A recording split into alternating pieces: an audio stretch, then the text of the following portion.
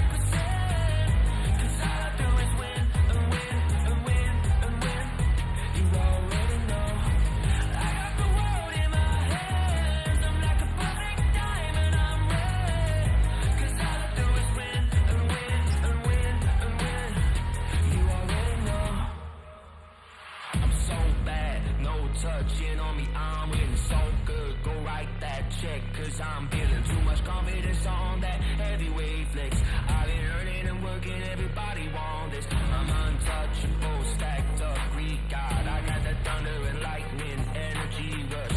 I've been winning and winning since the day I was made. Bet you wanna be like me. I'm always on top of the game. Ain't never gonna touch second place. Nah, never. I'm always on top of the game. You know that I win, that I win, that I win, that I win.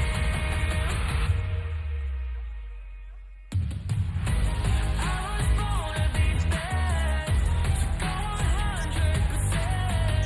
Cause all I do is win and win and win and win. You already know. I got the world in my hands. I'm like a perfect diamond, I'm red. Cause all I do is win and win and win and win. You already know.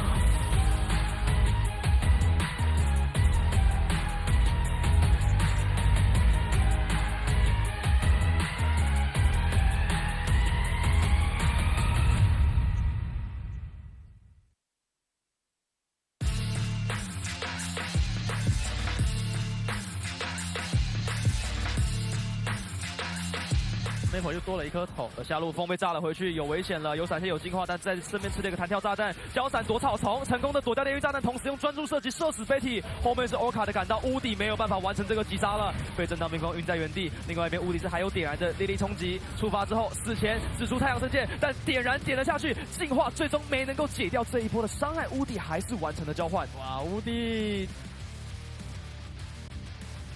这个 TP 又来，左边有 TP， 哦，包夹，贾克斯找 driver 想要箍住，一直抓着是风吗？但风有双招，665还做 cover， 后 Q 的 combo 没办法杀到完，被6给挡了下来。右边卡萨一个人走了2杀，实际上正面团战 AD 的位置并不好输出，风利用进化解掉，但是被正面的中路后 Q 击杀，不过此时他口赶了回来，他的收割才是最恐怖的。后面的胜作为了杀手，在后面做刺杀，但正面的位置还有他口开砍，先杀掉一个，第二个他口满状态，没有人可以看到。闪，想抓另外一边进场，能不能杀 A？ 专门选择 A 的他口将人都给拿下。守着一滴血没事，他口继续追击，下一个 EQ 要好，再砍死2杀4拿下 ，Triple Kill， 回到游戏喽，2杀4，就是大家全部都要抓这个好运姐。是，但这个他的位置因为他其实上一波已经把大交掉了，然后他这波往前输出的情况下，虽然最终是被击杀掉，但你可以看到水精灵跟他口真的有一个很好的输出空间。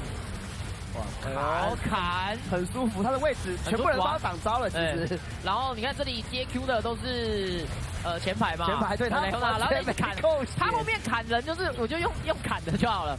你看这边，有人过来了，你拍一下，我砍他一刀，突破天际，我坐过去 Q1，你要走，那也别想走了，没那么容易。哇，回来了，完蛋，笑了，为什么这么开心？又来了 ，Round Two， 噔，Round Two 拼进来，中了，打到后面那个，又中，但队友不敢，没办法往前压，有2个人守在前面，他口利用盾往前推了一下，但没办法杀到后排。此时晕眩结束，反打，正开启了自己的华丽谢幕，想让他口谢幕。他口知道自己残血，只能选择做进场，但他的控制能力并没有做太好。随着 driver 的进场放到了欧卡被留在原地，此时水晶才选择开大，正面的前排已经都消失了，还在打，有没有机会？3把拍回来，留住但没有队友跟上，而且水晶选择交叉，同时被抢是第4把，在右边突然站了出来，拿下了一个 double kill。电到没电到？还有吗？中其他有没中？665也跳出来，流星锤带走后 Q， 又打起来了，而且这波有点回合制左边打完之后换右边。就是如果这样的话，但 CFO 有人的，抓塔口还是今天的剧本。隔墙晕好像晕小兵，伤害要打的塔口回满，我一刀回血，我再一刀回血，凯撒，反击风暴晕塔口走位先躲掉，这是凯撒过来，水晶没死，好，满血了塔口。继续追击，舍舍6滴控制，但红 Q 又被砍死，塔口继续追击，凯撒再一只，继续追，右边为卡塔努力在限制点6，但这边已经被塔口砍完了。因为如果不开的话，这边会一直被杰西跟赫威破坏。直到优神这波开的是空月，但空月其实还蛮坦的，撑了非常久的时间点。茶九这时候来帮忙挡技能，这波枪林弹雨，再配合力凯一波84个人，全部人都晕住，名字直接闪现向前，火箭跳跃跳到后排，但被阿月往后一锤，被小飞一枪枪毙，但是被锤回去的阿月其实也被力凯一巴掌给扒死。来看一下空月第一波被优神给控制到。虽然小 V 第一波的大绝其实也是限制他的反开做得很好，但是这个力凯的时间 ，Oh my god， 只有116一个人在蓝区里面没有被推到，而且后续敏智是有给 WP 一点支援啊。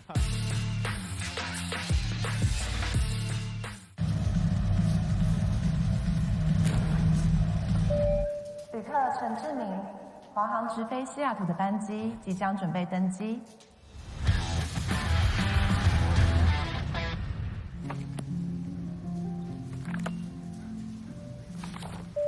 旅客何淑慧，华航直飞西雅图的班机即将准备登机。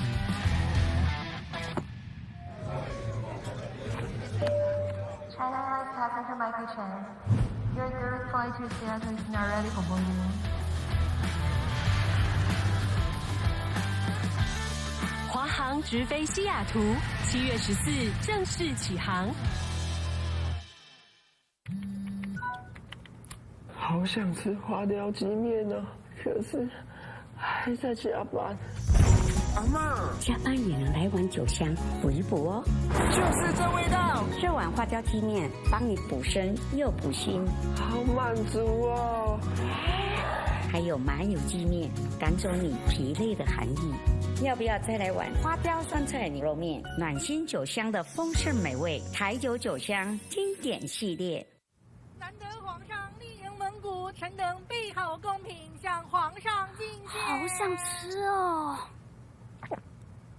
特此献上，此为酒香蒙古锅牛肉面，就是这味道。浓郁的汤头为牛豚骨风味，还有孜然香，淋上五加皮料理酒，更有层次。这真是宫廷御膳顶级享受。台酒御膳堂酒香蒙古锅牛肉面。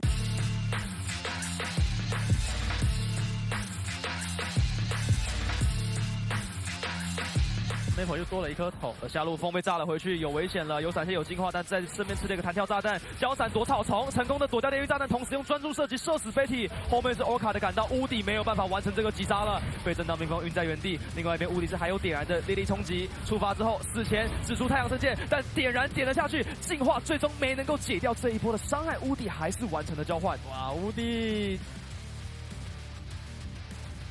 有 TP 又来，左边也有 TP 哦，包夹。贾克是到 driver 想要哭出一直抓的是风吗？但风有双招，665还做 cover， 后 Q 的 combo 没办法杀到外，被6给挡了下来。右边卡萨锤走了2萨，实际上正面团战 AD 的位置并不好输出，风利用进化解掉，但是被正面的中路后 Q 击杀，不过此时他口赶了回来，他的收割才是最恐怖的。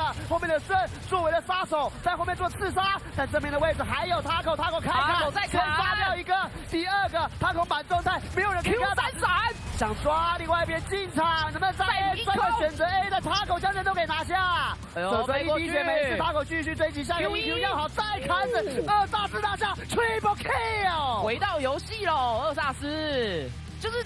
大家全部都要抓这个好运姐，但这个他的位置其实，因为他其实上一波已经把大交掉了，然后他这波往前输出的情况下，虽然最终是被击杀掉，但你可以看到水精灵跟他口真的有一个很好的输出空间。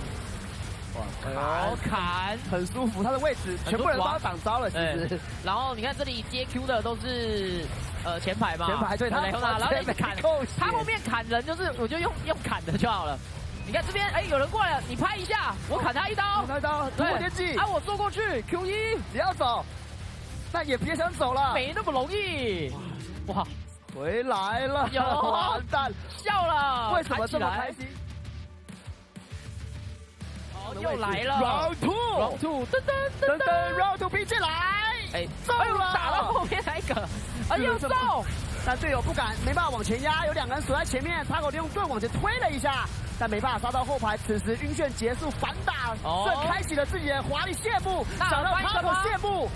他口知道自己残血，只能选择做进场，但他的控制能力并没有做太好。随着 driver 的进场放到了欧卡被留在原地，此时水晶才选择开大，正面的前排已经都消失了，还在打，有没有机会？3把拍回来，留住但没有队友跟上，而且水晶选择交叉，同时被抢是第4把，在右边突然站了出来，拿下了一个 double kill。电到没电到？还有吗？中其他有没中？665也跳出来，流星锤带走后 Q， 又打起来了，而且这波有点回合制左边打完之后换右边。就是如果这样的话，但 CFO 有人的，抓塔口还是今天的剧本。隔墙晕好像是晕小兵，伤害要打的塔口回满，我1刀回血，我再1刀回血，凯撒，反击风暴晕塔口走位先躲掉，这是凯撒过来，谁今天没死？好，满血了塔口。继续追击，舍6精力控制，但红 Q 又被砍死，他给我继续追击，再上再一击，继续追，右边为卡塔努力在线之间留在这边已经被他给砍完了。因为如果不开的话，这边会一直被杰西跟赫威破坏。直到优神这波开的是空月，但空月其实还蛮坦的，撑了非常久的时间点。茶酒这时候来帮忙挡技能，这波枪林弹雨，再配合力凯一波84个人，全部人都晕住，名字直接闪现向前，火箭跳跃跳到后排，但被阿月往后一锤，被小兵一枪枪毙，但是被锤回去的阿月其实也被力凯一枪，一巴掌给扒死。来看一下空月第一波被优神给控制到。虽然小 V 第一波的大绝其实也是限制到对方他的反开做得很好，但是这个力凯的时间 ，Oh my god， 只有116一个人在蓝区里面没有被推到，而且后续明智是有给 WP 一点支援啊。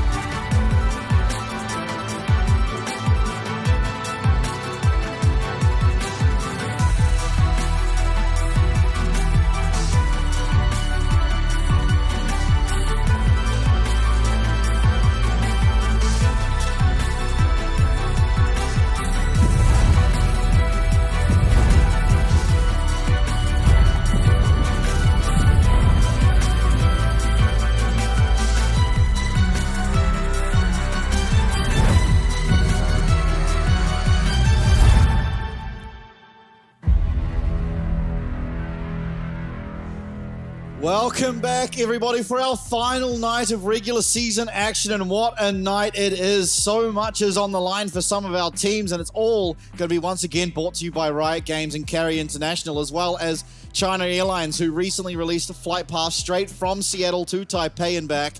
5 times a week on the Airbus A350-900. You can find really great value tickets on the China Airlines websites and join us on a trip to Taipei. And of course, the TTL brand Ramen, who have released new flavors of upgraded beef and chicken variety. You can find everything you need, all the variety, on the TTL brand website, where you can have it delivered straight to your door. I will be your host once again, Vestian, and alongside me, it is Lo.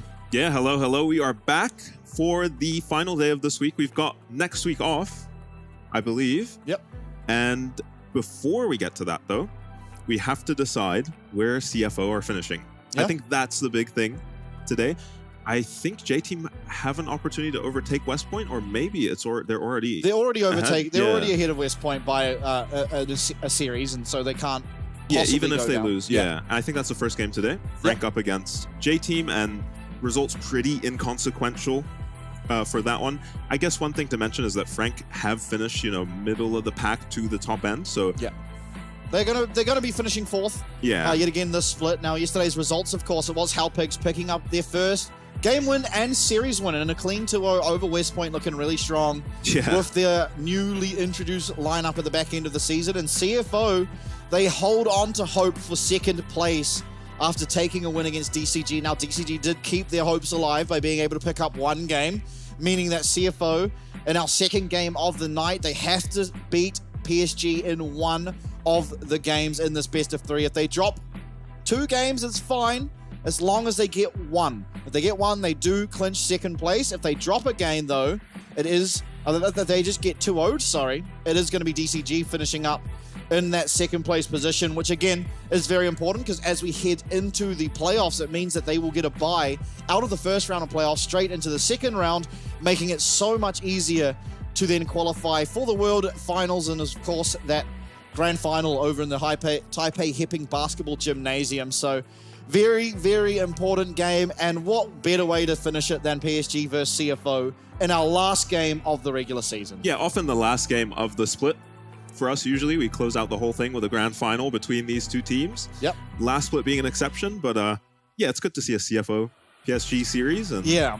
Now, there's always in the back of our minds, right? The last 2 times these teams met, it was just 2-0s for PSG, and it wasn't close whatsoever. PSG completely destroying CFO in every regard. It didn't really seem like much play that CFO could look for. Now, importantly, good look for CFO yesterday. Very good look. It looked like, I don't know, they just turned back on. It was just CFO again. I recognized them partway through game 2 in that final series. They beat DCG, which is important because PSG recently lost to DCG. Now, again, we're not entirely sure how much effort PSG were truly putting in, if they were trying to hide things for their playoffs, because they have already qualified for first. So while, of course, they're trying to win, they're not necessarily going to do everything in the draft as they usually would, as well as some macro play. They're probably maybe keeping some hidden things that they'll usually look for on the map. And yeah, the lane swap, they did go for 1 lane swap, and they didn't actually win it, which is the first time we've actually seen that. The playoff seeding, of course, is going to be the same as last split. So we're going to have the PCS 3rd, 4th, LJL 2nd, and the LCO 1st. In the pool 1 for our, we have a draw tonight, a draw show. And there's a special guest. I'll wait till the end of the show for the graphic to show up for that. And pool 2 is the PCS 5, 6, LJL 3rd, and the LCO 2nd. So it is just the exact same as last split. I believe the only big difference is that LJL 1st is going to be a higher seed in the second stage of our playoffs than the PCS 2nd, which was different last split. Yeah. And that's just off the back of the results that SoftBank had, getting to the finals, completely obliterating, honestly, CFO. Yeah, certainly earned that. Yeah, they did earn that, for sure. Now, I have heard whispers that the LJ are not looking quite as strong as they did last split, so we'll see how that goes on. Of course, here is what happens for Stage 2 in the playoffs. It is going to be PSG Talon, who are PCS first. No way for that to change, and so with that, they will get a bye not only into the second round, but a bye in the second round as well. They'll also get to choose their first round opponent. LJL also get the bye, whereas PCS second will get to choose their opponent in the first round of the second stage of the playoffs. They'll get to choose whoever's coming out of that second first group. stage, So we'll see what shapes out in the playoffs. By the end of the first stage, you can generally tell who you'd expect for the second stage team, the second seed team to pick, whether it be DCG or CFO. There tends to be, you know, 4 teams come out, 3 teams come out, sorry, and one of them always seems like not quite at the same level as the other 2, and so it should become a little bit clearer, not next week, the week after, who that will be. Now, 1v1 showdown. I saw Jiang. Yep, Jiang and Chi-Chi. Oh, the GOATs. Yep. These 2 might be the 2 best 1v1 players. Yeah, Betty might be up there as well. Yeah, Betty recently come into his own. They didn't play him very often last split, or even this split. Yeah, they were trying out a bunch of different people. Now Betty in there, but it's going to be Yi Jiang versus Chi-Chi, and a bunch of AD Carries band versus a bunch of top lane bruisers band. Not to anyone's surprise, I don't suspect. Probably a Jax. No, Jax going to remain open, and I favor Rumble. Yeah, you have to favor Rumble just because of the atrocities we've seen this champion commit. Yeah. But Varus, pretty atrocious himself around level 3 through about level 9. I guess it's about, can Chi-Chi avoid the harpoons from landing? It feels like if you get hit by a harpoon, you're going to get ran down. He has a null magic mantle. Oh, going to actually refund that. Now he has a longsword instead. Debating. Yeah, and Jiang had 2 D-rings, swapped it around, and is back on 2 D-rings now. Gets the boots too. I like that. But extra movement speed. Should have higher base movement speed than the Varus, but now making that even higher, so these harpoons are going to be even more detrimental to Chi-Chi. He does have flash, so we'll be able to at least escape one trade, but we'll see how that ends up working out for him. As Jiang, I mean, to no one's surprise. Oh, he's already popped the overheat. Yeah, this is disgusting. Yeah. So Chi-Chi trading back well, but... Yeah, I was going to say, Chi-Chi, I really disagree with flash on him. I don't think it does all that much against Rumble. I think this was a rare barrier exhaust game. Yeah, maybe. Exhaust feels very good against Rumble because you saw the way Jiang wants to trade is slam out his entire rotation and then overheat. If he's going to be playing in that way, you can exhaust a lot of that damage. Yeah, I think the problem is that exhaust cooldown is just not going to be anything near. Oh. Chi-Chi, not happy. What a disgusting champ. Yeah, flash is up. What a putrid champion, this Rumble. Oh, he's not happy. Oh, the rest of J team not happy either. They really want that side selection. Yeah. You can hear him in the background. Yeah, and it's good to see they're having a bit of fun because neither team has very much on the line. No, that's right. This game at all. As you saw in that earlier graphic, everyone's locked in. Yeah, in the 1v1 for Pride. Yeah. Basically at this point. Jiang didn't build any more damage. Just getting some tabis. I mean, yeah, Chi-Chi is... I mean, what? What are you even supposed to do? Yeah. Really hard to believe people leave this Rumble champion open. Yeah, I mean, banning a bunch of champs you expect Jiang to pick, but he did just play Rumble in his most recent I don't mean in the 1v1s. Yeah, I don't even mean the 1v1. I mean on the Rift. Yeah. Because I assume he would do similar things. Rumble doesn't get to start the game at level 3. Chi-Chi. What is this? Flash still available.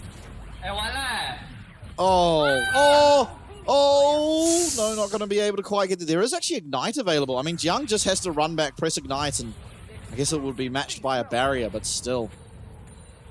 Did Jiang just get a plate or something? I saw Bold fly towards him. Maybe. Like he did, but the wave is nowhere near the tower. No, he didn't. It's just 5, right? Yeah, it must have been like a cannon dying somewhere or something. Yeah. Oh, I mean... Trying to find the recall was Jiang, but very late. That guy does not count to 8 very well. I mean, there is the plate that time. But Jiang, he's going to get another recall, he's going to get more items. Actually bought a glowing moat. Possibly the worst component item in the entirety of League of Legends. Yeah, I guess a mana crystal sucks. Yeah, it depends, right? If your Rise, though, is really good. Yeah, true. Yeah, well, not really good. I shouldn't say really. Yeah, you're not recalling like, yes! Yeah, you get a bit of extra value. Rise often starting it. Well, back in the day, I guess he doesn't anymore, right? You can start the tier just straight up. But back in the day, tier used to be 700 and build from a... Yeah, it's a bit different now. Mana crystal. Yeah, if you're going to be greedy on a tier champ, you just start the tier now. I don't think anyone does that. It's so rough just having a tier. Level 1. Yeah. Most of the tier builders we see are also physical damage. Oh, it's a disaster. Oh, I think that is pretty much all of Chi-Chi's chances gone. Yep. Ignite just out of spite, really, from Jiang. Doesn't need to cut any healing, so may as well use it for damage. Chi-Chi is not having fun, and I think this is the first time we've seen him lose. No, we've seen him lose a lot. Have we? To Chi-Chi? Yeah. Back in the day, he never lost, but yeah, he's been doing a bit of losing of late. Jiang, on the other hand, doing pretty well. Also lost his undefeated streak. Stiff competition here in the PCS. I really wish we had a graphic for total records of the 1v1. We used to, didn't we? We did every now and then. Maybe we could ask for one. Yeah, it would have been cool to see these two's records because they would be very good. Jiang these in two a little and trouble. Walker, they're the kind of the three people that are most likely to be in the 1v1s, with the exclusion now that Taco taking over in the 1v1 Yasuo showdowns. Yeah. Not yet found a win, I think, out of his 2 games, and not even going to get a chance to. Chi-Chi is getting completely destroyed by that equalizer, and just by Rumble Champion in general. Is Jiang going to trade aggressively again with this Flame Spitter? Maybe looking for a dive. Flash available for Chi-Chi and barrier for Jiang. Electric Harpoon missing, though, means that there probably isn't really much of an angle. Ulti soon for Chi-Chi and no flash means that Jiang probably just has to get out of here. Does do so. And maybe it actually was the Null Magic Mantle start for Chi-Chi this game, because you're seeing how much less damage he's taking from the Rumble just for going burst traps. Yeah, I don't think Chi-Chi is going to have quite that good of a base. Unfortunately for him, can never get this plate. Yeah, I mean, can never get this win. I unfortunately suspect. Yeah, what's he going to have here? Wits End, Blade of the Rune King, something along those lines? No, he's not going to have anywhere close to that amount of gold. Oh yeah, building towards, I mean, sorry. Wits End. Has a Negatron Cloak. Going to be relying on the base stats here, Chi-Chi, but... Got himself a Vamp Scepter as well. Not the highest amount of lifesteal on that item in specific. Yeah. The only champ that gets a ridiculous amount of, what is it, value out of it, really, being Aurelia. Aurelia, Draven. Yeah, true, just very high base damages. Chi-Chi on the Varus won't have that same level of damage. Jiang, aggressive. Winning this trade. Yeah, this is a nice trade. Barrier coming through, and now it's going to be answered back. A few auto attacks coming through as the rain of arrows, hail of arrows will not connect, but the piercing arrow certainly does. Jiang now, he's got to be very careful as he does get very low on health, and it is going to be sudden death coming through in the very near future. Low mana, however, on Chi-Chi.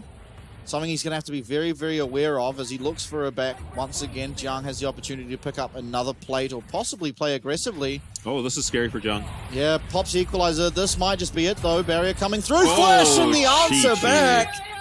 You saw surprise on Jiang's face, not expecting anywhere near that amount of damage. Now, Chi-Chi, he has to recall and get this buy-in. Sudden death now coming in the circle as well. We've seen 1v1 earlier lost. The very, very first 1v1 of the PCS was lost due to a late recall. Is Jiang going to have time? Oh, Jiang might not. Okay, he does respawn. He's able to get back. He sells the Cosmic Drive and gets his Zhonya's. Yeah, I think he's barely going to make it in time, and this is really unfortunate for Chi-Chi, right? Yeah, Chi-Chi not going to have the opportunity to recall. We'll have the Chain of Corruption up very soon. No summoners available, and Jiang very close to having Ignite and barriers. Jiang walks back to lane, immediately trading aggressively, just walking at this Varus. He has his Zhonya's now. That's the overheat, and that is the 1v1. Chi-Chi playing aggressive, trying to get that wave in and not looking for a recall to his very own detriment. It's going to be Jiang who picks up that 1v1 win. Yeah, valiant effort from Chi-Chi to trade back a kill there. Yep. I think he honestly just didn't know the timer on the map shrinking. Yeah. I don't either, so he didn't think he could get away with the recall. Definitely could have. Yeah, 100% could have. Looks like it starts shrinking at 7:30. Yeah. For anyone wondering, if you find I think the yourself circle in this... appears at 7:30, but it doesn't shrink till 8. Okay. It just appears there, so kind of as a warning. Yeah. But it doesn't shrink till 8 because Jiang must have died almost on the cusp of sudden death coming through. Yeah, the circle was up. Yeah. And Jiang died. And he got to get off like a 30-second recall. Game 1 here, Frank are going to be playing with Pretender. So Yi Jiang, Gemini, Pretender, Wako, Kaiwing. Honestly, they've played 4 games thus far in the split with Pretender, and he has looked very good, only dropping the singular game as Yone. And I did a little back look. Pretender actually did manage to pick up a game win on Yone. So it's him and Gory. that have a claim to fame in that regard. But definitely not a champion I hope to see. Doesn't look that good. Not a champion I associate with Pretender. Yeah. Either. Now, J-Team on your screen, Lakai, Lalva, Minji, Chi-Chi, and they will be using Yursan once again, having a fantastic series up against West Point Esports last week, getting them the win there to secure themselves in that 5th seed spot, which gives them an optimal drawing, or a more optimal drawing against some of those foreign teams in the LCO and the LJL. Yeah, and I didn't have any problems with Enso in the support role for JT. Neither. But when you look at how they looked up against West Point, the first time they played them, versus second, and the second time they played them, day and night difference. So just leave Ursan in. Whatever's happening while he's in there is working. Yep, certainly is. So this is going to be the lineup they go for, and all for pride is this into this game. There is no real standings that can be affected. Look at the 80 carries here, the comparison. Very high damage share for Chi-Chi there, with almost 30% of his team's damage, but also it is supplemented by the fact that he does have a support around him.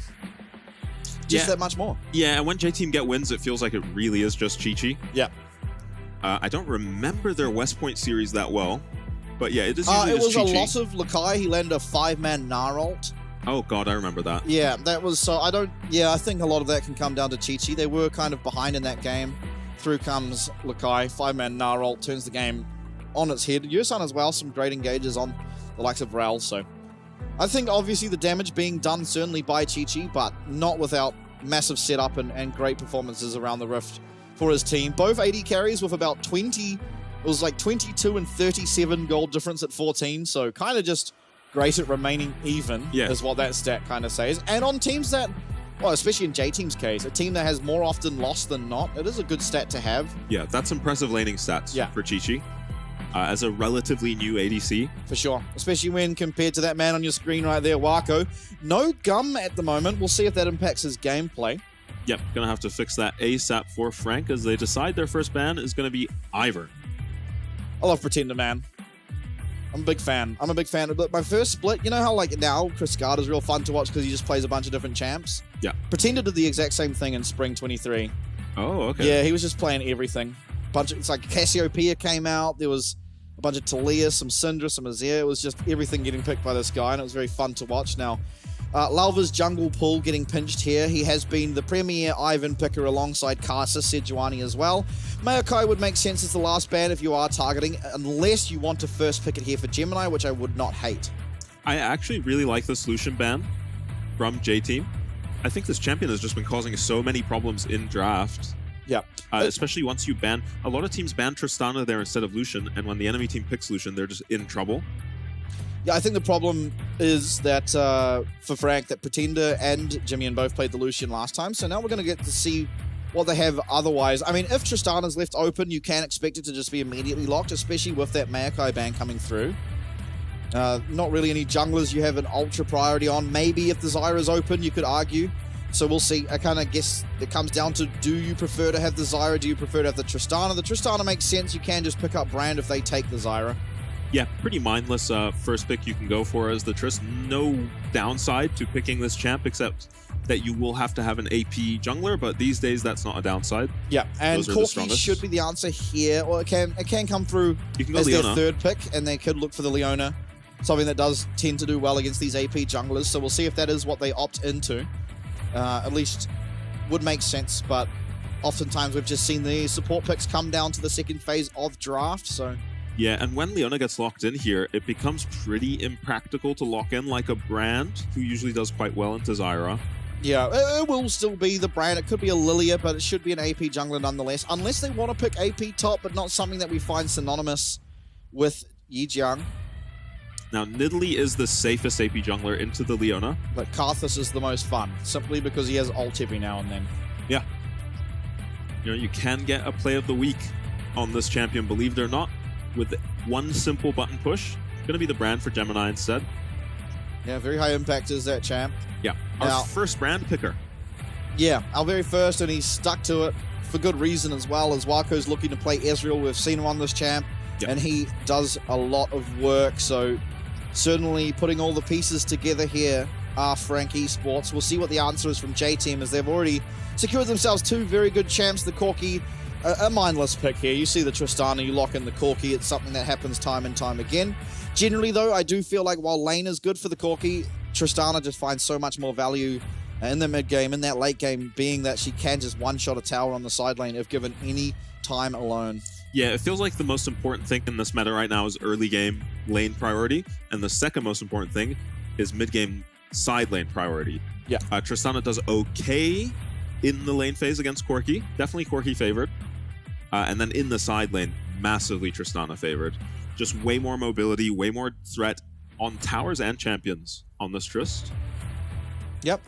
And so Braum going to be banned. Take that away from the side of Frank Esports. Double AD carry, as well as already seeing the Leona makes the Braum priority go up, although not that greatest champ in the world against the likes of Zyra. Still taking away the Braum. Draven going to be banned away from Chi-Chi. Makes sense. Not the best pick into Ezreal, but why let him have comfort? And probably Zeri banned next for Frank. Very popular champion with Chi-Chi, and very popular into Ezreal as well. Jack's banned against Jiang. Yeah, now this is a nice ban by J-Team, because if you ban Zeri here, J-Team are going to insta-lock Twisted Fate. Not something we really think of Lakai playing, though. Not last sure I've seen time him. let them pick Twisted Fate against him, and he picked a Camille, went 7-0, although not really telling the story of the lane phase. Did end up picking up the win, however, and that was up against West Point. Ryu was... Or was it against Hellpig? I think it was against Hellpigs, actually. I correct myself. It was Hellpigs 1-1 picking the Twisted Fate. Anyway. I mean, with Kalista banned... Yep, nah. Jack's already banned. What are you going to pick into this Nah? Has a fairly decent lane phase against most champs.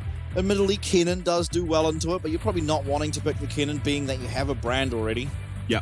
Kennen doesn't hate not being solo AP. Brand would prefer to be solo AP, definitely. Yeah. But the Kennen will do okay.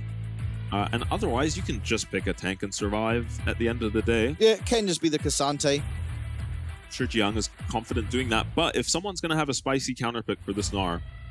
Yeah, it could even be... I mean, he is a really good bruiser player, and traditionally, back in the day, Aurelia, one of the greatest counterpicks to Gnar. He could actually lock this in. This is a great matchup.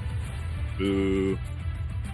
No, just another solid matchup. Pretty even, all things considered. Gnar going to have a pretty good time up against the Renekton, but Renekton never going to really feel all that threatened. Yeah, Kaiwing on our screens now, going to pick his champion. Unless he's playing brand support, which I highly doubt. Let's have a look. Rel, Alistair, Rakan, Nautilus, all picks that make sense, can do well, and very much synonymous with Kaiwing. We're going to get to see his Rel once again, and to no one's real surprise, an immediate Zeri hover, and most likely will get locked in here. The only other options, really, Misfortune, as well as Kai'Sa, but it is going to be the Zeri. Yeah, just fine matchup into Ezreal. Mega scaling champ against all of these squishies on Frank. Doesn't have the hardest time avoiding rel engages. Just a super strong champ right now, Zeri. And I'm surprised it was the ban over Kalista. I mean, Ezreal into Kalista is a bit ugly. But yeah, I guess they're worried about it out of Chi-Chi, maybe thinking he's been practicing it, but I feel like I've seen Chi-Chi almost exclusively on Zeri. Probably his most played champ. Yeah, I suggest so. We'll see how he does against Frank Esports. It's not an easy job laning up against Wako Kaiwing. Very formidable bot lane duo. And I'm happy to see Pretender again, see how he does. Wouldn't be surprised to see a Pretender Jimmy and swap out heading into game number 2, regardless of performance.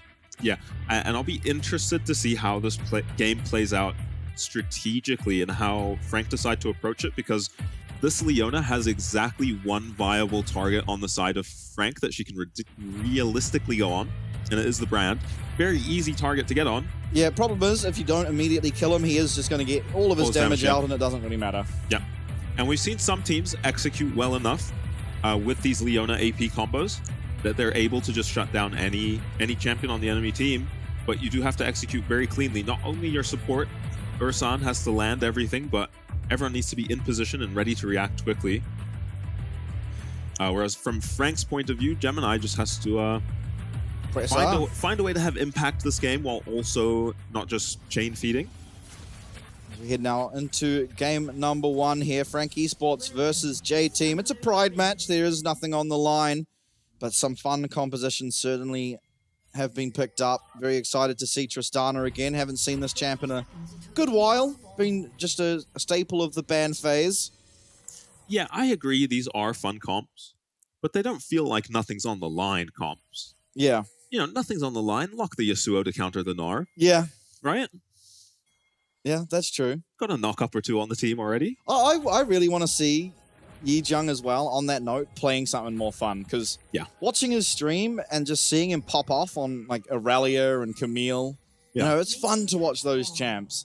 The real limit test, I am better than you champions, you know? Whereas Renekton, oh god, he has playmaking, but he also kind of just sits there and plays Renekton. Now, it seems like Lalva didn't see him, but I don't know how that ward possibly didn't catch even a glimpse of this Renekton. I think he must have seen him, because otherwise I don't think he would start Raptors on the Zyra here. No, I mean, he's going to get stopped. Yeah. Let's see if he is aware. He will be able to pick up this whole camp and slice and dice. Will he, though? Oh, okay. Yeah, he will. I didn't realize Jung took E. It's going to delay Lalva, at least. So now Brand should probably keep up, if not beat, the timing of this full clear coming through. Now, bot lane, Wako Kaiwing versus Yersan Chi-Chi. Looks like, at least for now, the rally Israel having prior. No real surprises. Israel is a good AD carry at getting priority in his lane. Yeah, it is very nice to disrupt the Zyra's clear like this, especially for the Brand, because it's only on this first clear that Brand really struggles to keep up with the Zyra. And then from then on, you've both got your Faded Ashes. You just kill the camps really quick, but Brand, because of the nerfs he's received to his base damage, can fall behind. As you know, he is still struggling to clear as fast as the Zyra right now. Yeah, for sure. Stun coming through there.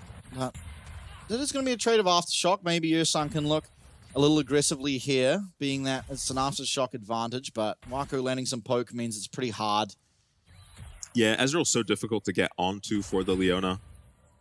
Not going to be able to have much impact in lane as Ursan, and that might be a problem for them because we've seen how much time he likes to spend around Chi-Chi. Will he be able to find a way to get out of this lane so that Chi-Chi can still farm and that he can have impact on this Leona? Because in the 2v2, he's not going to. Yeah, despite being slowed down, Lalva finishing up his jungle clear first. Yep, well before the crab spawns. Eyeing up bot lane, but I think he's just going to maybe hover mid and wait for this crab. Not really any trading happening mid as Minji will go aggressive there, but no bomb available by the looks of things for Pretender. Yeah, I think that's what's prompted Minji to Valkyrie forward. That's a lot of mana and pretty even in trade, considering. Yeah, it didn't feel amazing. Gemini going to be spotted out here by this ward. Looking for a dive. Level 3 Gnar, they might just be able to do it, especially if Gemini lands some poke here. This is really bad for Lakai. Full rage bar. Oh. Gonna get at least the passive up, and Lalva coming here. No, he just can't walk up to his lane now.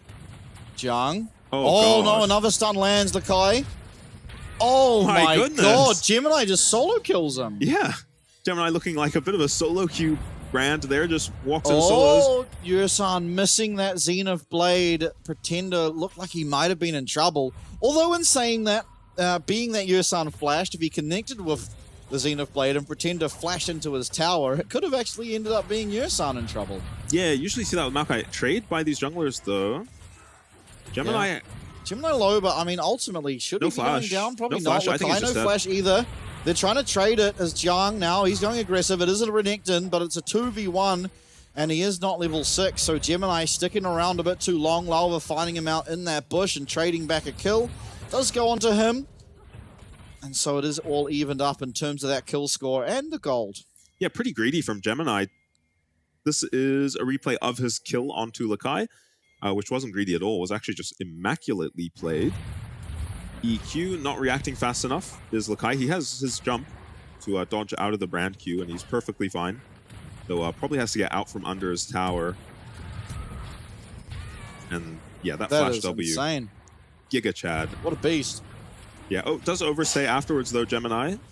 Yeah. Pretty sloppy mistake. But we'll pick up his team, the Dragon, now. Yeah, nice and early.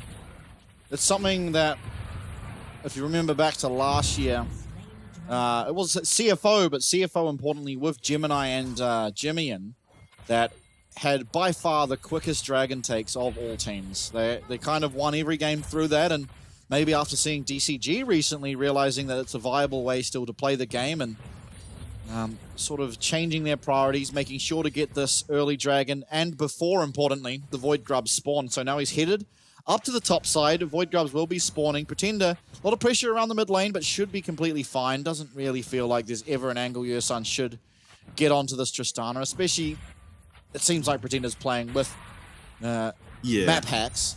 Yeah, I mean, it should just be obvious where both the supports are, and... Okay, one Void Grub picked up here for Lalva. It's a level 6 Renekton, though, as Gemini trying to get here into the river. Importantly, Kaiwing arriving as well, and Pretender pushing out that mid wave will be able to come here and assist if need be, but it looks like one Void Grub for 2, as well as the Dragon. Frank certainly getting ahead here in terms of all the objectives. Yeah, and because the Void Grubs spawn just that little bit after the Dragon, Frank are able to do this. Lava starts up the Void Grubs and then sees a level 6 Renekton and wisely decides to leave. Jiang sidestepping. Yeah, nice moves by Jiang, who's up 10 CS in a lane he should never, ever be. Now, obviously, a lot of it comes down to Gemini solo killing his lane. Yeah, Lakai's Q going to be down for a while now that he's thrown that big boulder. As Lava actually steals away this red. Yeah, now, how... I mean, is he going to be able to get out without using Flash? Gemini, yeah, he's got it so fast that Gemini's not even going to see him. No. Little slow. Oh. Flash used by Jiang, but Lakai managing to get away.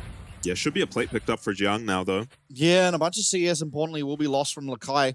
Let's see if Jiang is going to commit Rage, but it doesn't even matter. Lakai does just commit that recall. Way too dangerous to stay at your tower against a Renekton.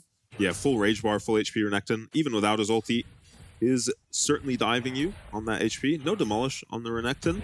You kind of get why he wouldn't take it against a Gnar. You probably thought you're not going to be at his tower the entire game. Yeah.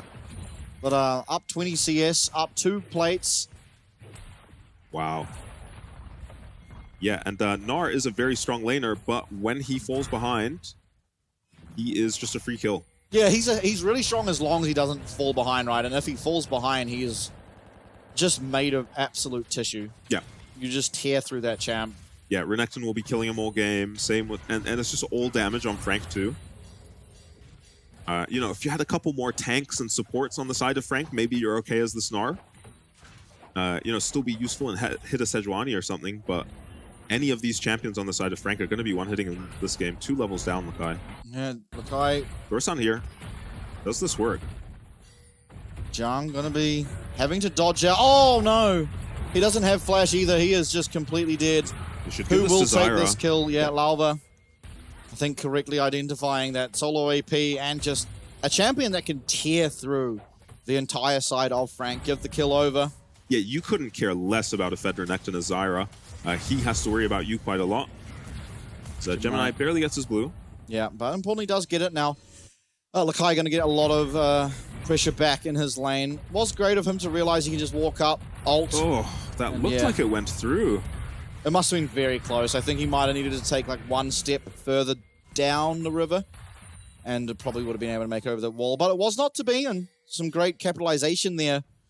Both off, you know, Lakai, Lalva, as well as Yersun being in the right place, right time. Yeah, realistically, it was just getting flashed on by the Gnar Leona, but it would have been nice to get some of those flashes for his death.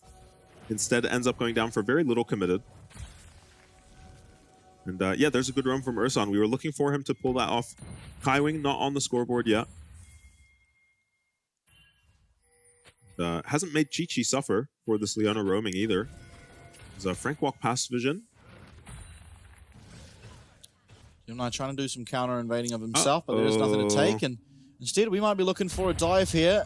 Narbar very low, is slowly building up, but there's nowhere near enough time to get that done. As Flash available here for the Gnar. He's going to have to try and dodge out of at least 1 stun. He does do that, but now there's just so much more to commit, and Lakai is completely gone. Another kill goes over to Gemini. Yep, 30 CS down for this Gnar now. Yeah, disaster. And he has TP, so he won't lose his tower here. And Gemini did commit his ulti, so Lakai should be safe to TP back. Jiang wanting to clear out this wave, not going to get the opportunity to, and now this could be a problem, but ultimately he's just up so much CS and it shouldn't really matter. Yeah, it's not going to matter. Like, Lakai can freeze, but meanwhile, Frank's going to pick up their probably all 3 of these Void Grubs, so J-Team are here. Yeah, J-Team looking to contest now. No Pyroclasm available for Gemini means he is just going to take the one and back on out. So it is going to be 3-3 in terms of those Void Grubs. No real advantage gained anywhere. Dragon alive and Gemini headed there first. Larva would be able to get there in time if he so chooses so, but bot lane priority as well as mid lane priority is going to make that difficult. Yeah, I'm surprised Frank didn't prioritize the Dragon, and they're still not prioritizing it for now. Looking at Chi-Chi. Yeah, denying Chi-Chi first. They still will have the opportunity to do the Dragon, but it would be more contested. Now, teleport not available for Yijiang, but very close to being available as Pretender, as I say that, does teleport back to the mid lane, and game has been paused as Yursan looks for an engage. Chi-Chi, he's sighing and laughing. He knows what's about to happen. Now, the problem with this is Yursan has just committed Flash and the engage. The pause comes through, and Gemini does have Flash. So as soon as this happens... I wonder if you mash... It looks like if you mash Flash fast enough here... Yeah, he's going to get out. Yeah. Whereas he maybe doesn't react to that. Yeah, I don't think it's even possible. Like, I think he, like, you know, would have had to have pressed it on the exact moment that we've pretty much paused on, and now he's going to get the opportunity. The countdown, 5, 4, 3, 2, 1, ding, pause. But it is risky if he does sit there and just spam F. Who are they going on, actually, Rel? Gemini. Gemini, oh god. Yeah. Yeah, that guy has to flash. Yeah, yeah. And it's risky if he does sit there and spam flash out of this pause. Maybe overanalyzing the pause, but the Leona E might hit him still. Yeah. Like, who knows? But then you're also just close to your bot lane, so you have to press flash either way. Yeah, maybe. If you're close to your bot lane, there's a chance that you're actually able to make it there before you go down, whereas it looked to me like only Chi-Chi and Yursan were there. It's going to be hard for them to truly push through that health bar before any sort of resistance can come through. Yep. Pause is done. There was a flash, but it's going to be answered by that solar flare, so Gemini tries to make it out, won't be able to do so. Does get the cleanse and ult away from Chi-Chi. That is going to be both ults committed in the bot lane, the cleanse as well, the flash from Yursan, and ultimately it is still a kill for them as they do claim one back. They're still down 1k gold, but they are going to even up the Dragon score here as Lalva takes down this objective. Yeah, they managed to even up the Rift, the Void Grub, sorry, and the Dragons as well, so J-Team on their way back in. Little bit of a panic cleanse from Chi-Chi, but it's actually not a game he needs cleanse, which is good news for him, so... Yeah, sometimes you do like just to have the cleanse against Renekton. Yeah. Because it feels like there's always once per game where Renekton flashes on you, stuns you, and there's nothing you can do. Now, teleport coming through on the top side for Minji to make sure that his top laner does not die again to this potential dive, but I think Frank can now back out, and they will be very happy with it. Does it get away, but Yursan immediately answering back with that solar flare. Kind of the point of why we say Leona is so good against these AP champs is exactly that ability. Yeah, what's the counterplay? There was flash used by the Brand even to dodge out of the Zenith Blade. Ooh, I like this adaptation here from Gemini. Looks like he's going Merc Treads, so going to make that lockdown a lot less, and the only real lockdown you're worried about is the Leona. So if you can get out of that solar flare quicker, probably not the time to kill you out before you can get all your abilities off. Oh, Chi-Chi chunked out by Wako, and look at the HP on all of the tier 1s for J-Team. Not a tier 1 above half HP right now. And that's where this gold lead is truly stemming from. A bit in the top side. Yes, there's a lead in terms of CS in the bot side, but still Chi-Chi with a kill back means that that's pretty much evened up, but it's these tower plates, as you just pointed out, that are causing such a detriment in the pockets here of J-Team. Gemini trying to look for a dive in the bot side now, but not going to be able to find it as Chi-Chi backs well off. This will cost them their tower in the bot side, though, as there's no one here to defend it anymore. Yeah, and Lava on Zyro is on his way down here. I wonder if it's worth him ulting the wave. Ooh, big trades in the mid lane. Renekton is here, but can't really access these champions. And I wonder if it was worth just running Zyra down here. She can blast a couple waves just so that Wako gets 300 instead of 600 gold. Yeah. For that first tower. If you kill the tower before 14 minutes, it's worth a lot more. Yeah, so Wako, I mean, he's getting all the gold he needs. No kills yet, but... Oh, wow. I mean, this blue's being taken, but Gemini is privy to the information, being that he has that pink ward available. Not going to be able to get it though, as it does just get dragged out to that river where 3 strong of J-Team are helping out Lava. Yeah, good use of their tempo from J-Team. They're ahead tempo because their bot lane recalled earlier, Yeah, so they now get this something. probably can't happen. Ultimate comes out of Lakai onto Jiang, but he flashes forward, he uses everything, stunned up, Lakai's dead, and now this Rift Herald fight, probably not a likely thing. Is everything being used? Everything indeed. Strangle Thorns and the Lightning Crash. Through comes Kaiwing, only finding one though. The flash away from Minji means that he is not going to get CC'd up as Chi-Chi flashes forward, gets a confirmed kill there onto Kaiwing. It's a 3v3, but Wako full HP. Jiang backing out, no teleport available for himself, and Pretender going to have to rocket jump away, but Chi-Chi's going forward. Pretender's trying to find the damage, will eventually have to flash away, does still survive however, and the Rift Herald might just be able to be taken out by Lava. Meanwhile though, Wako working his way on this mid tower. Let's see if he can get that down. It would be a good trade in favor of Frank, but ultimately the team fight goes even, and J-Team are going to get that Rift Herald. Still a losing trade overall, losing out on that mid tower. Yeah, never worth giving up a tower for the Herald, but they actually trade a tower back top lane. Not as impactful as the mid lane tower, but you're hoping if you're J-Team, you can use this Rift Herald now to take the mid tier 1. Yeah, I think just the full HP tower makes it impossible. Lakai actually just starts this fight off by dying. He does about 10% of Renekton's HP, I think. And then just dies and contributes nothing to this fight.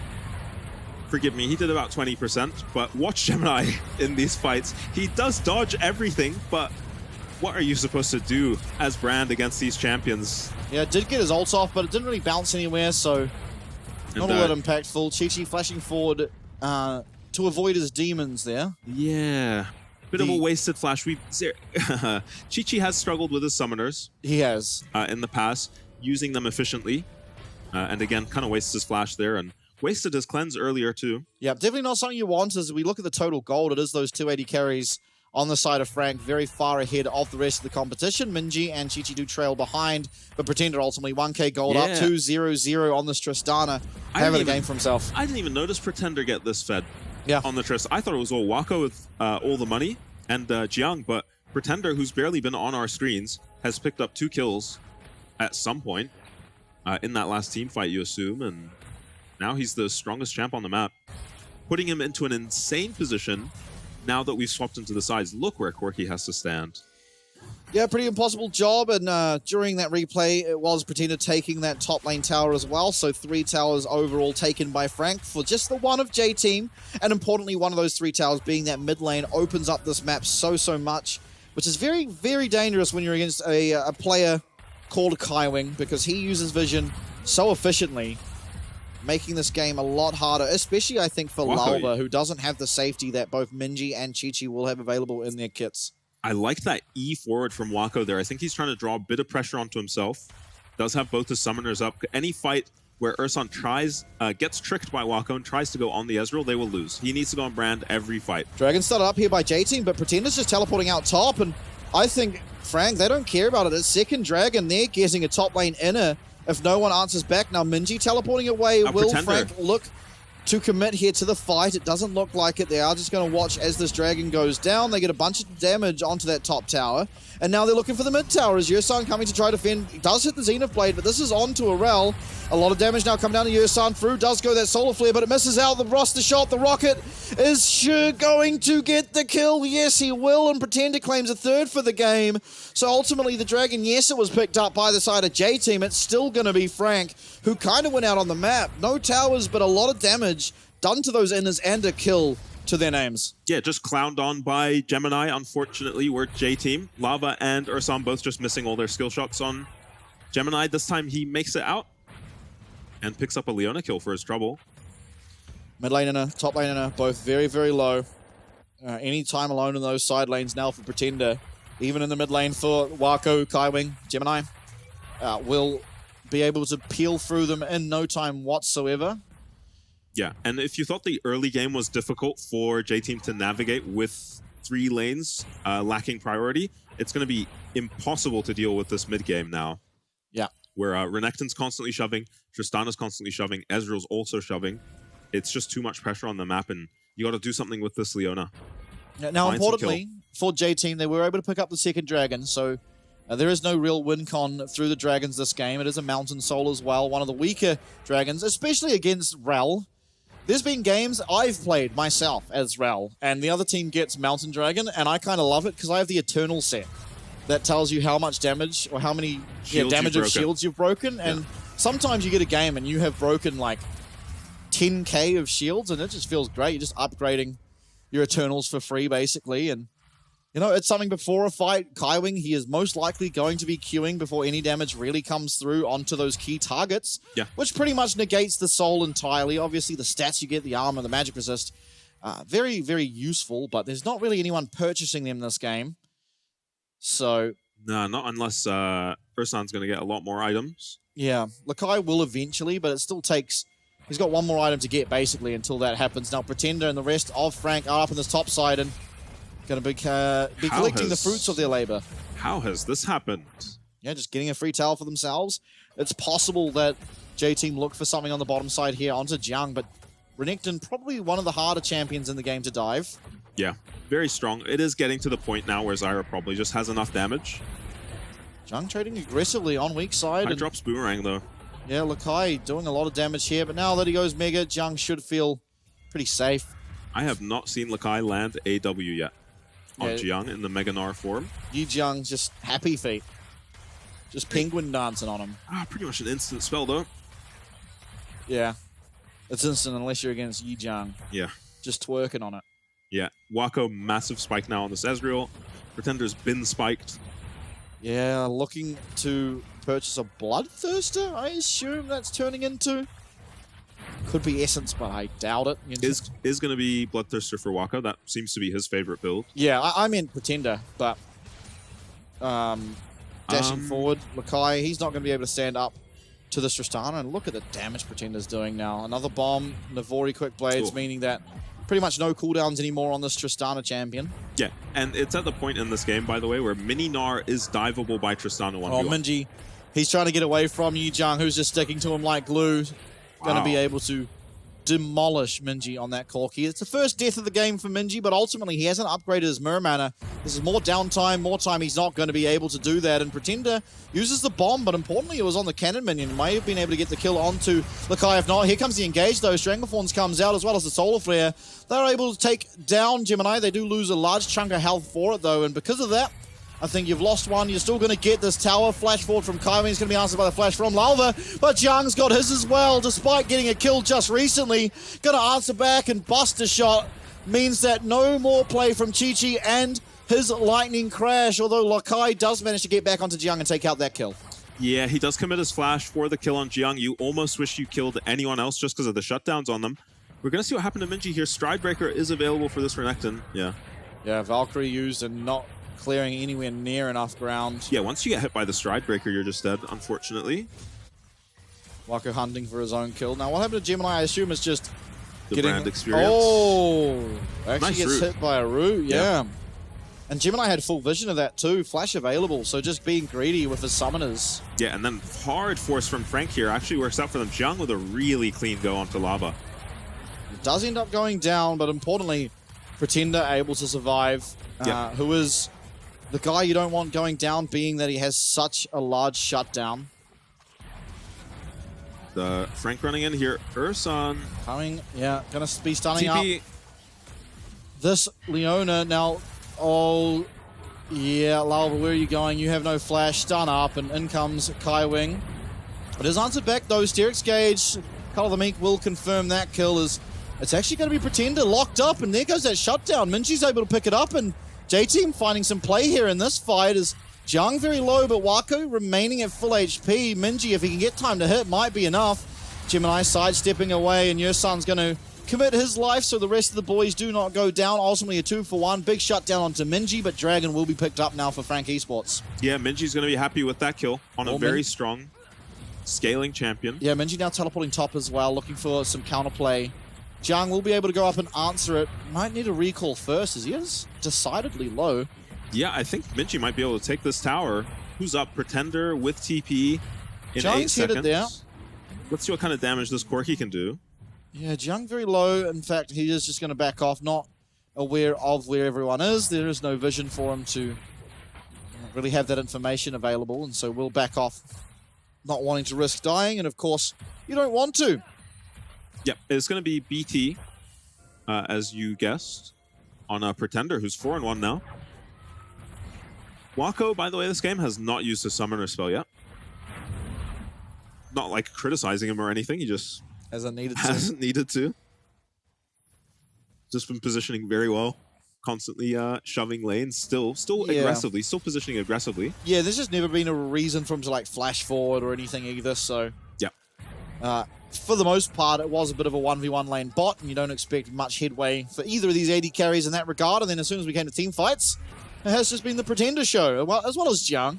Yeah, honorable mention, he has really been in the thick of things and starting things off and allowing Pretender to pick up those kills. Now, heading to the mid lane, there is obviously a Baron now alive. It has been for 5 minutes, and both of these teams will take that down ridiculously quick. But it is Frank at the moment with all the control around the Baron pit. Just that Scuttle Crab, the saving grace for J-Team. Yeah, I think Pretender should be able to get some priority on the bot side, and as soon as that happens, we're probably going to see this Baron start to lose some HP. Kaiwing going to take a little bit of damage, but honestly, doesn't really matter. Even if it was more, has Warmogs available, and so we'll just heal up regardless now. J-Team trying to retake the jungle around the Baron now. Yeah, mid lane prio has been established for Frank Esports as Lakai heads there to try and help out the rest of J-Team. In the meanwhile, though, Pretender is now reaching that inner tower. He's going to cut off Lakai from getting there immediately, but he does a very small rocket jump and is going to have to commit that ult in order to not get stunned up and maybe taken out. He wasted Chi wasted E. He didn't make it over the wall, and that cost him his flash. How did that even happen? That looked so strange. We're going to have a grief summoner spell count this game for Chi. That's up to 3. Yeah, we're on 3 now. No flash on Zeri makes it very obvious what Frank should be doing in the next fight, and maybe they're going to capitalize on the confusion. No. I think we just have to wait for Jiang's flash. As soon as Jiang's flash is up, we're going to need a flash onto Chi. He will be able to cleanse that, but it might just be enough to really take him out. We'll have to see. Yeah. Mid lane priority being established as recalls do come through for Frank.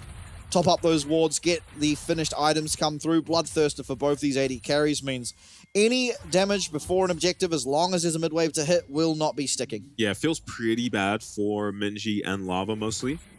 These are 2 BTs. These are 2 champs that can land quite a significant amount of chip and poke damage. And won't be all that impactful. Between Kaiwing's shields. Who you got winning this game? Frank. You got Frank? Yeah, I don't think it's particularly close. Gold isn't too far apart. Yeah, I just don't think... Frank on Baron.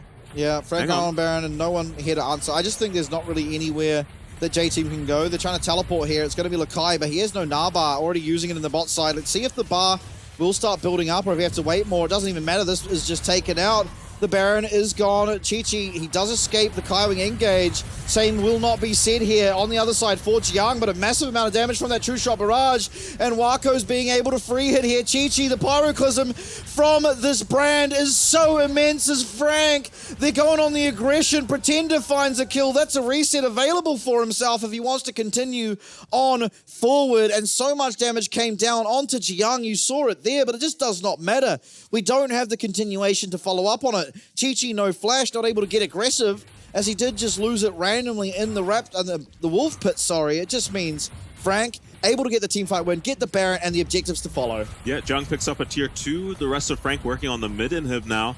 And you kind of see what happens when you don't engage onto this brand. Gemini had an insane teamfight. Lakai. Oh, Jiang getting aggressive. No flash. It's going to force out Lakai's flash, however, as an engage comes through once again, this time onto Kaiwing once more, but Kaiwing's able to get it out. Wako just dodging everything. Yeah, there's it a reason. Doesn't matter what you throw at him, it's not landing. Yeah, there's a reason he hasn't had to use a sum. I wonder how much damage Wako has taken this game. It must be near on 0. It might be triple digits. It might be triple digits. For now, at least. And Kaiwing whiffs his engage completely onto Chi, but that prompts Ursan to make the fatal mistake of engaging onto anyone but Brand. Look at Wako on the back end of this fight. Yeah, the true shot barrage. And then just completely zones everyone out. The pyroclasm just one-shotting. Yeah, once you get Rylai's on this brand, he just completely dominates team fights. especially if you try walk through a choke, as J-Team did. J-Team on the Dragon. Yeah, on the Dragon. Every ultimate is up in this game. There's a bunch of summoners missing on the side of Frank. Obviously, Wako not having to use them yet this game. Will have both of his available, but Chi-Chi still no flash. Does have cleanse. Lakai jumped on, half HP. Sterex is proc. Pretender going aggressive. It's Lalva who does pick up this Dragon, but Jung now popping the dominance and going very aggressive. Lakai almost at Mega Gnar. Does get his pop just in the nick of time. Uses that Gnar roll, but it's Pretender who claims the kill. True Shot Barrage goes completely wide, but Wako can play this game as he wants now. So much damage, the Pyroclasm comes through. That's 1, 2, 3, 4, and a 5th as Frank cleanly aced the team fight. Yeah, easy team fight for Frank now. They can probably just send it straight down mid lane. Yeah, mid lane, the minions are now working on those Nexus towers. There's no teleports available to get to there. If Pretender had it, game would have been over. Respawn time is 15 seconds on Yursan, and that's the only person respawning. It's not going to matter, though. I think this game should just be over. Wako uses Flash for the first time this game. But it is going to be Frank. He uses it aggressively to hit the tower quicker, to get this Nexus done, to get the game over. 30 minutes. Frank Esports with a clean game number 1. Yeah, Wako deciding to hold on to his cleanse at the end there, in case he does need it for next game. What an insane game from Wako. Yeah. That guy is very dialed in. Yeah, if you cannot tell. He took the loss to DCG personally and came back with a vengeance. This was a very clean game number 1. Obviously, still got to get it across the line in our follow-up games, but honestly, I can't really fault anything to do with Frank. Gemini maybe one time needing to flash a Zyra route, but ultimately, fantastically played. Walks top, solo kills the top laner, gives Jung the easiest lane of his life, who admittedly Lalva able to capitalize on. Gets the return kill, goes top, gets another kill there onto Jung. But still, I mean, just doesn't matter, right? This Zyra, yes, it got some kills, but it wasn't anywhere near enough. And as soon as Bloodthirsters came through, this Zyra was never doing anything. Yeah, and Brand and Zyra were on pretty even items, but did you see how much damage Brand was doing in that last team fight? Once he just gets the ulti off and it bounces a couple times, it's over. Yep. Yeah, and all it really takes is one person to last hit all those kills. As Brand, not quite the damage to literally one-shot the whole team, but took everyone down to like one Pretender auto, takes down literally everyone, and that was what sealed the deal. I mean, just Frank Esports coming back with a vengeance and looking on form thus far. They still, as I said, have to get it across the line, but I think if you're going into playoffs with this kind of form, you're probably feeling pretty good. Yeah. Takeaways if you're J-Team for that game. I think you're still okay with blind picking the Gnar. I think you want to ban Tristana. I think Tristana looks way better than every other AD carry. Yeah, it looked a lot better than Corki. Yeah. Corki does match the scaling eventually and is stronger maybe levels 1 through 6. Yeah, maybe a little the further, side lane. Maybe up to first item, but yeah, Tristana just has so much more agency, so much more burst damage, and Tristana can also just in like early game skirmishes and river fights, she can just pick a target and single target them down, where Corki just can't. He just doesn't bring anything to those fights. J-Team intently looking over their VOD, seeing what went wrong. I think everything went wrong at level 4. Brand solo killed a top laner. Yeah, and what's puzzling to me about that play is Jiang actually had prio into the Gnar, which I don't think should really be happening. No, yeah, you push way quicker as Renekton. If you want prio, you can just take it. You just trade a little bit of your health for it. Yeah, but he was full. Yeah, but he's also just, as soon as he gets his rage bar up, and as well as Lakai has to play safe. He knows his jungler is pathing bot, and he should be pretty well aware that Brand will path up, because both junglers, and it just seems to be the meta these days, is you just start Raptors. It's just the easiest way to get level 2 without impacting your lanes. Yeah, so here Lakai is chunked out and already had to use his flash, so less impactful on the Gnar. Jiang manages to dodge one final Gnar W before the game but look ends. at the Pyroclasm. Yeah. The Pyroclasm comes through, hits Lalva, hits Yursan, hits Chi-Chi, hits Minji, and it just shreds through everyone. Wako... and slows them. Perfectly spacing, yeah. Makes it even easier for Wako to land Qs, which is something that kind of goes unmentioned, right? Is that as soon as everyone's slowed, if you're a champ like Israel or any skill shot champ, the team fight becomes a lot easier, because Zeri, not an easy champ to land those Israel abilities on, but it becomes significantly easier with a Rylai's on them. Yeah, also easier when they're just chunked as well. I think lower HP targets tend to be easier to skill shot because it's easier to predict what they want to do. Yeah, absolutely. And damage dealt graph, I mean, Lakai did do a lot of damage in that game. He did manage to come back from a horrendous lane state, but it wasn't enough. Honestly, Pretender and Wako doing comparable amounts of damage Kaiwing, quiet game from him. Not the most amount of engages, and we've done it! We got it. Pretender finds the most damage taken per death. 1 death this game, I believe. And just an absolute game. Played fantastically. Honestly, I think he deserved his place in the second game as well. Yeah, should just leave him in for the second game, but they do like to, against the teams they consider a bit weaker, Frank, they just swap their mid laners around. Yeah, make sure there's no rust. Pretender picking up the MVP. No surprises there whatsoever. Played a fantastic game for himself. Didn't make any real mistakes, I don't think. He died once in a team fight. Kind of forgivable, I think, when you're playing so aggressively and doing so much damage. Yeah, he died in that fight to make sure they killed the Zyra on the enemy team. Oh, Pretender, such a lovely player picture. Yeah. Him and Arja, the two that show love. Have the love hearts going on. Oh, right. Yeah, right. Arja, different love heart. Different love heart, yeah. Full hand one. I mean, this Baron just went down so quickly. J-Team, for this Baron, by the way, all of J-Team were off the map, and it's this engage onto Jiang just does not work out. But this true shot barrage. I mean, we're looking at Pretender. Yeah. Waka on the back end.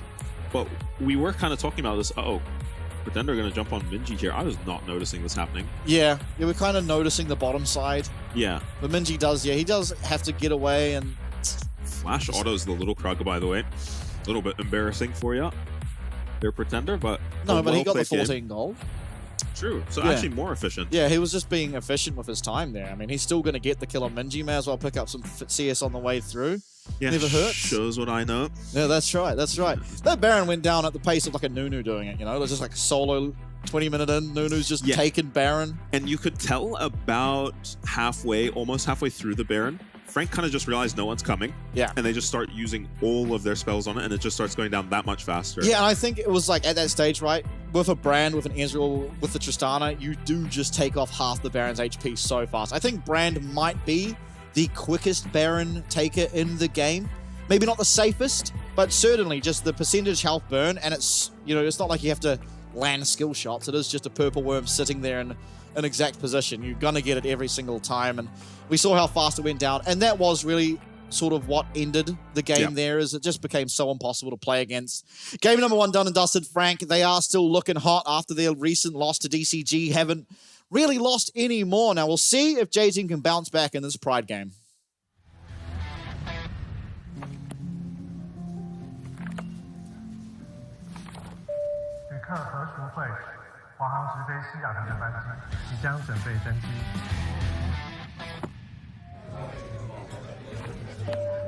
China Airlines passenger Michael Chen. Your direct flight to Seattle is now ready for boarding.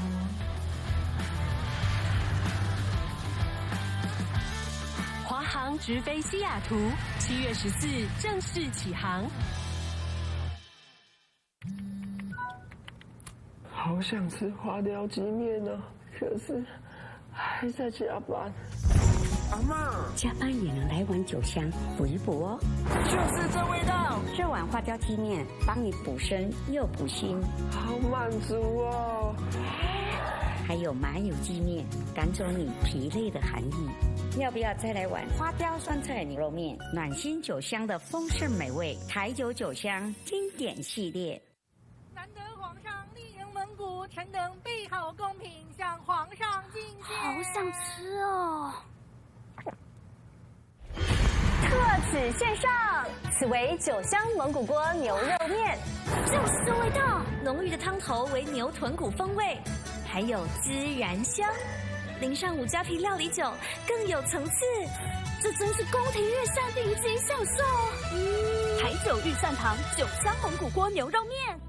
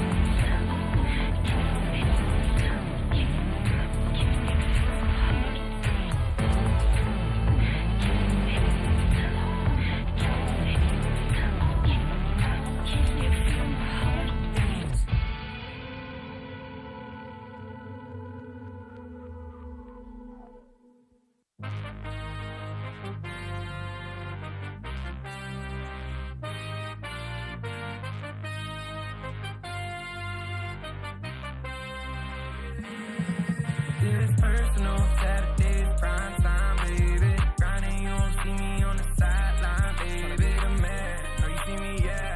Although you won't understand. It's prime time on Saturdays. It's personal, Saturdays, prime time, baby. Grinding, you won't see me on the sideline, baby. The man, know you see me, yeah. Although you won't understand. It's prime time on Saturday, let go.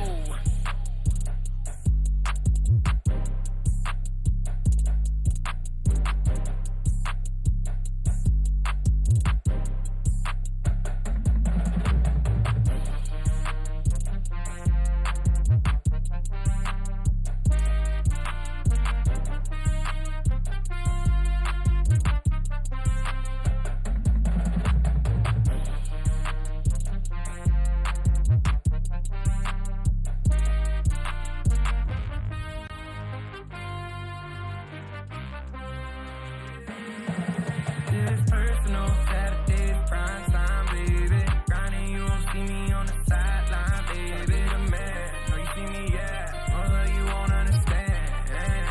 It's prime time on Saturdays. It's personal, Saturdays, prime time, baby. Grinding, you won't see me on the sideline, baby. The man, know you see me, yeah. Although you won't understand. It's prime time on Saturday, let go.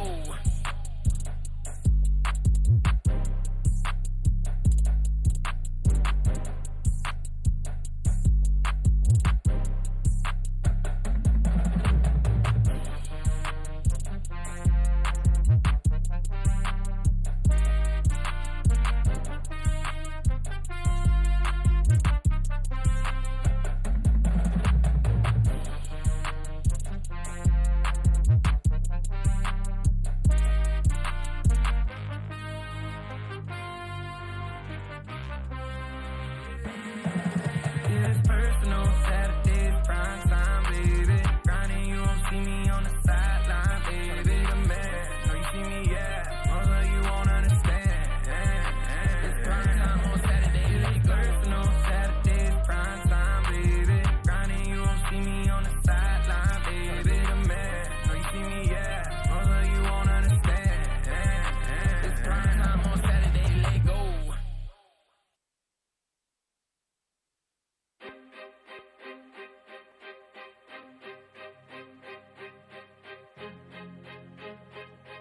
Yeah. Come from nothing in the world, but it's all good. Catch you looking at the stars like we all should. I'll be lighting up the sky like a star burns. I've been standing in the shadow, now it's my turn. See me aiming at the mark with my eyes closed. I'll be shaping up the rock with the grindstone. Now I'm stepping up my game, got my mind set. I'll be dancing in the stars like a silhouette. I'll be dancing in the stars like a silhouette. Woo! What's good? I'll be dancing in the stars like a silhouette. Woo!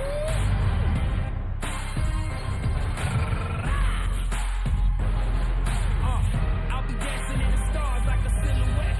When you hear them go wild, it's a home crowd. But you never slow down when it's sold out.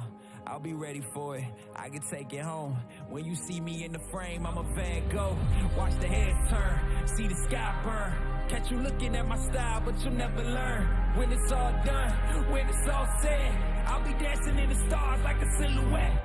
I'll be dancing in the stars like a silhouette. Woo!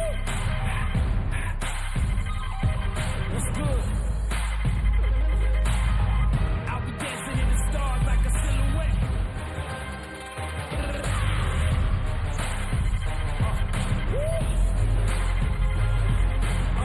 I'll be dancing in the stars like a silhouette. I'll be dancing in the stars like a silhouette.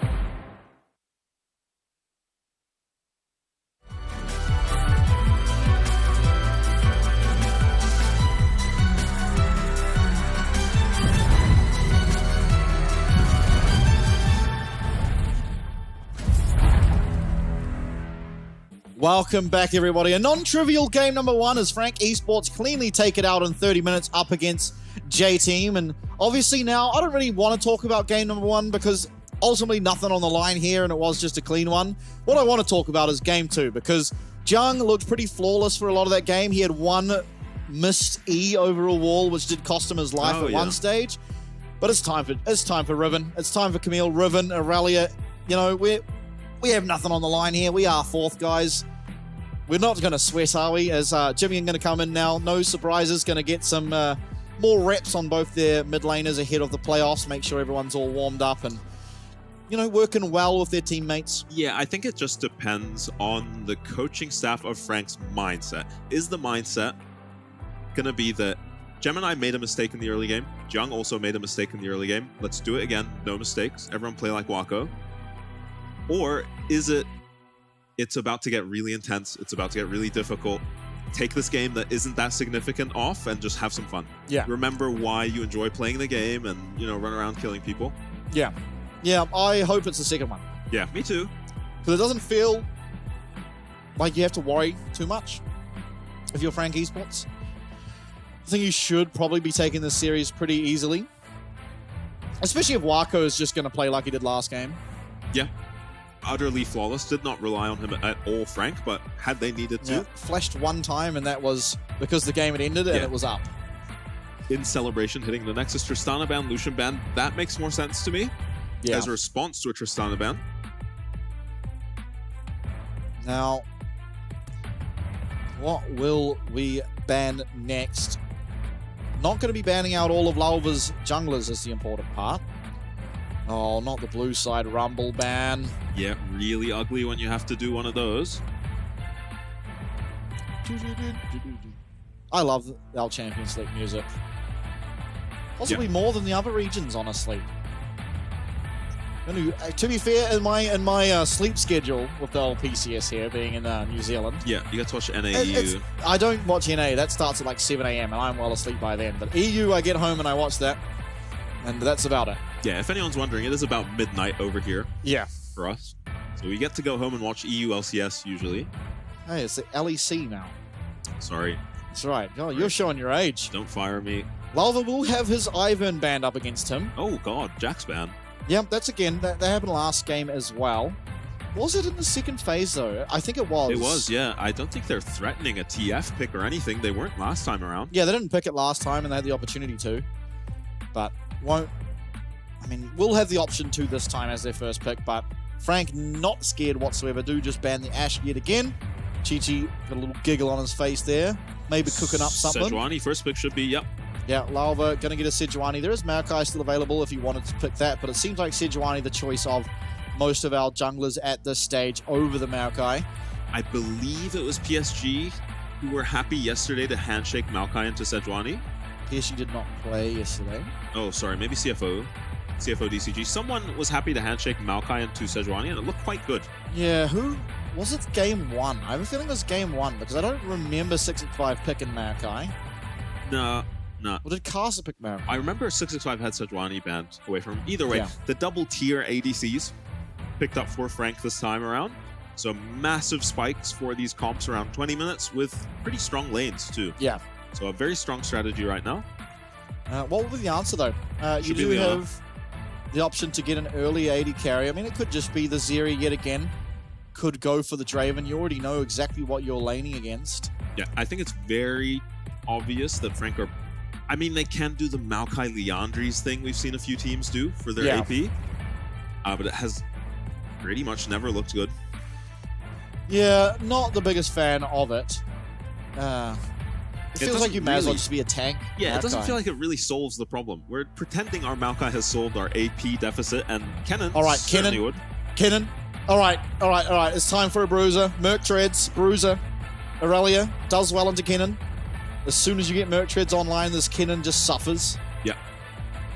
Especially if you have the Vamp Scepter as well. It can be tough before that. Come on, Jiang. Let them know.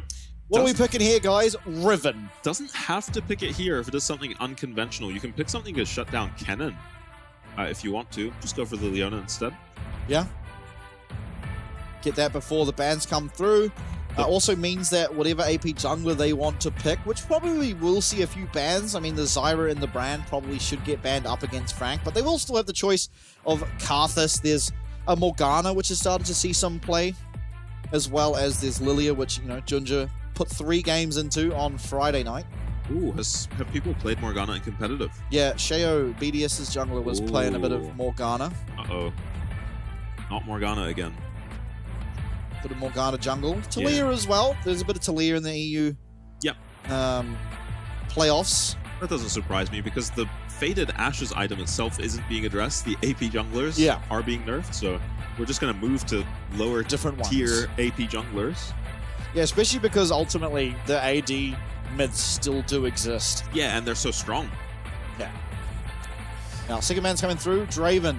So we're thinking Minji is going to be playing the Zeri. Probably not a bad guess, considering you do have the Corki locked in. Yep, some Zeri mid. I think I saw Chovy play that the other day. We've also seen Cascada put a lot of games into it as well. Maple played 1, I want to say. Maybe. Maybe I'm lying. Not that I can recall, but I wouldn't be surprised. It's a good mid No, pick. he was Lucian. I just remember who was against Cascada, and I was thinking the wrong way around in the matchup. It was Cascada against Hong Q who got the solo kill on the Zeri against Corki, actually. So we've already seen this matchup. Cascada, I think, also playing a few more games of Zeri into the Corki. But yeah, I'm actually, the more you talk about it, the more I'm liking the Zeri into the Corki flex right now, because she should just be as good as the Lucian. Not as good as the Lucian. Why? I'm on top. There we go. Yeah, I mean, Brand can suffer against Sejuani Kennen, but it should be pretty hard to get hit by a Sejuani ult as one of these AP junglers. Not the same as Leona, who doesn't have to hit it through people. Zyra a little bit stronger than Brand, and I like this Jhin hover right now with how little front line Frank are locking. Jhin always very, very strong. The less tanks there are on the enemy team. And let's see if they do lock it in. Would make a bit of sense. It is kind of rough against Leona. Yeah. But assuming TT able to dodge out of a bunch of Leona spells should be okay. Maybe the Alistair here. Not making a whole lot of sense. Not into Ezreal, I don't think. Not into anything that I mean, we're seeing. Nautilus is available. I don't really understand this Alistair if it gets locked in. It has good interactions with Leona, I guess, but I don't think Frank are worried about the 2v2 at all. I think you're gonna win it's the going lane. to not be a 2v2. It should just be a 1v1 lane down bot. Yeah, exactly. Now, Jung, he has absolute counter pick. He sees a Kennen. He can build Merc Treads. And he can pick a fun champ. Camille hovered. Come on. No. No, he is not. Not my Jung. Yi Jung. Come on, buddy. Camille, I'll accept it. No. Yes. No. Yes. Oh, my God. Stop doing this. No, man. Sorry. I saw it coming from a mile away. We aren't this sweaty against J-Team when we've locked in 4th, are we? We are. So that answers the questions about what kind of mentality Frank have. About a free game. They are aiming at perfection. And they're almost there. Yeah. To be honest. Not far off. Might get it this time around. That man on your screen there did play near on to perfection. It's hard to fault anything he did the last game. I saw him miss one Q. Yeah, probably missed a few Qs, but not that I saw. Not the end of the day. It probably bounced off a rock or something. Was it ricocheted off a rock or something? That's what Israel says. Have you never heard that? Does he say that? Oh, if you miss a Q, if you miss a Q, he says probably ricocheted off a rock or something. Yeah. Okay. Not sun in his eye or something? No, I don't think so. That makes more sense. Can you explain it? What? I don't understand. Why is the Q ricocheted off a rock? Does he mean it's flown past his target and is now ricocheted off a rock and it's like off on its merry way? Or does he mean that's I think it means it shot? Missed because something hit his shot midway through. You know? Right, okay. Got it. I get you, Ezreal. Who needs a map? I don't understand that one. I get I guess it's just a lore thing because his whole theme is like he's an explorer. He likes to think of it as liberating when he steals ancient artifacts. Okay. Yeah. Have you never heard? You just don't play Israel. I don't play with voices. Oh, you don't play with voices? No. That should be criminal. As we do now load into game number 2. Frank looking pretty infallible on the back end of game number 1. And this time Lava will have a lot more comfort on the Sejuani, especially in terms of his competitive games. Obviously, having a look at his solo queue, he is very much capable of playing these AP junglers, but when it comes to playing for J-Team and in these comps, he does really like his tanks, as Yosan being looked at. Zenith Blade will connect, but he should just be able to stroll out on his merry way, not without taking a few Mystic shots, though. Doesn't drop a ward on his way out, but J-Team should still have a pretty good idea of what Frank are up to. And, yeah, weird 3-man invade on the bot side while Zyra is top. But they weren't able to stomp on any of Gemini's plants with the top invade J-Team, so... Not the best plant spawns, though. No, they're actually really good. Never mind. Yeah, those are. It depends if this one by the red hits the Raptors, because I've seen that happen. Surely it's no, gonna that hit the one, buff. I actually think that's not going to be in range of hitting the red. It's just not going to hit at all. Oh, it's not hitting, okay. But still, the 2 in the pit, he gets another one as well. Yeah, should be good enough. Not going to be breaking any records, Gemini, this time around. We could, you never know. Oh, he's going to do the over-the-wall thing that I was telling you about. Who wasn't doing this yesterday? He was a noob. Double WWQ, smite, and you can essentially just walk away from the camp. Does the little one die? Yeah, the little ones just all die to one single plant. No, I meant the not little ones. Oh, yeah. Yeah, it does. Oh, Xenoblade connecting again this time. Trade once again coming out in favor of Frank, but timing takes a little bit on the back end. Yeah, kind of seeing why the alley is good into the Leona there. But the trade still doesn't go that great. Level 1 alley at the end of the day. Okay, 2 minutes 20. I want to know the jungle time. 2:54 the time to beat Ginger.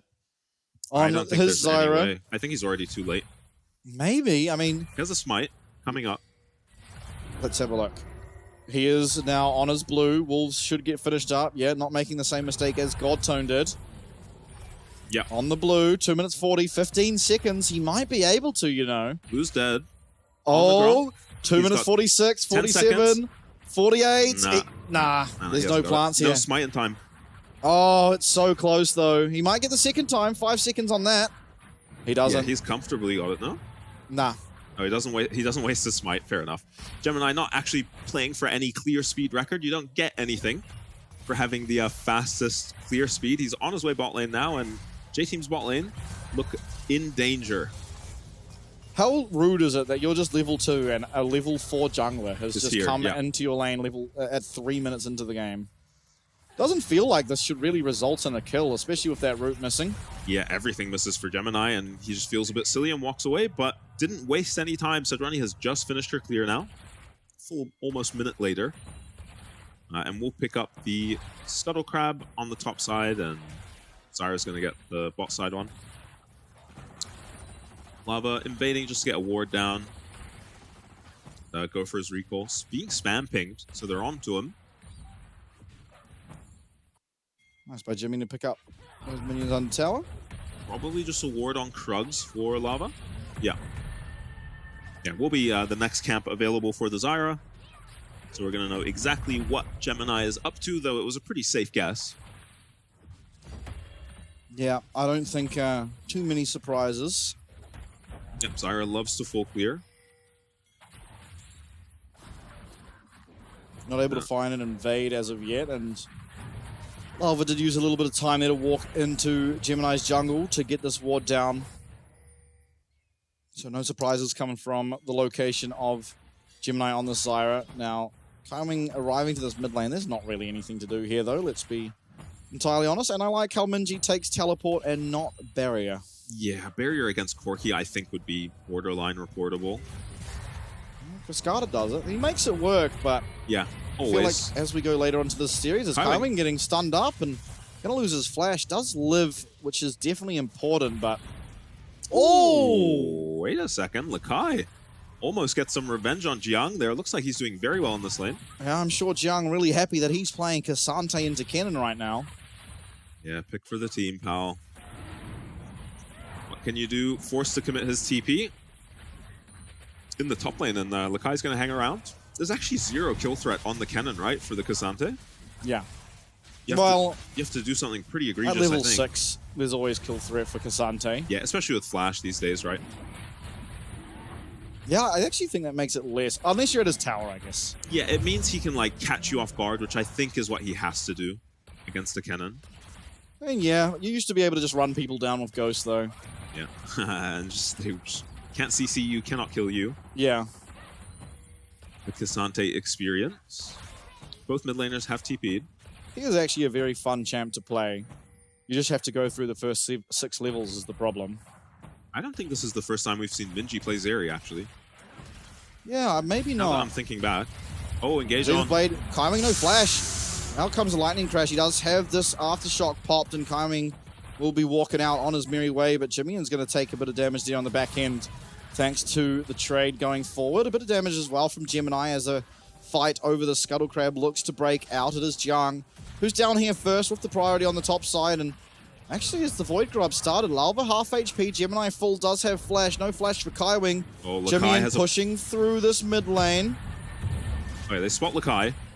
Fortunately for Frank. Of the Void Grubs is taken. Now, Lalva, Yursan both here. Supports are level 5. Level 5 as well for these junglers, so no massive impactful teamfight ultimates yet. It is really going to be Lakai that can be the star of the show. Now, one Void Grub apiece. Flash away from Lakai, though, and here comes the Lightning Storm. Everything coming out, and Jiang will be going down. Actually, he goes through with the all-out. Can he make his way out? He's going aggressive. He didn't use that Pathmaker to go back, and probably regretting it now, as flashes do eventually get traded for these junglers too, but it's J-Team coming out 2-0 in the back end of that fight. Wako as well is able to dodge out of that curtain call and pick up a honey fruit for himself. Yep, Wako able to accrue some incremental advantages for himself in the bottom lane. As you see, he's taken a plate similar to last game, but it's this go on Lakai that is just so ill-advised by Frank. Illegal. Yeah, Gemini, if Gemini lands the root, it probably looks very different and less of a grief, but Jiang not quite enough damage to deal with Lakai, and J-Team responding well to their teammates being aggressed on, and Jiang not Wing out there. Yeah, crazy. Heads up play from Lava too. Hits 6 off the kill, insta-flash ults. Yeah. Gemini gets rid of the Zyra flash. Once this Sejuani ult that's already halfway back up is back up, you can probably get a free kill on the Zyra. Pretty hard to hit the Zyra, admittedly, as the Sejuani, as I said before the game, because not like the Leona, you actually have to hit, you know, the Sejuani engage through people, whereas Leona can just drop down the suns. Oh, yep, I get what you mean. Like, people can block. Yeah. And Kaiwing almost certainly, as well as Jiang, will be doing that. Yep. Oh, Jiang especially. Another plate picked up for the bot lane as a big lead for Wako. You kind of expect Ezreal to have priority in the spot lane. Should be quite difficult for Jin in these early levels, so he starts one-shotting the caster minions with his Q. Julian pushing out this middle lane. Starting to get a little bit of aggression or priority for himself as the Corki. Bit extra mana certainly helping out. Pretty even in the mid lane, but I'm giving the advantage to Jimian at the moment just because he built a tier and a cull.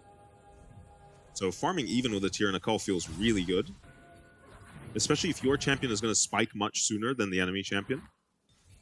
Corki with Muramana Triforce is ready to play the game. Zeri feels like she needs to wait for, you know, a lot of items before she can really take over and do massive amounts of damage. Yeah, Frank trying to find things on the map here as stun comes through onto Kaiwing. He does have flashback available for himself, but no ultimate on this Leona. Wako trying to find aggressive onto Lalva. Here comes the Stranglethorns. It is doing a bit of damage, and through does come that Sejuani ult, forcing out the barrier here from Wako on the Ezreal. True Shot Barrage does go wide. Chi-Chi with the Essence Flux on him, dodging and diving out of absolutely everything, and it's once again J-Team winning out on that trade. Not hard enough for Wako to feel the necessary leave the lane. Curtain Call available though, so does have to be careful, especially with that Arcane Shift usage. Yep, should be okay for now, Wako. Not aware of where Kaiwing is, Chi-Chi, so maybe can't push ult, just gets it blocked. And yeah, well played. Already though, better start this game for J-Team. They have made Wako use one summoner. Yep. You see how strong the Sejuani is in these skirmishes. I don't know if you saw it, but Lava ate everything from Gemini, Kaiwing, and Wako in that fight and was about half HP. Because so much of their damage is front-loaded. Yeah, right now, as items come through for Ezreal, it becomes less the case, but certainly early on, yeah, You kind of only do damage when your W is up, when your Essence Flux can hit hard, I suppose. Q's not really doing that much with just the Sheen Phage. Nah, not to a Sejuani, especially. Level 6 now for Yursan, so advantage for the side of J-Team if a fight were to break out around this dragon, as Kaiwing desperately needs to get some XP, probably needs to share it with Jimmian. Hopefully is close enough 2-6 to get it off this wave. There we go, does tick over now. Loses bone plating, which we'll see if that has any real impact. Oftentimes not really feeling like it does, but Frank, they've already started up and pretty much taken out this dragon. J-Team too late to the play means they're not going to get any Lava with action. ulti. Yeah, Lava does no have flash option. Gemini. Oh, Curtain Call coming out. Wako! Flashes over. Oh, he's got nowhere to run. Chi-Chi just finding the solo kill there onto Wako. Have to see what occurred to make that possible. I don't think Wako recalled after getting chunked out of that bot lane fight earlier. Yeah, won't be a flawless game for Wako this time around. Chi-Chi, yeah, just finds him. I assume landing the W. He predicts it! Oh my god! Oh, and he gets Wako's flash and still kills him. What a beast. Yeah, Chi-Chi's happy, as you would be. Doesn't flash either. Predicting the Israel E. Yeah, pretty For the incredible. kill. Can't believe that guy's a rookie. He is a rookie. Last split doesn't count. Yeah, I swear, like, every other sport, rookie counts as a year, right? Like, it's like, it's a rookie as a year. year. Also, it's just unfair for him because he, Grub's going to be taken by J-Team now. Yeah, he also did, yeah, came through He didn't after. get to play the whole split. Yeah. Or even most of the split he didn't get to play. Yeah, all this is true. So, yeah, Chi-Chi, very impressive. Taking down Wako, who I was worried was just, like, dominating him in the side lane, but Chi-Chi got some fight in him. It took a lot, but he was able to deliver. Yeah, there's a static shiv. Oh, Jiang's having so much fun as Cassante into Kennen. Farming very well. Yeah, but no way to get onto the Kennen. No. I don't know how you're supposed to. You're not. You're supposed to pick Riven. That's true. Riven could get onto the Kennen. And yeah, I think wisely Lakai going for the Leandries. Arja, he is a bit of a proto-bout merchant himself. The only other real Kennen enjoyer. I think we may have seen one game out of Guangwan as well. Yeah, I think I prefer the Rocket Belt Rabadons type Kennen builds. Yeah, I think this time you're against some tanky, you know, health stacking champs, even Corki Israel with health. Yep. In their build paths, meaning that Leandris just finds extra value. You're probably not going to struggle to find a Kennen ult here onto... Scuffle over the blue buff. Many of the members of J-Team. They should be able to pick this up. Yosan finds his way into Gemini. It is a Sejuani ult going slightly wide, and that means Gemini will not go down, but it is the blue buff picked up, however. Yeah, they grab Gemini's flash on their way out, too. That feels really good. It's looking good for J-Team. One thing about the Kennen, just back on that for a second, is that Corki Ezreal are pretty impossible to actually catch in your Kennen ult. So we might just be prioritizing killing these frontliners on the Kennen. Whereas if you go for a Rocket Belt Rabadons, you're expecting to kill ADCs and mid laners, right? Yeah. J-Team Rift Herald now. Complete control of the game. Yeah, not awfully contested as this game at the moment. No, the gold lead isn't that far apart, and honestly, once these tier items are completed, you'd actually probably favor Frank Esports. So as long as they don't lose any more gold, probably going to feel completely fine. Looking to take a tower here. Lalva on the way, as is Chi-Chi. They, side of Frank, have to be careful. Teleport as well. This is going to be Lakai. He's got his magnet. Here's the... Oh, look at this electric storm coming from Lakai. He's going to be taken out. It's going to be Jimmy and picking up that kill. Curtain Call now no longer in range as Minji looks to secure another. It's a 1 for 2. It's a teleport out of Lakai, and this is part of the problem that you have when you pick a champ like Cassante into the Kennen is, yeah, you can just sit there to survive, but all of the proactivity, all the aggression around the map, it's up to Lakai to make it and for you to answer. And in a statement game from Lakai, really. Yeah, what a bounce not allowing back. For it to happen. What a bounce back from Lakai, right? Yeah. Chi-Chi too. playing great this game, and here's an amazing TP from Lakai. Frank not committing many members to this tower, and no one can even get here. Watch this flash in. Now, I do think Kaiwing actually commits this flash here too. I think this is an egregious mistake to let Kaiwing escape here if you're Lava. You are not needed on this Corki, and you should be chasing that Leona, because she actually gets hit by a Jin W later down the line, but -1 kill for J-Team. They're not short on kills this game. No. That slicing Maelstrom when you get into a position like that is just insane. Yep.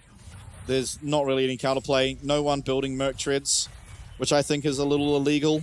I understand, yeah, you're laning against an 80 carry, but you are also playing against a Kennen and a Sejuani. I don't think you can really go plated steel caps on Jimmy's Corki, but alas. Yeah, he does. Yeah, there's so much CC. And at some stage, it's hitting you. Like, you are just going to get hit by it. And if you're dead in one of these fights, it could just mean that your team have no chance and you're going to lose a lot more. But anyway, Frank, they're still not without play. They are looking for this top tower. Last fight, it all happened off a bit of aggression over the bot tower. Yusan going on in, his teleport coming through. This time it's Jiang that's got the proactivity. There is not going to be a Lakai here as Stranglethorns does knock up Lava. J-Team get everyone out. Yeah, they do all make it out, and Frank, they're going to lose a teleport for it. Yeah, they lose 2 flashes though, so you're happy with that trade. Jimmy now teleporting down the bot side is going to be able to pick up this wave and disallow Lakai from furthering any damage on this tower. Yep. And I could be convinced that the Liandry's Kennen is the move this game, but I'm going to disagree with whatever he's building that alternator into, I that think. Could be a Protobelt. Protobelt Liandry's does not feel right. Yeah, but I mean, you do eventually just become a CC bot. I don't hate it. Yeah. I think Liandry's is right. There's just everyone buying health.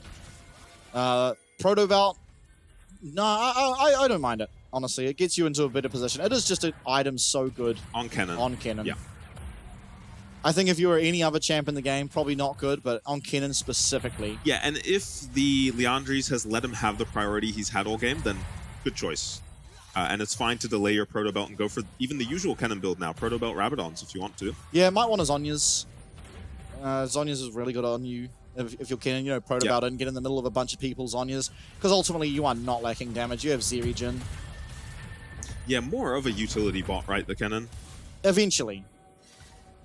Eventually for sure. Your son. Hicks flashing away, but nothing more really to do here. So, Kaiwing not a Bloodsong enjoyer. Interesting. Nice little combo onto the cannon there, Chi-Chi. Can appreciate nice Jin mechanics. I'm just excited for when Chi-Chi has a lot of crit and is sprinting around the map. Low-key hard to kill this Jin. Yeah. And he's off to a great start, too. Speaking of great starts, Minji as well. 2 items now. The 2 item spikes, as you were saying before, are insane for Frank. Between Zyra, Corki, Ezreal, that is probably the strongest core you could have of 2 item 20-minute power spikes. And we are coming up on those spikes now. 300 stacks on the tiers. Yeah, and interestingly, it's actually Kaiwing who gets the Warmogs first because Yusan makes a pit stop for the boots, which on current patch, live patch as in solo queue, I think is much better because you can't get Warmogs passive immediately. But I think on the patch that the pros are playing on, Warmogs first. If you just forego those early boots, you actually get a lot more value because it means you can be more aggressive with your warding. You're also just straight up hard to kill with that much HP at this point in the game. Yeah, just an extra 1,000 HP from that item is really absurd. Lava Lurkin here is going to lose his passive to the Zyra plant. Now, Wako just taking damage. Actually really wants to find a recall. I mean, couldn't call used, but yep, Jiang's health noticeably not going down. Yeah, could have probably just cancelled that ulti if you're Chi-Chi, but... Oh, you've used it. May as well finish it off. Lakai making more damage happen Gemini, on the spot behind side. him. Yeah, he has to be careful. Flash available. Does have his team approaching. Stun lands. Fantastic here from Gemini. Flash as well from Lakai. And Should be a trade of 1 for 1. Gemini trying to flash away, but he's going to get stunned up. He is finding a lot of damage back, though. It is going to eventually become a 1 for 1, but Gemini still finding more and more damage. Lava eventually taking that kill with the flail as he goes 2-0-3. Jiang gets himself a kill. Didn't have to really use anything for it. It was the ultimate. Should be back up not too long after the spawn of this dragon. Really sucks for Lakai to use his flash there. It's such an important summoner on Oh, it's Kennen. Shadow Flame. Yeah. Oh. All right, that sucks. So that's a good item for killing Corki and Ezreal. And Leandri's is a good item for killing Cassante. So Lakai is set up for a pentakill this game. Other than he's trying to do both. Yeah. Is the problem? Yeah. Which usually when you try to do multiple things at once, it makes you not very good at either thing. Yeah, there's very few champions that get away with it. I think, what's a noticeable champ that does kind of get away with doing that? I think like hyper carries, Cogmore Vayne, where you just go full damage for the first 3 items, and then after that you go tanky. Yeah, best of both worlds type of thing. Yeah. But it's kind of... Look at the poke from one Zyro plant shot on Lakai, by the way. Yeah, no flash. Does have Slicing Maelstrom back up, and All Out not yet available for Jiang. Jiang on a flank, but it's not going to be that impactful. You don't have to feel. Pathmaker should be available, but Yursan's going to get taken out. It doesn't matter that he's got that Unbreakable Will on the backside, though. It is going to be that Glacial Prison landing onto Gemini as low health bars across the rift. It's Chi-Chi, though, noticeably full HP, but Wako's going insane. He's landing absolutely everything. Stun coming through there. It does connect onto Jiang, but it's J-Team getting routed up to the top side. Curtain Call coming out. What will he connect with? Jiang for now. Dodges out of shot number 2. Jimmy going to be able to block shot number 4. And it's not actually going to land onto anyone as Arcane Shift was going to be used there by Wako. Now Lava trying to still get back into this Dragon Pit. The TP coming through. Minji's going to be able to get back into there if he wants to. Lightning Crash, though, not available.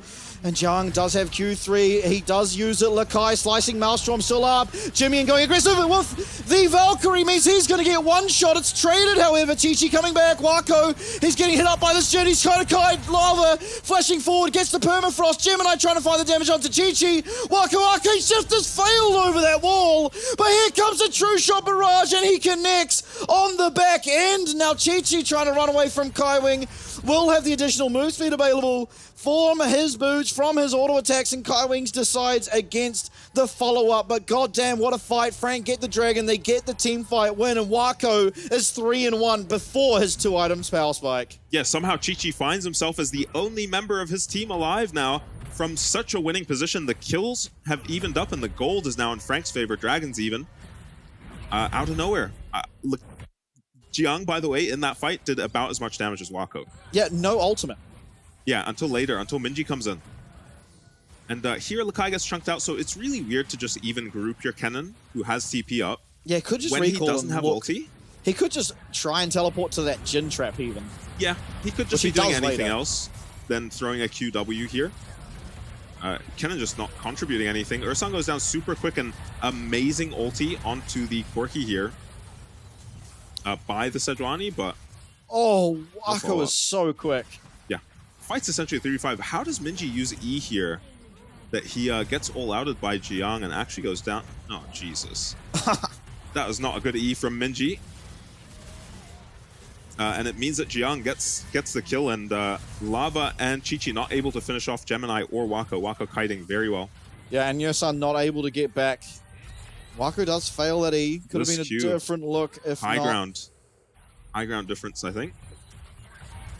It's still an even game, though, as, yeah, Jiang and Wako, the big winners. Chi-Chi doing his damnedest. I'm amazed Lakai even did that much damage in the fight without his ulti. Yeah, Chi-Chi had both sums as well. I have to wonder if there's ever an angle he could have gone aggressive. It could have killed Wako at the end, probably. Would have died, though, maybe not worth it, wanting to just stay up on that map. Now, ultimately, he is also, with a 300 gold shutdown, very strong on the Jin. Not going Infinity Edge, going for the LDR first to try and make his way through this Cassante, who is building a Rando in second. Very, very strong item against the Jin. Get Shadow Flame finished up for this Kennen now. Will be Void Staff next. Oh. Building those items in that order probably means you messed up. I mean, yeah. You're supposed to get Shadow Flame early, but the problem is, I just feel like... It just doesn't feel like a good item these days. Yeah, and while he is solo AP, he's not really, right? Because you already have a Sejuani who kind of forces Merc Treads, as we're seeing 3 of them. Yeah. In the inventories here. There's going to be magic resist on Kaiwing, as he will pick up either the... Zeke's Locket, whatever. No, it should be style. Locket. It should be the Locket, and we already have a Canic Recurn as well on Jiang.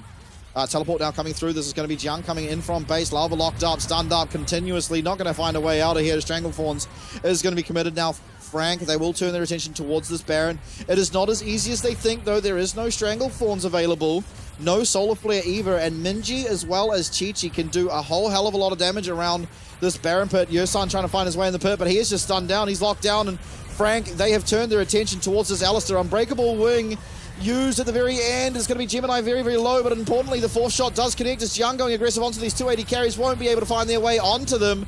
And there goes the Baron. Gemini blast coning into the pit. All out, though, onto Lakai. Where's Lakai going to go? He's going to go into his tower and get one shot by this Cassante as Kaiwing tries to find his way onto Chi-Chi, but Chi-Chi's dipping and diving and dodging absolutely everything. Really well played by Chi-Chi, but even better played by the entirety of Frank Esports. Yeah, and Jiang is just a monster on this Cassante. Went even in his lane and took over these team fights, as we've seen him do so many times.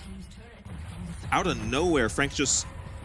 Before they were behind, massively behind this game, and I guess they just hit these quirky Ezreal spikes, won a dragon fight, and it feels like the game's just over now.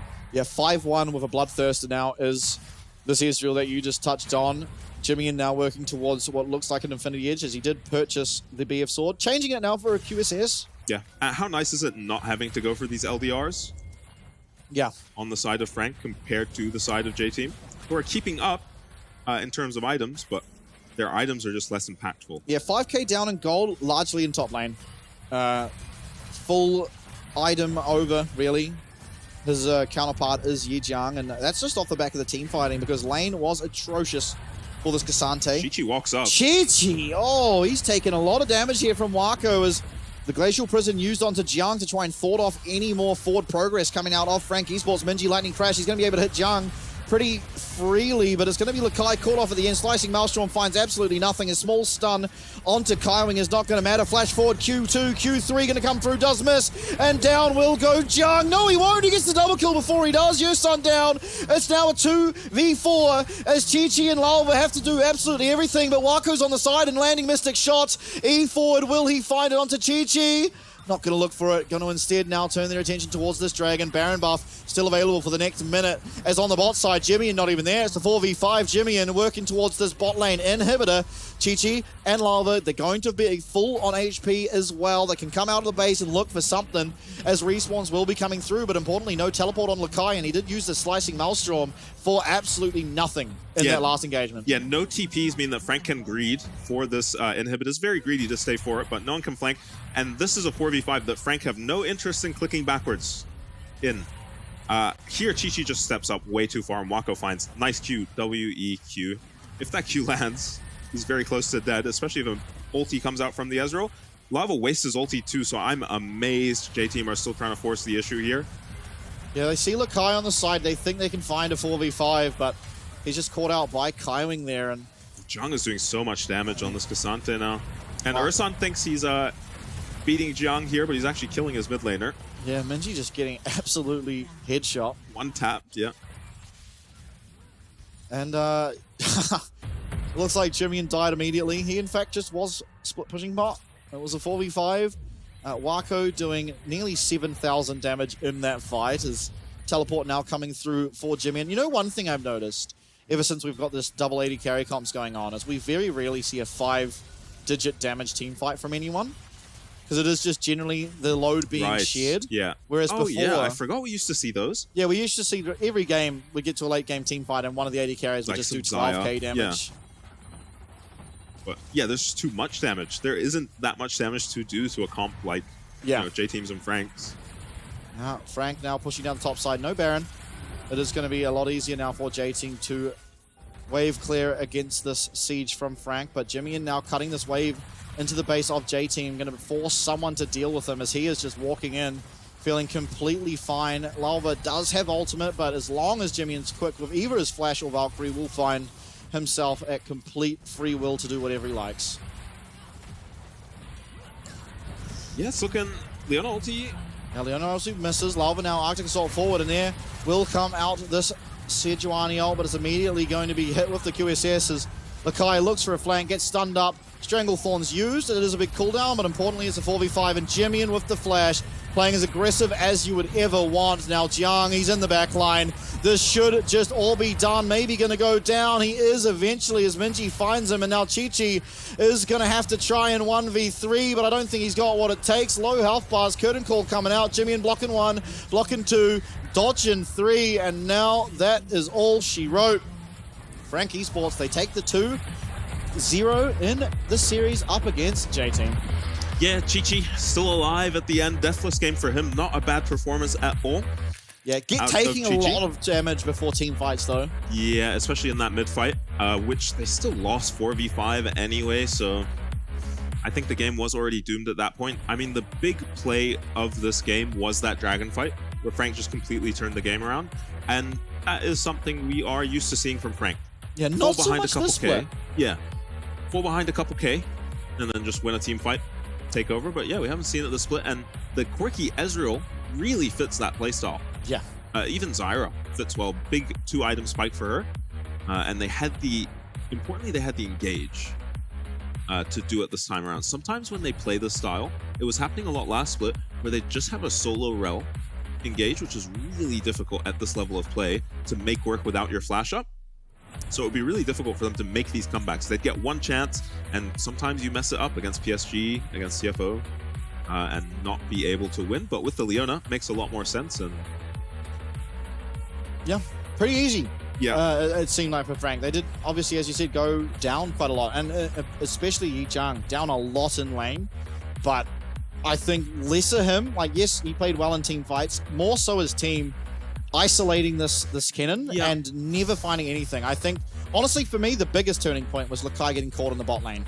He gets caught in the bot lane by Gemini and Yi Zhang. They do end up trading 1-for-1, but importantly, Slicing Maelstrom and Flash used by Lakai on the Kennen. He was pushing the tier 2. And that is just before that dragon fight happened. So we go into this dragon fight, and Slicing Maelstrom comes back up. That's all good and well, but you don't have the flash. And without the flash, it is very difficult for you to make your way onto Jimmy and Wako. And he had an angle. Fantastic teleport flank found by him, but still just too much mobility. He gets in, kills off Jimmy, but Wako's just hitting for free. Chi-Chi trying to do the damage. It's just too dangerous to really walk up on that Jhin. You've got a lot of movement speed, but if you make one single misstep, you're completely dead. And he had to not make any missteps to be able to get that game across the line. And unfortunately, he didn't make any missteps, but the rest of his team certainly did. Yeah, and I wonder if that game looks differently if it's a Rumble instead of a Kennen. I think so. I think Rumble's a much stronger champion than Kennen, is a much better blind pick than Kennen. So it really sucks that Lakai can't play that. And if anyone's wondering, Shadow Flame, the passive on it is a big part of the item. And it's when you're like 20%, people below 20%-ish. I think it's below half. Below half. I think it's maybe even 40, yeah. Something like that. Your abilities start to crit and do extra damage. Kennen, usually a champion that's really starting the fights. He does usually get you down very low if he's on one of the squishies. Like almost always, if you're on a squishy, you take them down to about 10% HP. And the Shadow Flame could be the difference maker. The problem is you've got to make it through tanks. And he had the Liandry's to try do that, but that's all he had to try and make it through the tanks. It was a bizarre build. I think you had to pick a lane if you're Lakai, and I think he chose incorrectly. I think it should have just been to kill these squishies. Because he didn't make any progress in the top lane. Couldn't make Jiang build more than one magic resist item. Yeah. So it was too easy. It was too difficult for his Jhin then. Yeah, and admittedly, I think Chi-Chi was playing a little too aggressively on the mid waves. He was trying to obviously contest for be it vision control on the sides, but every time he did that, it just led to one Essence Flux lead landing on him and Wako just eating forward. Because ultimately there wasn't enough pressure on Wako for it to really matter. He had cleanse, he had flash, and if you land anything on him, he's going to immediately pop it. And this is where I'm talking. Walking up just to find one auto attack on a minion to lose, what is that, 60% of his HP before a fight breaks out? Yeah, and of all the targets to ulti in this fight, I think Lava made a big mistake ulting Jiang on the Cassante. Gets no impact out of that ulti because it is just W'd. Yeah, meanwhile, Lakai tries to go aggressive and Kaiwing finding him out. Jiang probably the MVP in my eyes. I mean, the other argument would be Wako, but I think for Jung to come back so hard and isolate, especially Minji, so many times, you have to give him credit. Yeah, Wako actually being out-damaged by Chi-Chi, which I think is very impressive, considering this game. Chi-Chi is spending his time running away from a Leona Cassante, and also if he's free-hitting those champs, he's just not doing as much as an Ezreal, so well-played game from Chi-Chi, who also just solo-killed Wako. Yeah, that was really impressive. Yeah, that prediction on the W, that'll make the top W was plays. insane, and it's unfortunate that it didn't result in a win for him, because I think ultimately he played probably the best out of everyone in the game. But it just doesn't matter. I mean, he did 40% of his team's damage. Yeah, but Young's early lane was really rough, and almost getting solo kill, being forced out of lane. And well, yes, it's a hard lane. I don't think you should be that low. Highest KP on a Cassante is sickening, no? Yeah, but he killed everyone. He just picked a target, killed them. Yeah. So of course he's got very high KP. Chi-Chi does the most damage. Yeah, he definitely did. 40% of his own teams, and Wako most damage per death. Probably just... I'm surprised Chi-Chi didn't, actually, but I guess Wako just took more damage, only 1 death, so if you take the same amount of damage... If you take more damage than the Jhin who had no deaths, you're just going to have the same amount of damage per death, because it's... Yeah, it's 1 death, 0 deaths is the same, and Wako had a Bloodthirster, right? So he was just getting chunked, healing back up, taking a lot more damage than anyone. And it is Yijang picking up that MVP here for FAK Esports. Very well deserved. Yep. Playing very well. Did he outside of the lane phase, and showing how hard this Cassante can still carry games if you pick it in the right spot. For sure. It is not the blind pick powerhouse it was once upon a time. Yeah, while he did obviously play a very good game for himself, I think it was ultimately Gemini going down bot, finding out Lakai that turned the game, as well as just some fantastic chip damage ultimately found by Wako that allowed for it all. But this was the real, I mean, the turning point after that immediate pick onto Lakai. Yeah, and I just don't understand why J-Team are here. Without Cannon ulti, you are down a champion. Just straight up, really? Maybe they thought they could take the 4v5, but it is such a massive disadvantage. Lakai is just like wandering around this fight, kind of shooting Qs. Yeah, waiting for his ulti to come up. Back. Yeah, and his ult does eventually come back up, but you know, you wonder if you could have played it a bit slowly as J-Team to at least wait for the Cannon ulti. Not many of these Jhin ultis connecting, and once Minji TP's in here and misuses his dash on the Zeri, he is insta-dead. Well played by John. And Lakai does have his Minji ult here, but I think Minji eat out of like a Zyra Comet or a Corki Q or something preposterous. You probably really shouldn't be using your E on a Zeri, and Jung comes flying out of the bush and takes him out. It's really easy to kill a Zeri with no E. Yeah, and I don't think he had ult either. I think he used it in the trade we saw before, so... Jung, on the other hand, everything up, and these two drop on top of each other. In solidarity, maybe, Ursan. Yeah, it was a pretty well-played game, ultimately by Frank. Pretty well-played series by FAK Esports, and I think looking strong. That was obviously the last time we'll see them until playoffs, where we'll get to see who they're up against later on tonight, actually. Yeah, that'll be fun when we do the draw show. Tell you what, if you're LCO's first seed, you're hoping you don't draw FAK Esports. That is probably the team you're most wanting to avoid. Actually, I take that back. Whoever is third is who you most want to avoid. But we're going to go to an interview now. Patty and Kaiwing, please do enjoy. We'll be back right after. Kaiwing, say hello to the fans first. 欢迎来到今天的赛后采访。我们今天邀请到是 FAK 的辅助选手凯win请凯win先跟大家打声招呼吧。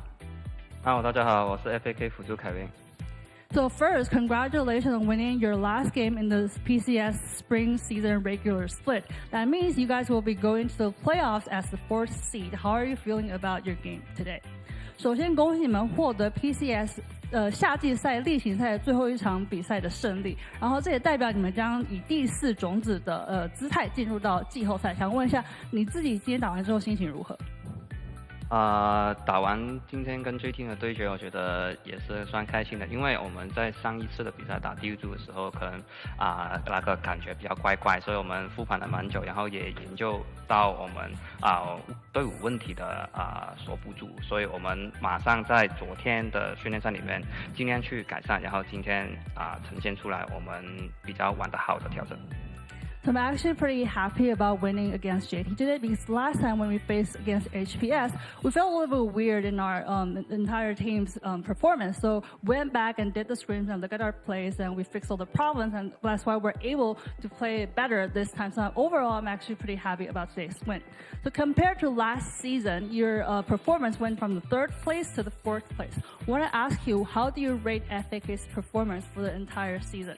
相较于夏季赛，你们从第3个种子变成第4种子，想问一下你自己觉得 FAK 这个整个赛季的表现，你自己怎么评价？我自己觉得就是比较可惜，就是跟 DCG 的来一个 BO3 对决吧，因为当时候我们拿下第1把之后，然后第2把跟第3把没想到他们是有其他的招数去跟我们做反击，然后也没想到他们当时候原来是进步了那么大，所以有点我觉得算是有一点轻敌，我自己来我也是蛮期待下一次再跟他们的对决，因为他们看起来是变得很强。So personally, I think the game against DCG was kind of a pity for us because even though we won the first game, we didn't expect it that they would have different creative techniques and strategies against us in the 2nd and 3rd game. So I think for that game, I feel a little bit pity, and I didn't expect that it improved so much. So actually, I'm really looking forward to the next time we will be facing against them. So in the playoffs, we will be playing again with LJL teams and LCO teams, and SHG will be in the playoffs again. The last time you guys lost to them, but this time, are you guys ready for revenge? 所以这次在季后赛 LJL 以及 LCO 的队伍也都会跟我们一起打比赛。上一次你们对上 SHG 的时候被他们打败了，这一次你们有机会再次碰上他们，你有没有想要有没有做好复仇的准备？这个是绝对有的，因为上一次我们是输给好像是2比3输了，所以我觉得这一次我们要干净利落的把他们拿下。Of course, I'm ready for revenge against SHG. Last time we lost to them as a 2-3 score, so this time we have to win them a very clean score. So for the playoffs, do you personally have any new or different expectations for yourself this season? 季后赛你自己对个人有没有什么新的期待，或者你队伍有没有什么新的期待？我觉得就是跟大家队伍都是一样吧，就是努力争取世界赛的门票。So I think just the same as other teams, we're going to try our best to get the ticket for Worlds. Thank you so much for the interview and congratulations for your win. 再一次恭喜你们获得今天的比赛，我们把今天的采访转回主播台。Oh, thanks for the interview once again, and I am very glad he said he's trying to get to Worlds because I think Frank Esports is a team that can do it. It really, in my mind, there are 4 teams in the PCS that I would be very happy to put money on, you know, to see like, yeah, these teams can make it, and it is exactly our top 4 teams. I think all of them on any given day can truly be just the best team. Yeah. It's not necessarily what happens, but like, I mean, we saw Jimmy and Gemini at Worlds last year on CFO. Fantastic performances out of them. So we know they can perform on the main stage over there, and same as obviously PSG Talon. And I think if you're Frank, I get it. You're in the contenders group, you're 4th place, locked in, but you're probably looking at CFO, and you're looking at DCG, CFO limping at the moment. DCG, a team you've historically dominated, who sure upgraded their ADC, but so did you. Yeah. Yeah, I don't think anything's very certain here yet in the PCS, but one thing is for certain when we're back, CFO PSG, the fight for CFO's 2nd place. Can they lock it in? We'll find out very shortly.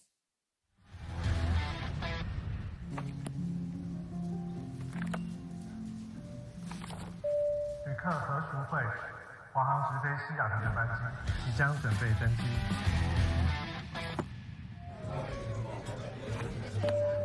China Airlines passenger Michael Chen, your 3rd flight to Seattle is now ready for boarding. 华航直飞西雅图，7月14正式起航。好想吃花雕鸡面哦，可是还在加班。阿嬷，加班也能来碗酒香补一补哦。就是这味道，这碗花雕鸡面帮你补身又补心，好满足哦。还有麻油鸡面，赶走你疲累的寒意。要不要再来碗花雕酸菜牛肉面？暖心酒香的丰盛美味，台酒酒香经典系列。臣等备好贡品，向皇上觐见。好想吃哦！特此献上，此为酒香蒙古锅牛肉面，就是这味道，浓郁的汤头为牛臀骨风味，还有孜然香，淋上五加皮料理酒，更有层次。这真是宫廷御膳顶级享受。台酒御膳堂酒香蒙古锅牛肉面。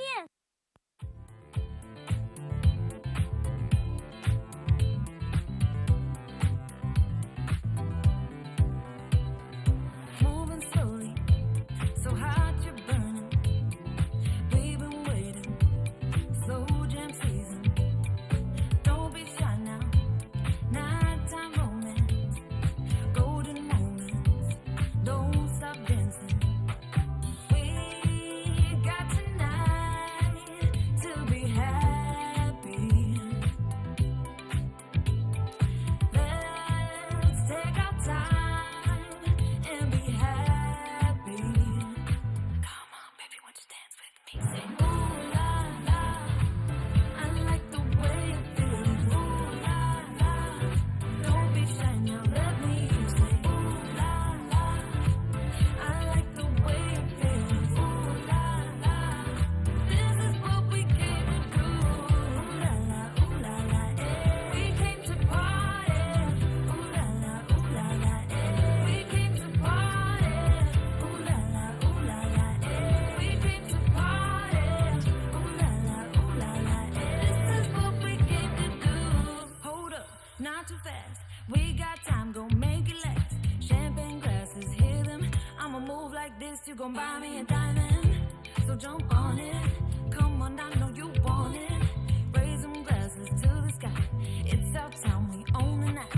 We got tonight to be happy. Let's take our time and be happy. Come on, baby, won't you dance with me? Say, ooh la la, I like the way you feel. Ooh la la, don't be shy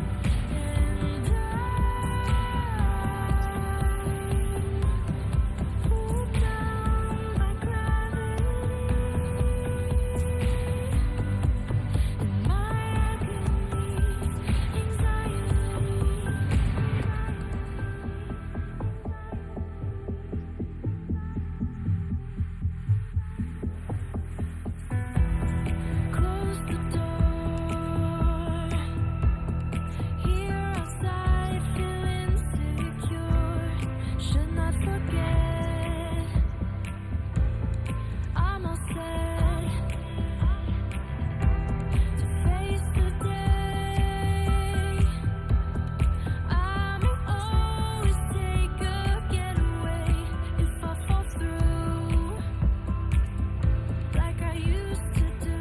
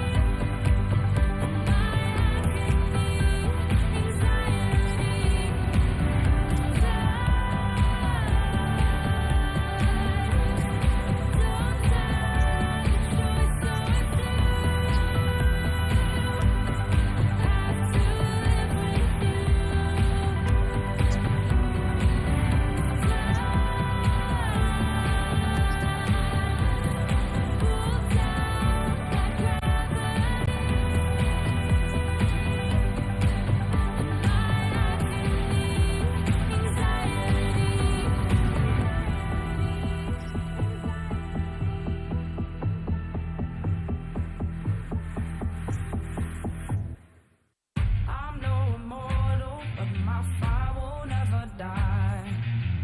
They take me for a fool, I'm taken for a ride. The more my feet are battered, the more I'm taken down. The more they think I'm innocent, I'm fighting from the ground. 'Cause I can take this pain, it's changing me. I will rise up to the moment and I won't stay the same. There's my decree. There's more to see. Burning like a flame, I'm coming a train. I'm coming your way, your way.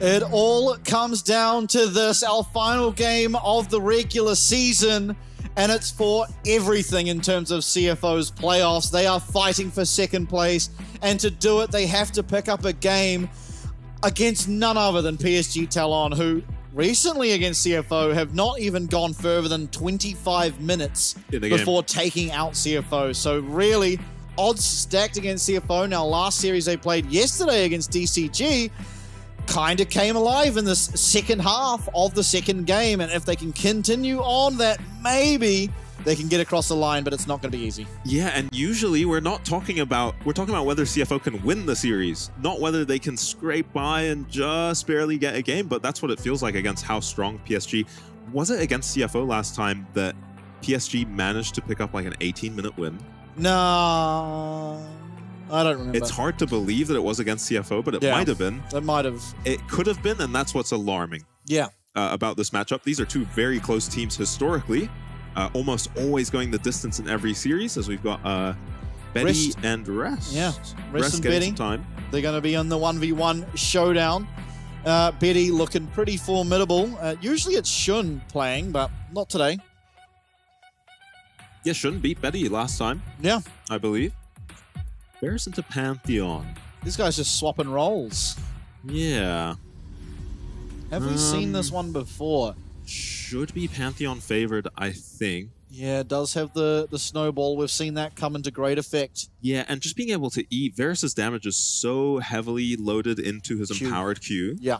That if you can E it on the Pantheon, even in the previous 1v1, we saw Jiang just barrier it every time the Varus Q got used, and very long cooldown on the Varus WQ. Rest playing ultra safe. Yeah, not interested in these shenanigans. Now, I wonder if he just has any idea that Pantheon would be in his bush, because generally that's not what happens. Oh, missing the Q.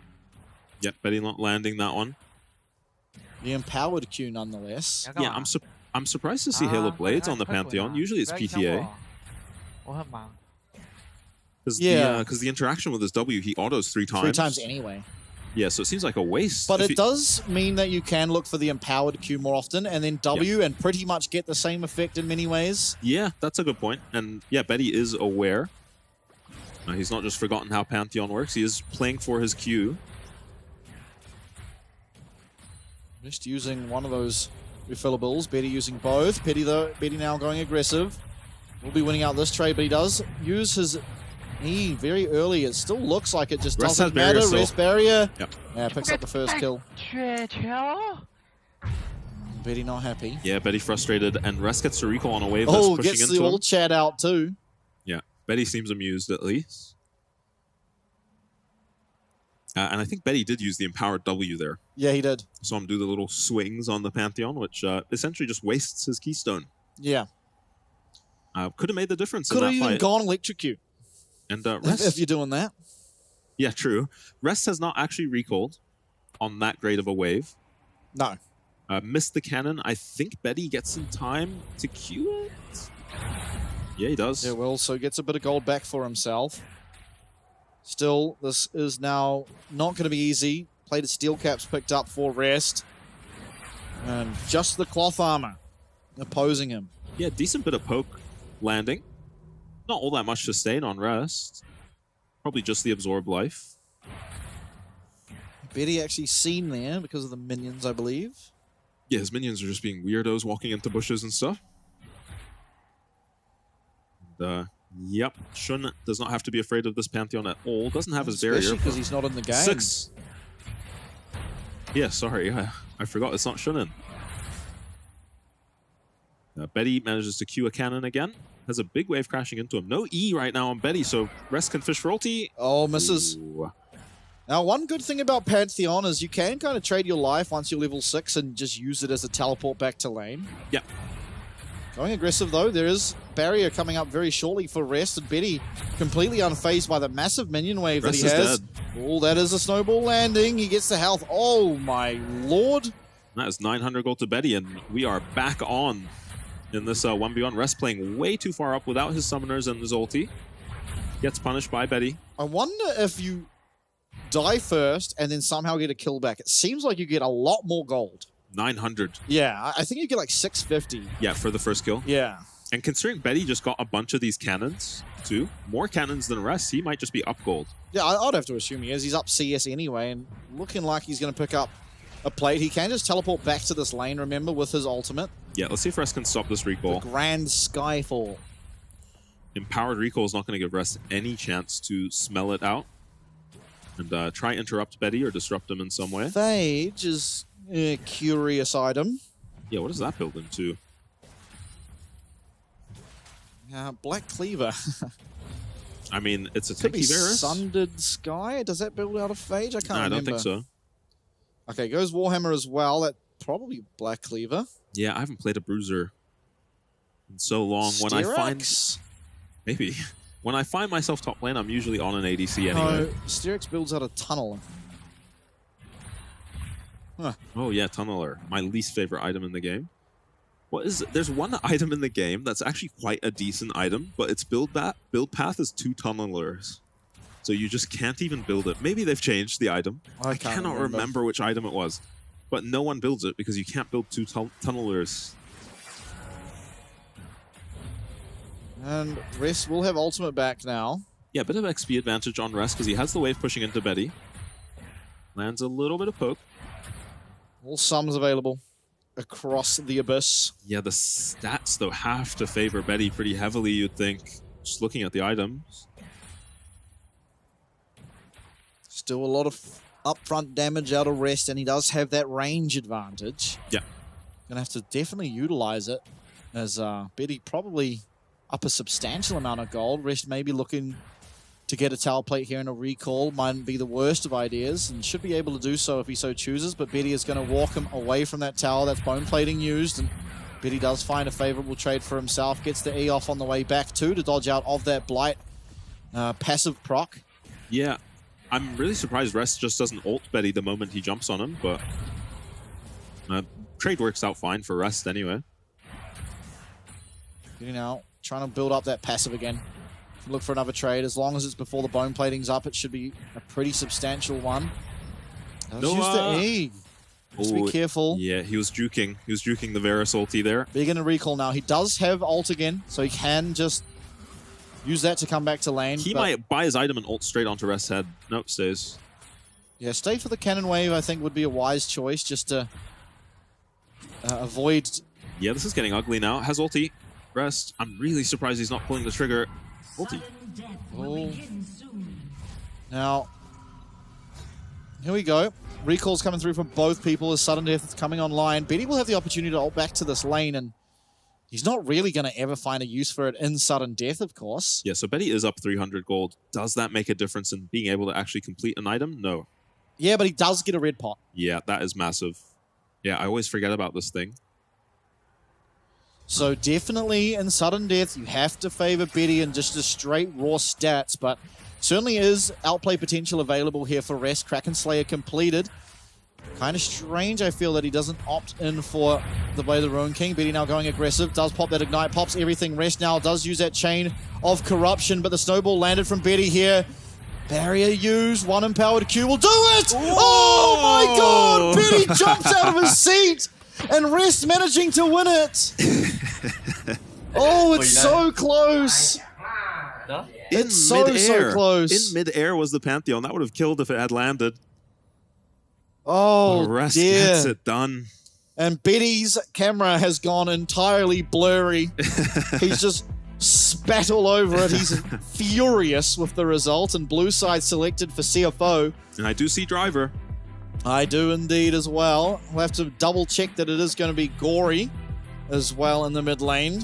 Oh yeah, good point. I forgot there's 2 potential solo lane swaps. And we'll find out here. It is Gory. So Driver casts a Gory Shun Sword Art. They played this lineup yesterday. Got the win over DCG. So why would you change it? And how well did Gory play yesterday? Not very in the first 2 starts of the games, but eventually came to his own. Yeah, and felt like he was just taking over. Yeah. Definitely a rough start to the series for Gory, especially game 1. Very invisible.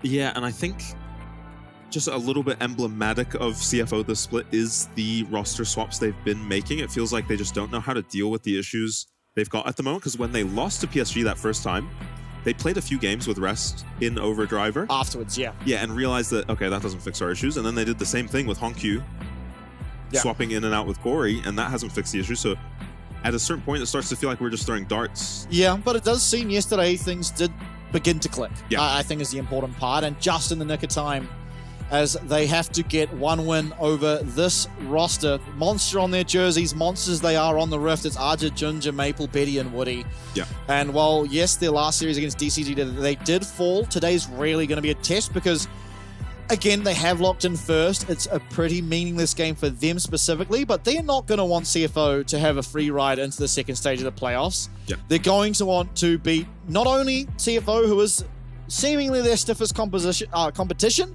but also for Maple and Betty, it's their former teammates. Yep.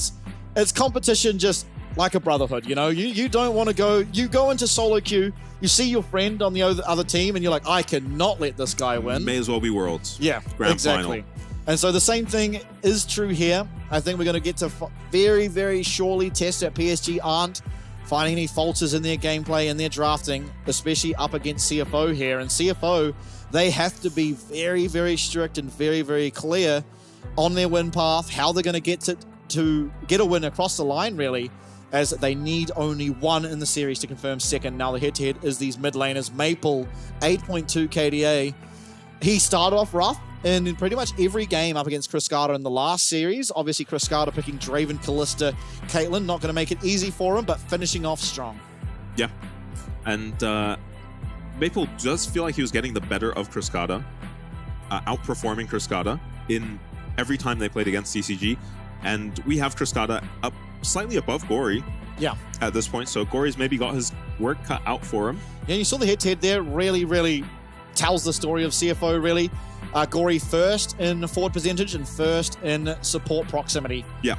We often critique CFO or just CFO in general of lots of teams. They have their jungler around mid to capitalize on mistakes, whereas it seems a lot, at least recently, that Casa and Sword Art have been there more to get Gory out of a sticky situation than to push an issue. Yeah, until game 3 yesterday. Yeah, game 3 suddenly, definitely different. Yeah, Gory was looking strong in his lane, and then Carson and Sword Art were able to play around him and just snowball kills. Instant Twisted Fate, man. Just not going to deal with that on the blue side, RCFO. Yeah, makes a lot of sense. They have seen the third pick Twisted Fate into Jackspan. Plenty. Kennen, okay. I think I know who we're worried about on the side of PSG. Does it matter?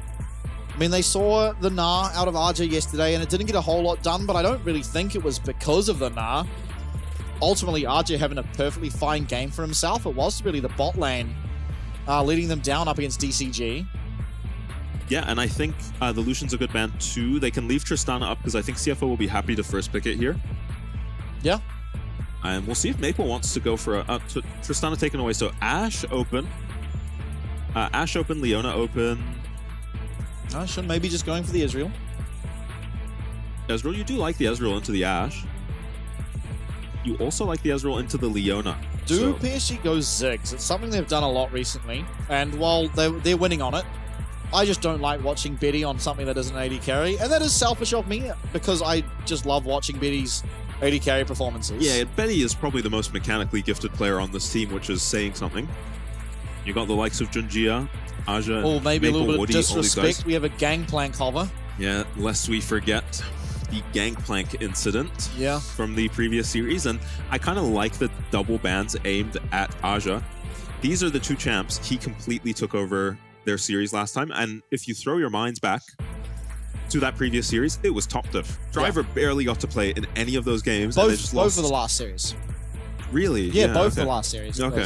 I remember the most recent one. I remember the Kennen GP incident. That was the first one. That was the first one. And the Renex and TF, was that the same one? That was, yes, the same one. Yeah.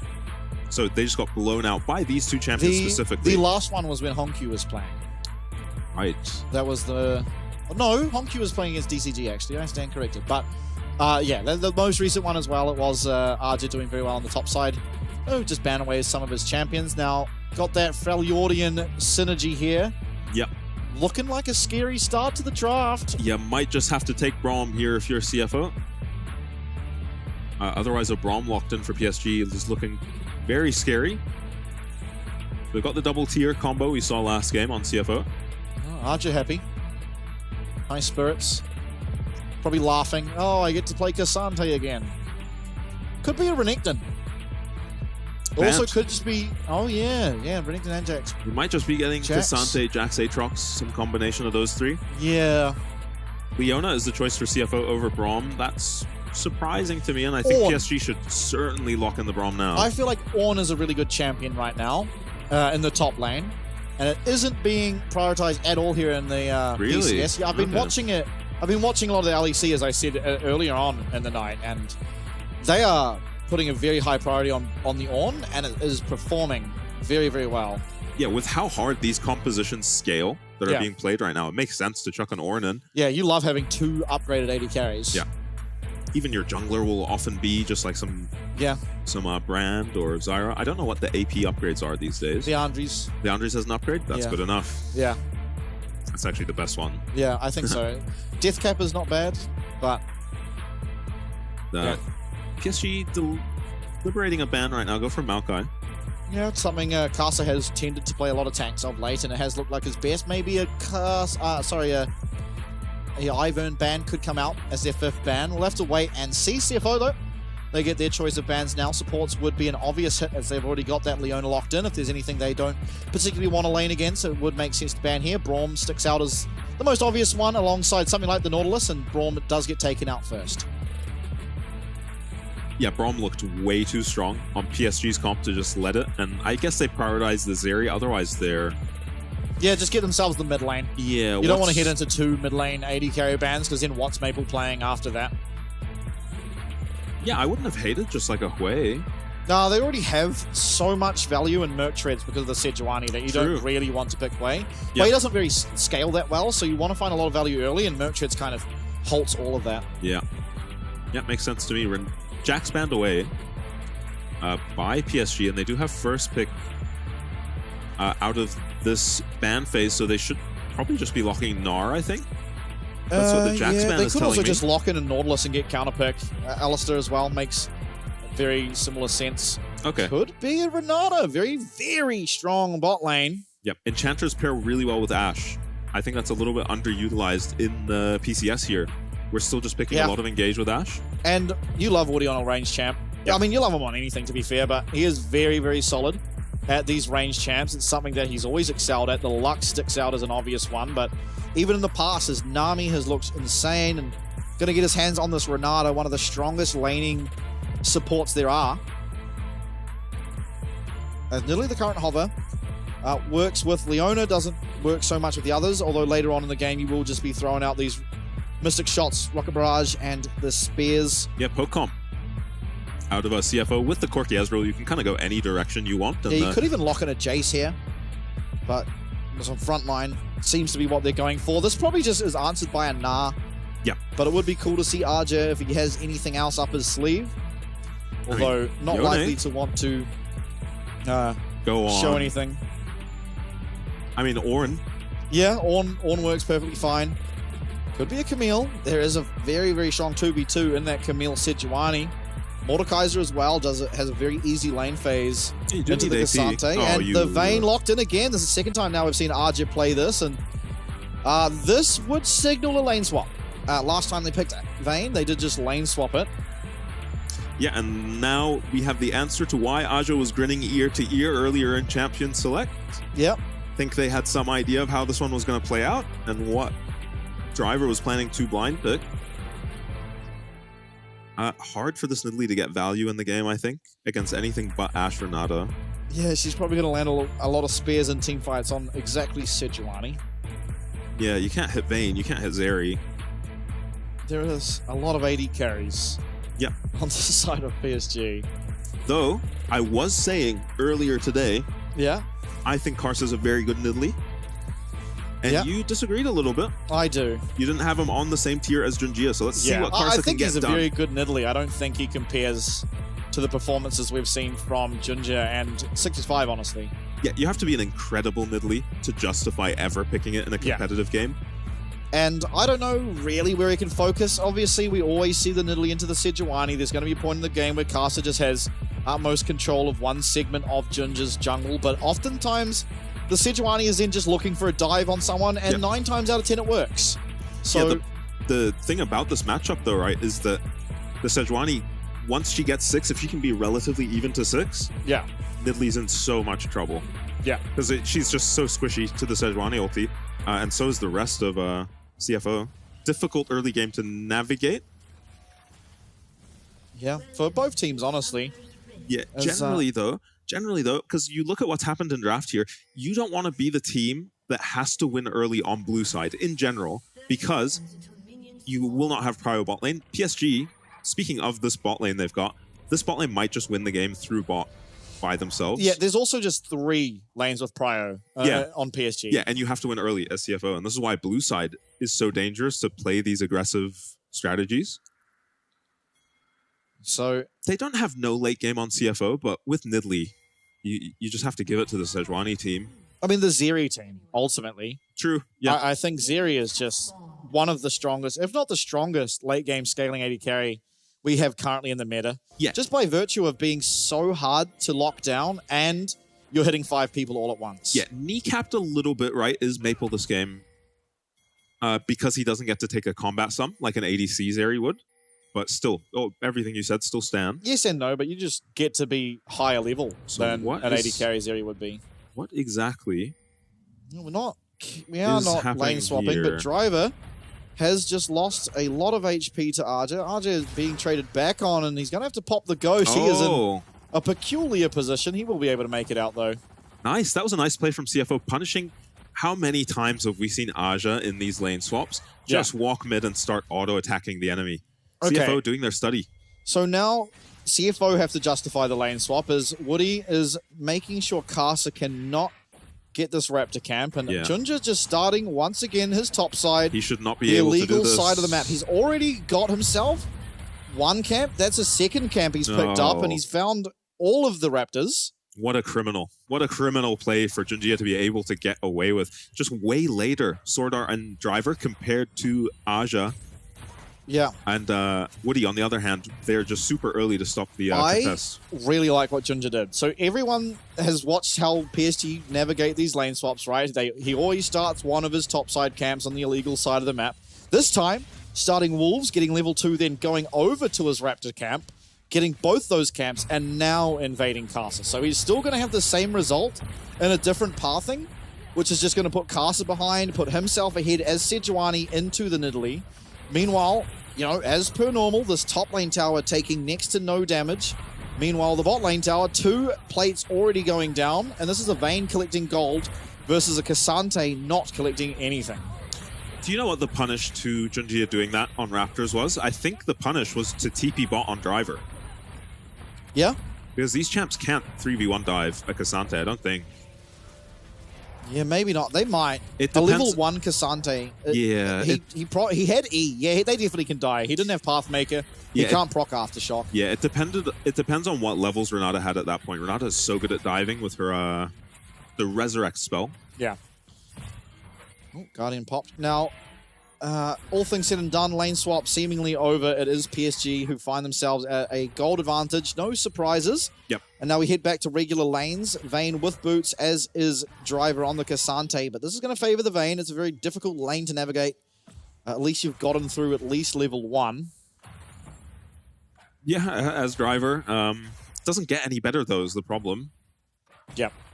And now we're seeing the fruits of Junja's labor, as he will be 1 camp up, and actually a 2nd as soon as he does blue. Yeah, in disbelief that Sejuani has come out of the early game ahead of Nidalee. Especially when you just have, because you're faster at clearing and more mobile on the Nidalee, you can maneuver so much more freely in these early game lane swaps. But Junjia, PSG, showing why you don't swap into them. Yeah, they did. Their most recent swap went negatively against DCG, but this time, I mean, it was off the back of 6-5 mimicking how Junja starts the game. Karsa not doing the same, and it is kind of cost him. Junja now getting into his Raptor camp. It is stolen away from Karsa, so he gets at least 1 camp back, but still he's 2 down. Yeah, and Karsa has not managed to do anything in this early game already. It is safe to say Sejuani level 5. Yeah. Up to camps level 5 on Sejuani is almost already lost for the Nidalee, in my opinion. Yeah, every lane's going to get 6. too. Junji is just going to get 6 and go ult someone. Can choose pretty much between Karsa and Gory for who he wants to target this game. Could look bot. Yeah, Junji pinged on his way to the Dragon. Will he have some camps to farm before then to maybe get level 6? Probably not. Yeah, and he knows that Karsa just has to go do his Grom. Only topside up. Betty throwing the Hawk Shot at Grom. They know that this Nidalee is so delayed. Yeah, so they're going to be able to pick up this Dragon free of charge, and it's not even going to force, by the looks of things, the bot lane out of lane. So really not losing anything in terms of tempo. Only Junja, who might now find himself evened up in CS, but up in objective. Yeah, does Karsa know this is happening? Because this should at least be a flip. Nidalee should not get to solo this, I don't think. Nope, Karsa just recalling. Yeah, has to. Hasn't recalled. No, he hasn't. Not at all this game. So, I mean, this bot tower is almost dead. We're 6 minutes in. PSG have just completely outplayed this lane swap, it feels like. Yeah. It is only a 300 gold advantage, but it's more the state of the game. Because this bot lane tower is now just waiting to fall. Yeah, you make one mistake as CFO's bot lane, which looks like they already have made the mistake. The fatal mistake, whatever happened to Shun's HP, and you lose this tower. A much better look here from PSG in comparison to their game against DCG. Is one plate remaining on this bot lane tower. That's less than 1,000 HP. Now Karsa's trying to get some Void Grubs for himself. Let's see if the priority that Arja has in the top lane can net at least one trade back. It doesn't seem like PSG are too concerned about it. Maybe learning from DCG that there is still win cons possible through the Dragon. PSG, I wonder if they're going for this tower. Because they haven't taken a recall. This is very greedy. Only Sword Art there. I want to pan down. I mean, this is... I don't think so. With Sword Art recalling, they shouldn't be on the tower. He cancels his recall. Yeah, so greedy from PSG. They might throw their lead a little bit here. I mean, they're ultimately still pretty even in items, right? There's a tier stacking, but it's a 950 gold item to a 900 gold item, and Betty is actually technically up. There is the boots as well, but level still... 6 for Betty. It's dead. This is a 7-minute tower. That is absurd. Yeah, and this bot lane from PSG already... Waiting as well for this cannon to go down. And blocks it. Shouldn't even losing a second minion there, as one auto will do it. Minion eventually gets that kill, and it's Betty, the biggest winner out of this lane swap. Yeah, and it's kind of puzzling to me how many times PSG have been made to prove they know how to lane swap. Considering they just are our best lane swap team. Yeah. Yeah, puzzling that teams just keep going for this. Driver doing well on the top side, only down about a wave's worth of minions, but ultimately it is the other side of the map that suffered from this lane swap. It's a Dragon picked up early as well for PSG, and yes, the Void Grubs were there to answer, as the next set will spawn on the same timer as Dragon, so there is counterplay around whether or not Junja wants to give up the Dragon for the Void Grubs to make sure 6 doesn't come through, or if they try and get both, or we'll have to see what happens. Yeah, I wonder if you even care about the 6 Void Grubs as Junjia, just because when are they getting cryo on CFO? Yeah. You do often just find yourself randomly hitting a tower, and it helps tempo to have the Void Grubs. Yeah, and if you ever win a fight, it means you get way more out of it. Yeah. Is kind of, I think, where the most value comes out of Void Grubs, more so than side laning. Yeah, so if he has the opportunity to deny it, I'm sure Junjia will, but he won't sacrifice a Dragon for it, I don't think. Speaking of Driver, back on Driver for a second, imagine a worse feeling than playing extremely safe against a Vayne for an entire laning phase for your bot lane to lose their tower at 6 minutes. Yeah. You're kind of hoping the rest of your team are doing okay, because when you're the Cassante sitting in this lane, you're telling yourself, I'm useful. I'm a tank, I'm going to show up to team fights and be more useful than my Vayne. But if Driver's team falls apart, he's just suffering up here for nothing. Woody maybe coming to help out, look for a dive, and Arja's just peppering away at Driver's health bar. Driver probably going to be backed away from this minion wave, though. Caster coming up means that he might feel okay. Woody will get another Demolish proc, as nice handshake lands there, as well as those Silver Bolt procs, and unfortunately that spear will go wide, and I think so far we're getting it proven to us that this Nidalee champ really not helping out all that much. Yeah, and Driver no TP. Just going to have to back and take Betty, the L. though, he's in trouble. Going to have to use that Enchanted Crystal. Arrow Flash comes through, and an answer there. Ooh, Betty does survive, and that's very important. He is where so much of this gold on the side of PSG lay, and Woody just up here getting a Demolished Proc. Maple, though, he's looking for the 1v1. Lightning Crash used, and Gory trading back very aggressively, very, very aggressively. It's so even.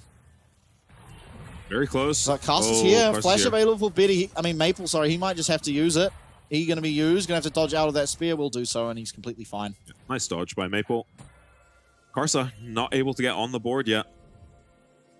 Neither is Junjia, but I'd much rather have a 0-0 Sejuani. Yeah, me too. 2K. 2K without a kill. Yeah. Is insane. And I mean, this is just off the back of the lane swap. It's I think partly, yeah, there's a Vayne. You're kind of forced to lane swap. Otherwise, Cassante gets walked away from the first, the second, and possibly even the third minion wave. And it becomes just impossible to ever lane as the Cassante. So coming out up to, you know, the 4-minute mark where you are just almost even, the only difference being a couple of plates that Vayne was able to pick up, means that the Cassante has a better life, but the rest of PSG are just bot lane thriving. suffered so much for it. Because if you had a full HP tower, at least in bot lane, you could afford to make, you know, some mistakes or take a bad trade against this very strong lane in Ashe Renata. And now Void Grub's being done. Woody here, though, to try and deny it. Casa does get one, so that's going to at least mean that Void Mites do spawn on the Rift now for CFO, Ooh. as well as a bit of additional damage when it comes to towers. 4v4 is what's lined up here as both top laners do head their way down towards these Void Grubs. Now, ultimates are back up for both Betty and Maple, who did use them recently. Junjie, however, does not have that Glacial Prison. 5 Void Grubs going to be picked up, possibly, as Junjie walks in, gets the smite, so it is one at least picked up for PSG. Junjie going to flash away from that knock-up. The driver, no Aftershock now available as Xenoblade lands for Sword Art. Solar Flare as well, it's on to 2, but Woody gets a massive hostile takeover, and now these AD carries are fully unleashing. Shun having to run away, Gory having to flash away, and PSG, they get 2 4-0, as well as those 2 Void Grubs. They'll have the opportunity now to choose whether they want to head down to that bot side. It looks so good, the 2-man Solar Flare, but the 3-man hostile takeover, Woody saving the day. Yeah, the disengage from Woody was insane. So much of this poke is missing from CFO, and I think Sword Art just forgets he's in a poke comp. Driver's play maybe isn't too aggressive, but I think we've got quite a while before the play breaks out. Actually, we can watch some of the poke miss from CFO. Yeah, Junjia just strolling up. Here, Driver goes on I'll take Junjia. that. I don't hate the flash from Junjia. This is a fine play. But here, Sword Art going, his whole team is poke. It's like Porkies and Ezreals with tiers. 2, and Nidalee. Gory just getting out. Yeah, but that's enough. 3 people with the Renata ulti, and you're already engaging that play onto Sejuani and Renata, right? So all the carries are free hitting. All back to live. Xenoblade connects on Mabel. He's dead. Nice find there by Sword Art, but it's going to be traded 1-for-1, it looks like, as Betty heads on up here, and he should Sword Art deny realizes, Betty the kill. Yeah. Nice. I have to see if anything else comes from this. It is at least going to be the Dragon here for PSG as they pick up the second of the game.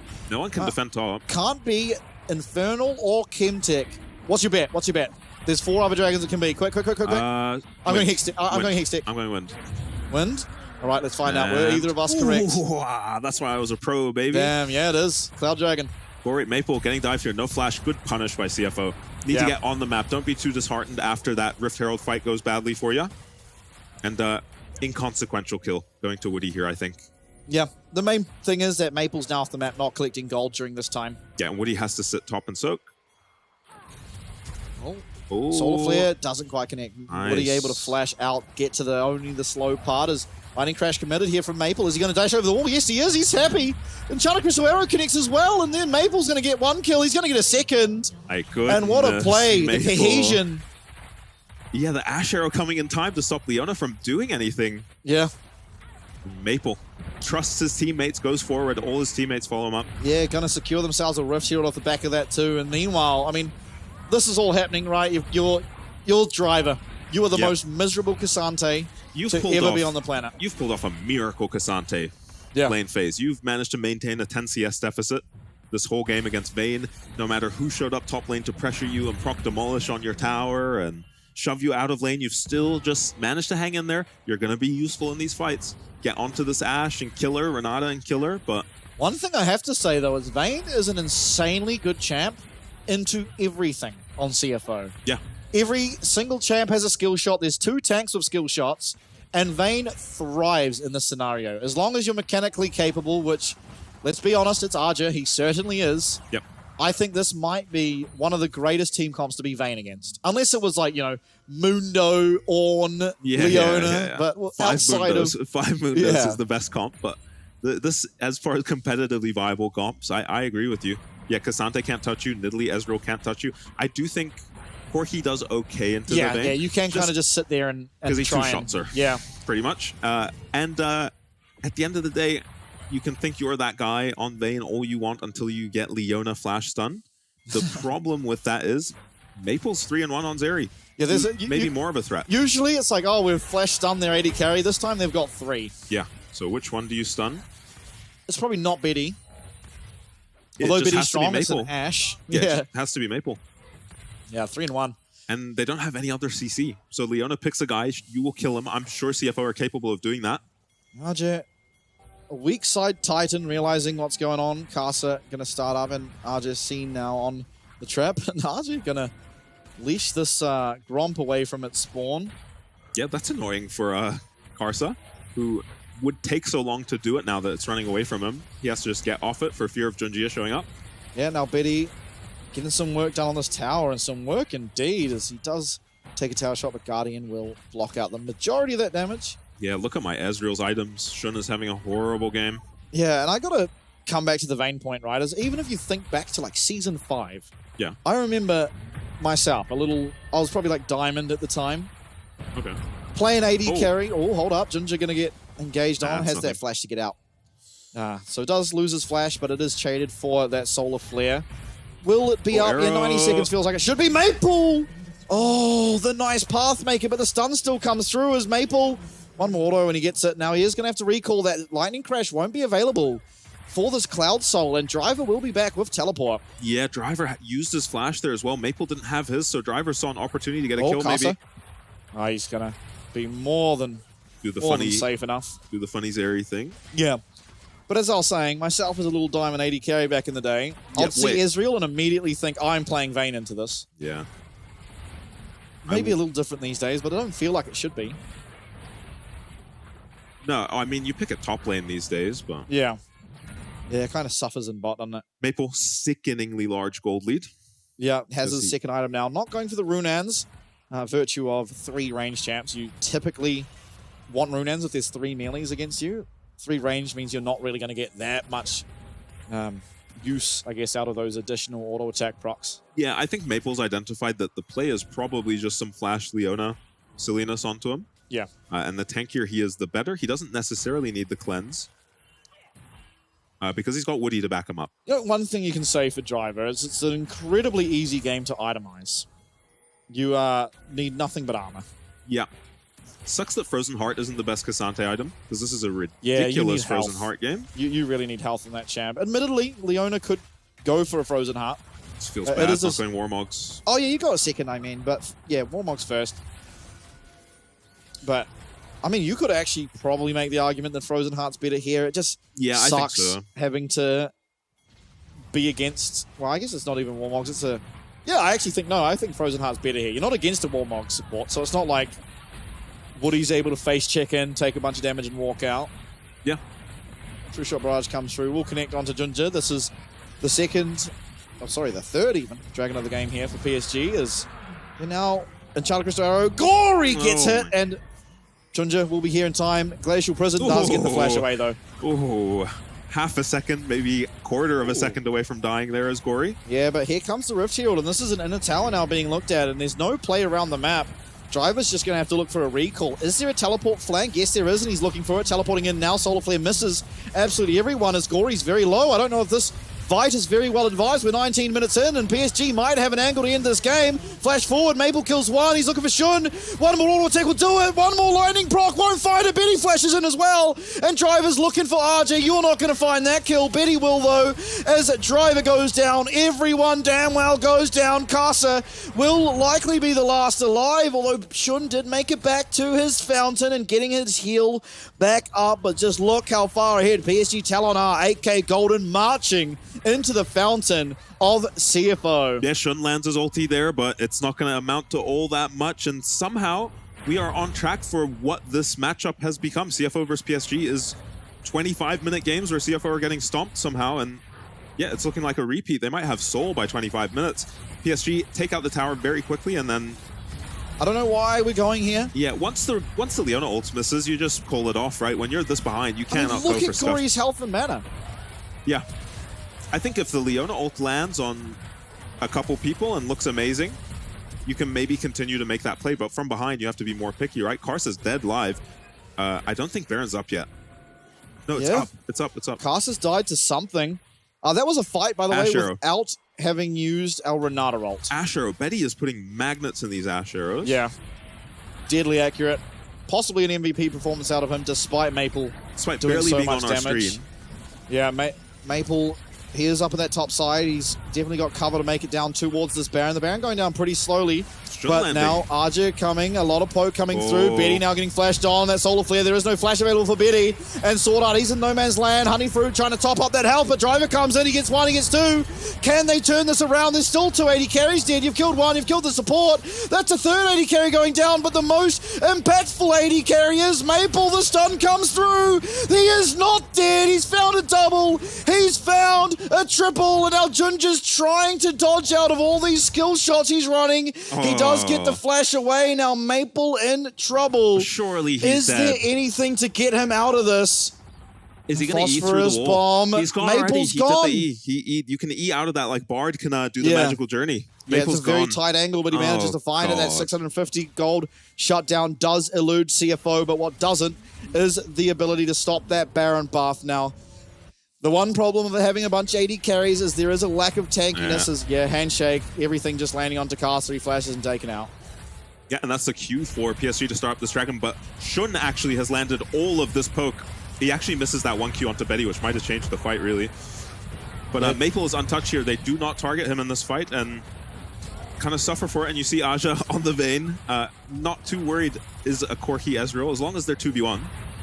And Shun just going down. Yeah, Gory not in position to help. Maybe Gory could have played a little aggressive there. He was just way too far away. I think clicking backwards feels illegal. Yeah.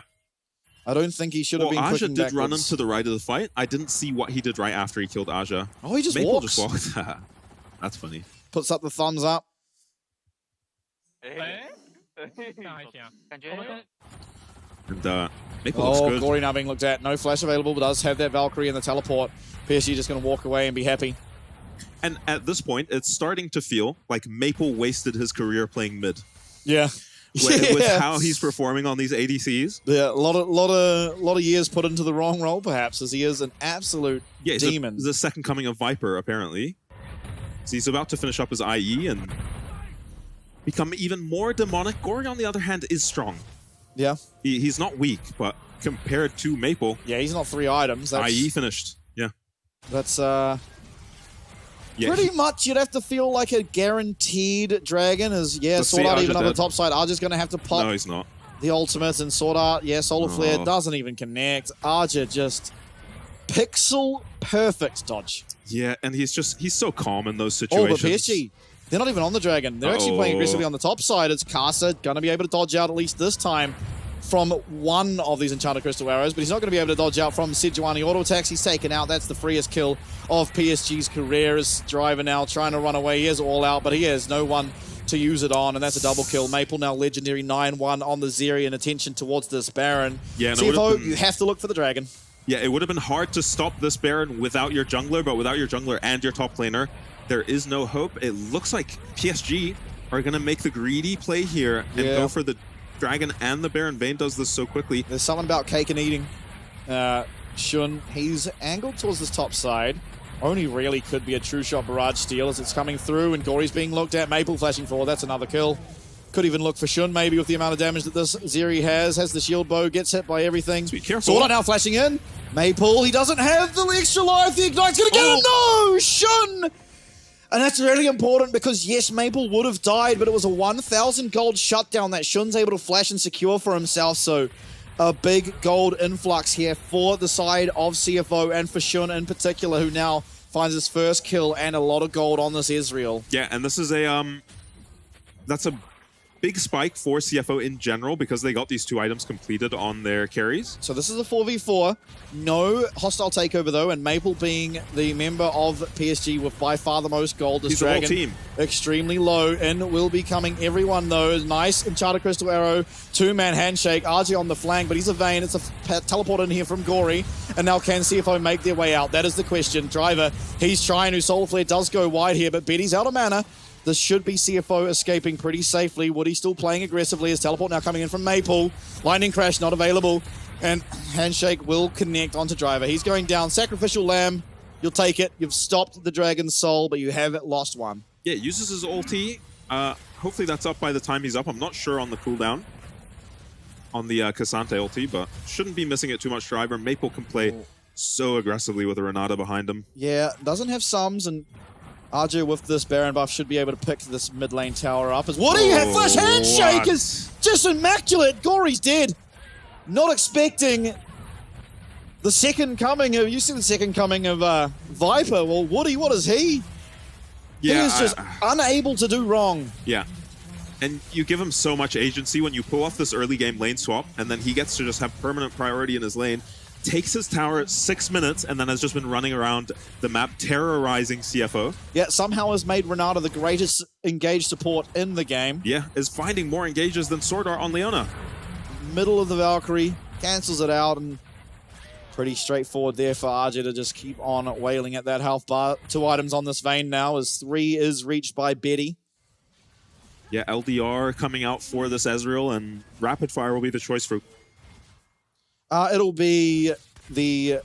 Not LDR. Oh, yeah, sorry, Seralda's Grudge, that's it. The Last Whisper. Same difference.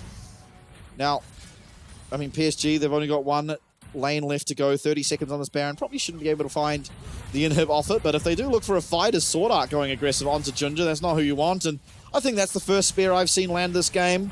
Lands the second, but they're all onto a Sejuani who uses ult on Sword Art, and Charter it connects onto Shun. That's going to force out the cleanse.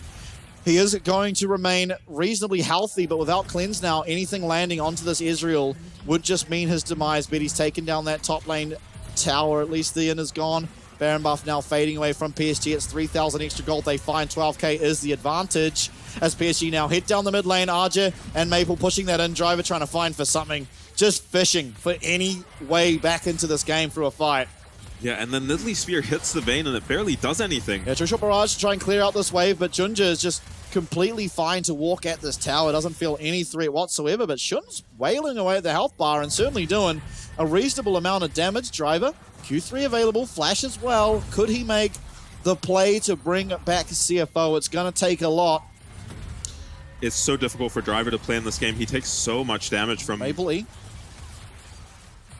From all of these carries. Yeah, Maple E not punished by Sword Art there.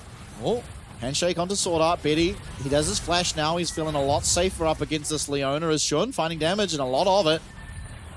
But is this Archer and Maple just being complete pests in this base, pushing alongside these super minions and making sure there's just continuous waves at these Nexus towers. Another one going to get pushed here by Archer. Maple on the mid wave and Woody as well joining with his solo laners to make sure this base is under constant pressure. Yeah, it's just so difficult for CFO to... There is no cleanse, but the CC is not very long when that close range Sword Art's going to go down. Ginger is going to flash away in these slows. Casa, no flash. He does have to use it.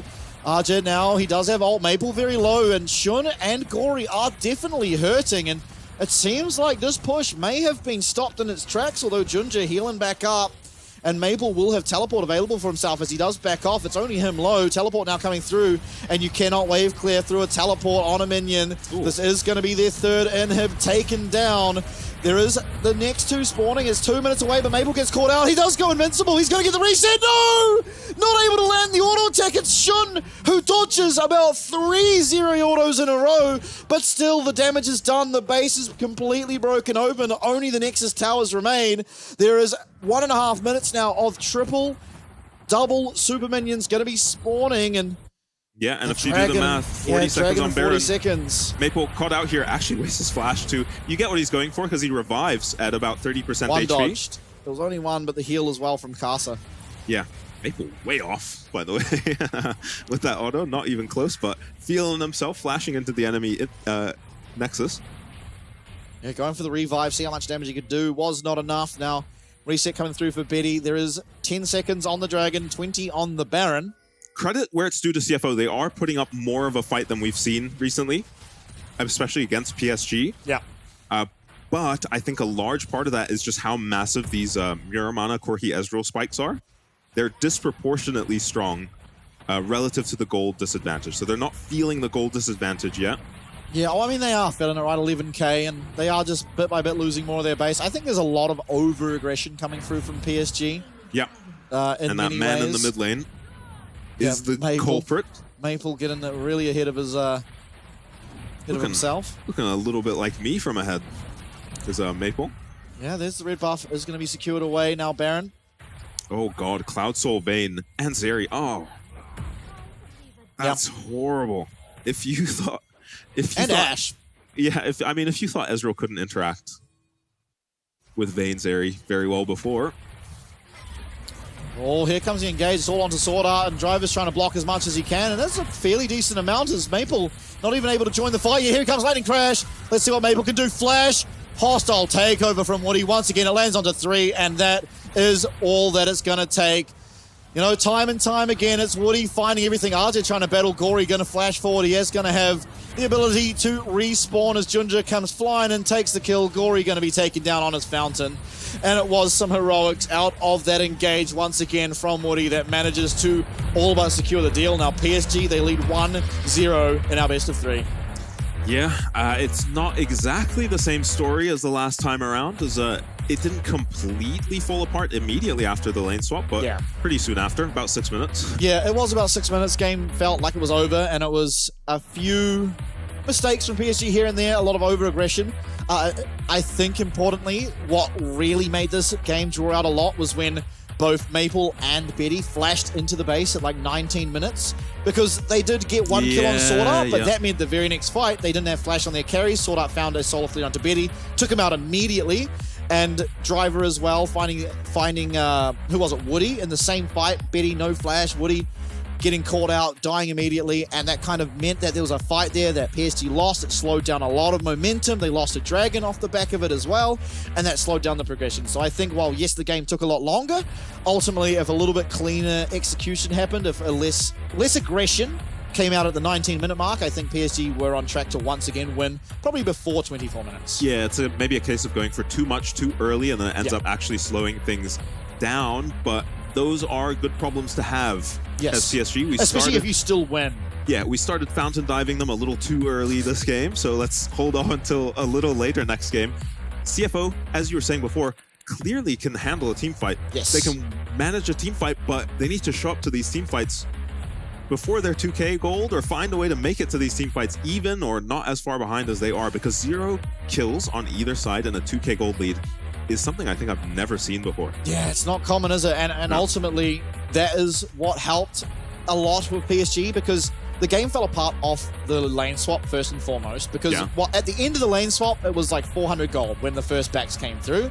It's like, yeah, it's not that big, but the state of the map was atrocious. So the gold wasn't too bad. Bot lane had 1 plate left. Yeah, you have a plate and a half bot lane against double ranged. Yeah, exactly. And you've got a Leona. You're never going to be able to get away from your tower. Leona Ezreal against Ashe Renata is never getting off that tower ever. And so, yes, it's 1.5 plates left. Technically, the tower's not gone, but it is all but gone. Junja up in jungle. He had more farm than Caster at the end of that because, again, I think out of Junji, a fantastic recognition of what went wrong in his lane swap against DCG. It was too readable. He'd done it 4 times in a row now where he just starts his top side camp, this time starting his bot side camp, getting level 2 very quick off Wolves, then going to his top side camp, contesting with both Sword Art and Driver and still getting the whole camp.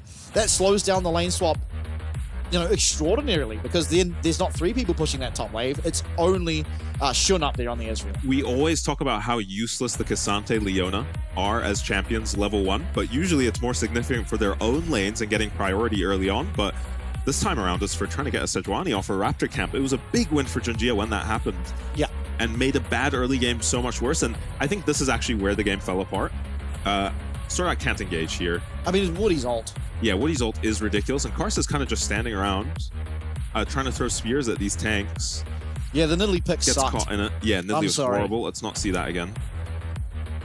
It did nothing. I mean, 9k damage out of your Nidalee pick. It did less than Sejuani. Yeah. We cannot be having that. And, yeah, probably did more healing than the Sejuani. Oh, Warmogs, though. Yeah, No, maybe not. Yeah, actually, probably not. Yeah. Ultimately, though, yeah, what are you supposed to do? I understand, like, you want Nidalee in a poke comp, but there's no lockdown anywhere outside of Leona, and the problem with Leona's lockdown is it's pretty much always on someone you can't actually get to, because you use the Solar Flare on someone in the back line, and then, you know, there's follow-up from your AD carries or whatever, but your spear can't really weave into them, because there's just going to be Junji in front of them. Yep. So you kind of want it to be paired with the likes of Renekton that we often see, where you can just use it. Backline access. Well, in lane, I think, is the important part, because when you're lane swapping with a Leona that's stuck at tower, you can't use it in lane. You have no priority in that bot side. Right. You don't even have a tower in the bot side. Stars of the game, Maple and Ginger, I think. Yeah, it's hard to choose the MVP. Oh, Ooh, yeah. I never even considered it, but yeah, this is it. Yeah, that makes sense. Yeah. 95% KP. Maple did a little too much happy gaming. Yeah. That game, I think, to get it. Plus, he got fed off the back of Woody. Yeah. Even at the top skirmish, it was off the back of Woody. Woody finding plays around the map constantly. And I think time and time again proving that he is just the best performing support in the region. And I don't think it is particularly close now. Yeah, and I think you kind of saw just a fundamental misunderstanding of how this should be played by Sword Art. Because Renata should not get this much impact in this game, as we're watching a replay of... Yeah, this is the last fight. Yeah, this is 4v5, by the way. Actually, it's just 4v4. I think Gori and Aja are at this point fist fighting. 1v1ing, yeah. Yeah, on the inhib. Vayne wins that, if you're wondering. But yeah, Sword Art just feels like he misunderstood, because Renata is a disengaged champion. It should not get massive value against poke comps like this. When they flashed into the base of CFO, Renata didn't even use ult, because the entire fight was no way to ult. sprinting. Yeah. So, I mean, a lot of value getting found from Renata going forward, which is not usually the case. Admittedly, there is a lot of value that the revives you can get, and that's kind of it. Yeah, when you're diving, when you're that ahead and you can just throw your very fed Zeri in there. Yeah, he managed to find a lot of value, don't get me wrong. Woody playing phenomenally. I think on the other side, though, we should mention that Shun had a great game. The lane swap sucked, not really his fault. Someone help Shun. It wasn't really his fault how poorly that lane swap went. He is just playing the lane swap how he should, and unfortunately comes back to bot lane and it is just completely destroyed. I tell you, I am not topping damage on my team if I'm Ezreal that game and I lose my tower at 6 minutes. Yeah. I am just queuing minions, walking around lost and confused, but Shun again manages to just get not even a massive amount of farm, but just that one shutdown, and then makes a threat of himself. Even before he gets that shutdown, he had that one Baron fight. Oh, close. Where he managed to make that fight close on his own. Yeah. We have a whole poke comp, but it's just Ezreal doing the poke. I think Shun, I mean, you know, he had one bad game yesterday, but I think other than that, he has played so phenomenally all split long, all 2 years long that I've watched him.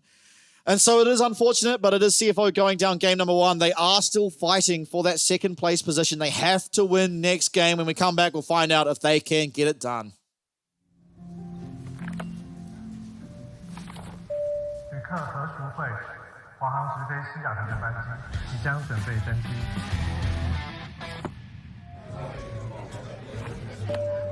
China Airlines passenger Michael Chen. Your third flight to Seattle is now ready for boarding.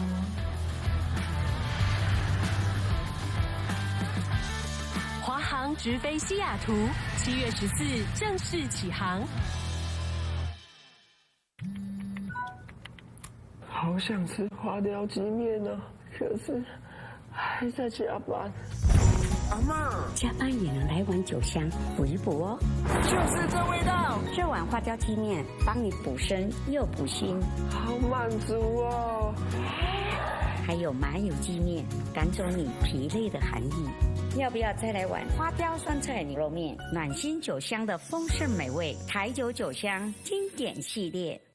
难得皇上莅迎蒙古，臣等备好贡品向皇上进献。好想吃哦！特此献上，此为酒香蒙古锅牛肉面，就是这味道，浓郁的汤头为牛臀骨风味，还有孜然香，淋上5加皮料理酒，更有层次。这真是宫廷御膳顶级享受！台酒御膳堂酒香蒙古锅牛肉面。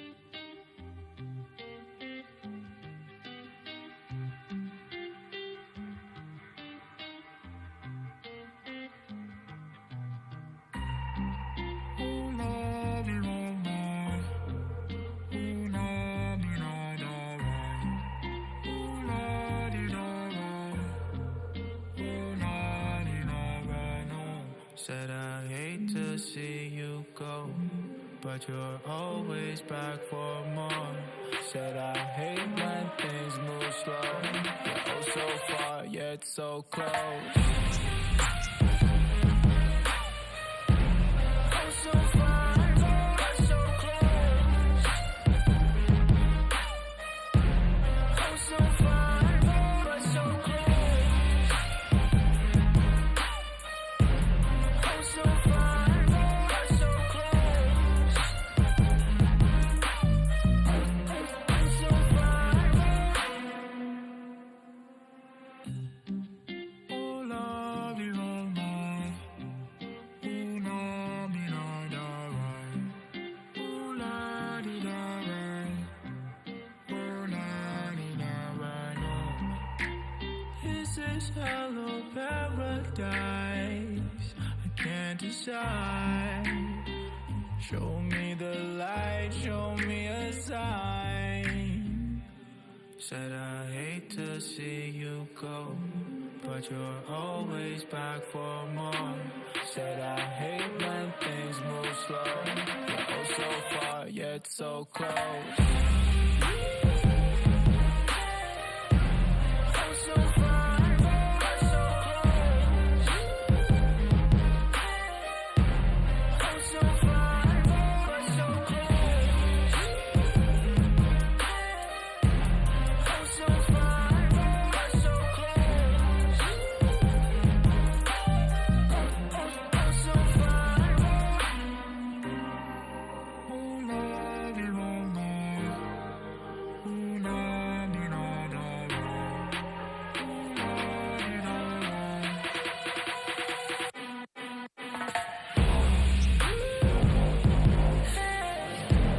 Oh so far, but so close.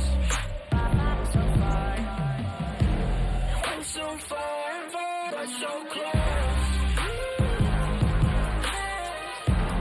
Oh so far, but so close.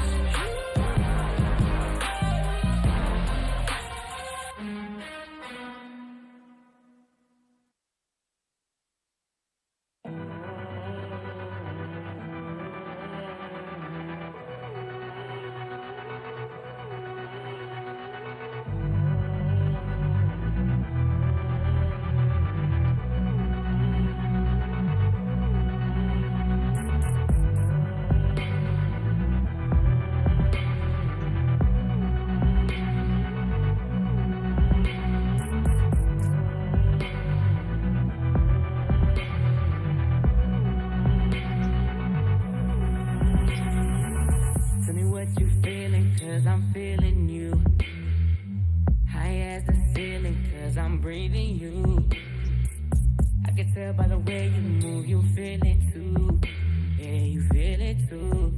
Girl, you feel it too. Got that dress on you like a second skin. I can help you with it if you let me in. Hey, we ain't at church now, so this ain't no sin. No, this ain't no sin. It ain't no sin, babe. Just wanna let you for a little while. Just wanna touch you for a little while. And then I'll leave you in a little while. Cause that's my style. Yeah, that's my style. Just wanna let you for a little while. Just wanna touch you for a little while. And then I'll leave you in a little while. Cause that's my style. Yeah, that's my style. Girl, I never promised to take you away from what you get yourself in every day.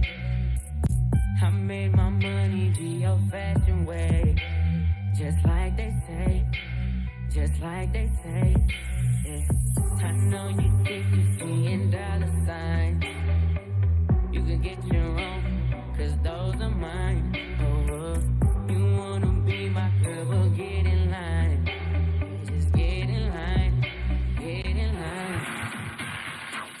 Just wanna let you for a little while. Just wanna touch you for a little while. And then I'll leave you in a little while. Cause that's my style.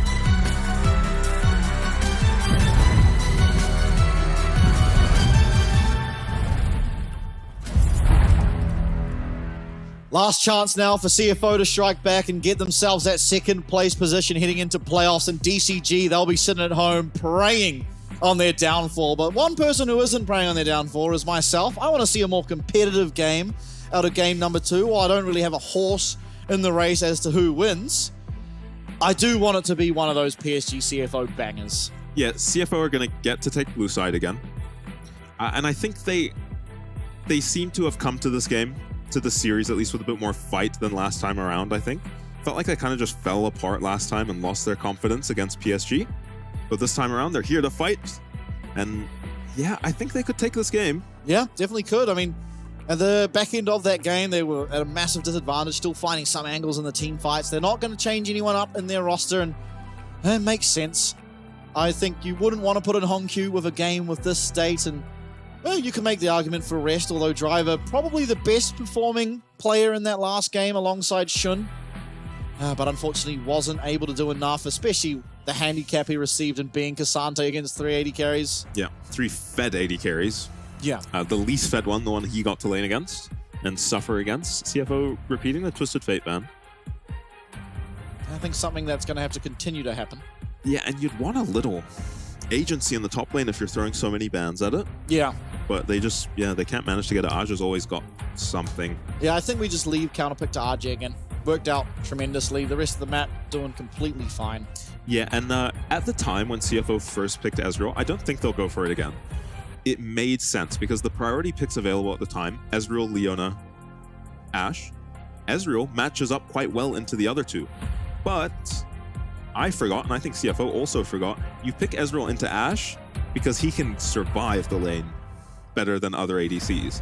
And then when you pair him with a Leona, and he's against double range, he actually doesn't survive all that well at all. No. It turns out. He survives, but he doesn't really keep up. Yeah, would have lost his tower early that game, don't get me wrong. Would have still lost his tower early, but because of the lane swap, loses it at 6 minutes. Is insane. That has to be the earliest. You just can't actually win. At this level of play, if you lose your bot tower at 6 minutes, like, I would struggle to carry my friends through a normal game. Yeah. In that situation. And it's going to be difficult to carry against PSG in that situation, especially when there's no cross map. It wasn't traded for anything. It wasn't Junjia committing his time down there. PSG, I mean, it's the same bans, but it's CFO who banned Tristana. Yeah. And PSG who banned Lucian. And I don't think you go for the Ezreal here, but Shun played immaculately on it. Yeah, okay, going Sejuani. Yeah, I like that. That is very PSG-esque. Yeah. Actually, and PSG like to usually take the Maokai into this. Well, I mean, yesterday we saw Lilia, and honestly, out of everyone, Junja, by far the best performer.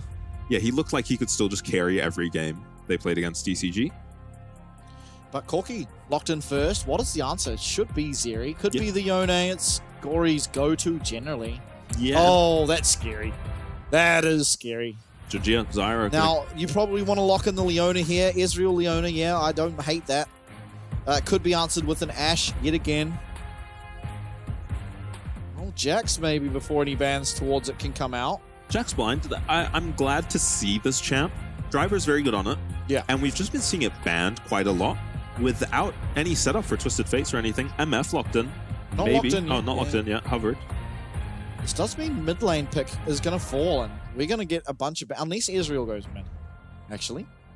And I think PSG just take Ashe unless they have some different designs for this game. Betty performing on the Ashe. I don't... Yeah, Leona really doesn't look amazing. Reason not to. I mean, it does suck against Jax, but that's about it. Yeah. He actually played very far out of Jax's range on the Ashe. Yeah. Generally, there will be at least one teleport flank, though. That Betty will have to try and navigate. Yeah. Ashe handles teleport flanks horribly, so does Zyra. Yeah. Zyra really wants everyone coming from one direction at her. So does Ashe. Braum is looking sickeningly strong on CFO's comp once again. Yeah, probably can just be banned. Yeah, I think so. Probably should be.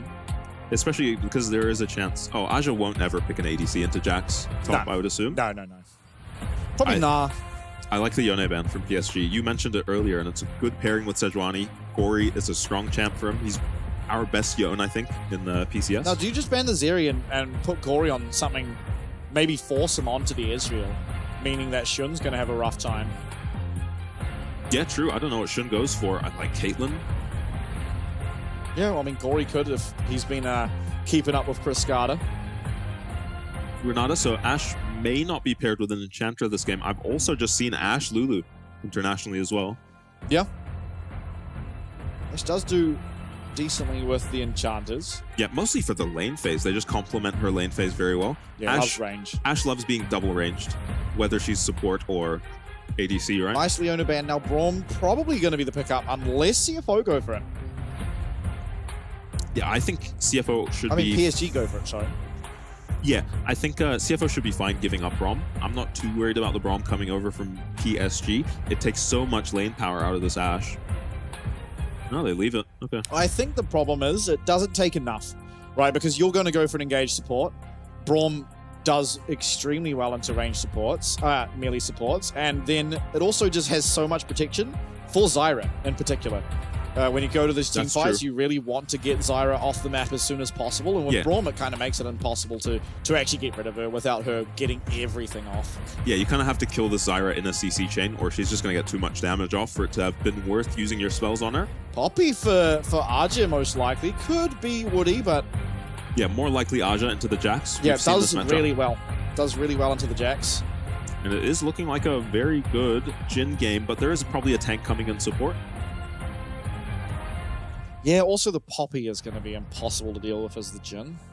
Yeah, and I think the Zeri feels a little better. Just chuck the Zeri mid and play Ezreal bot.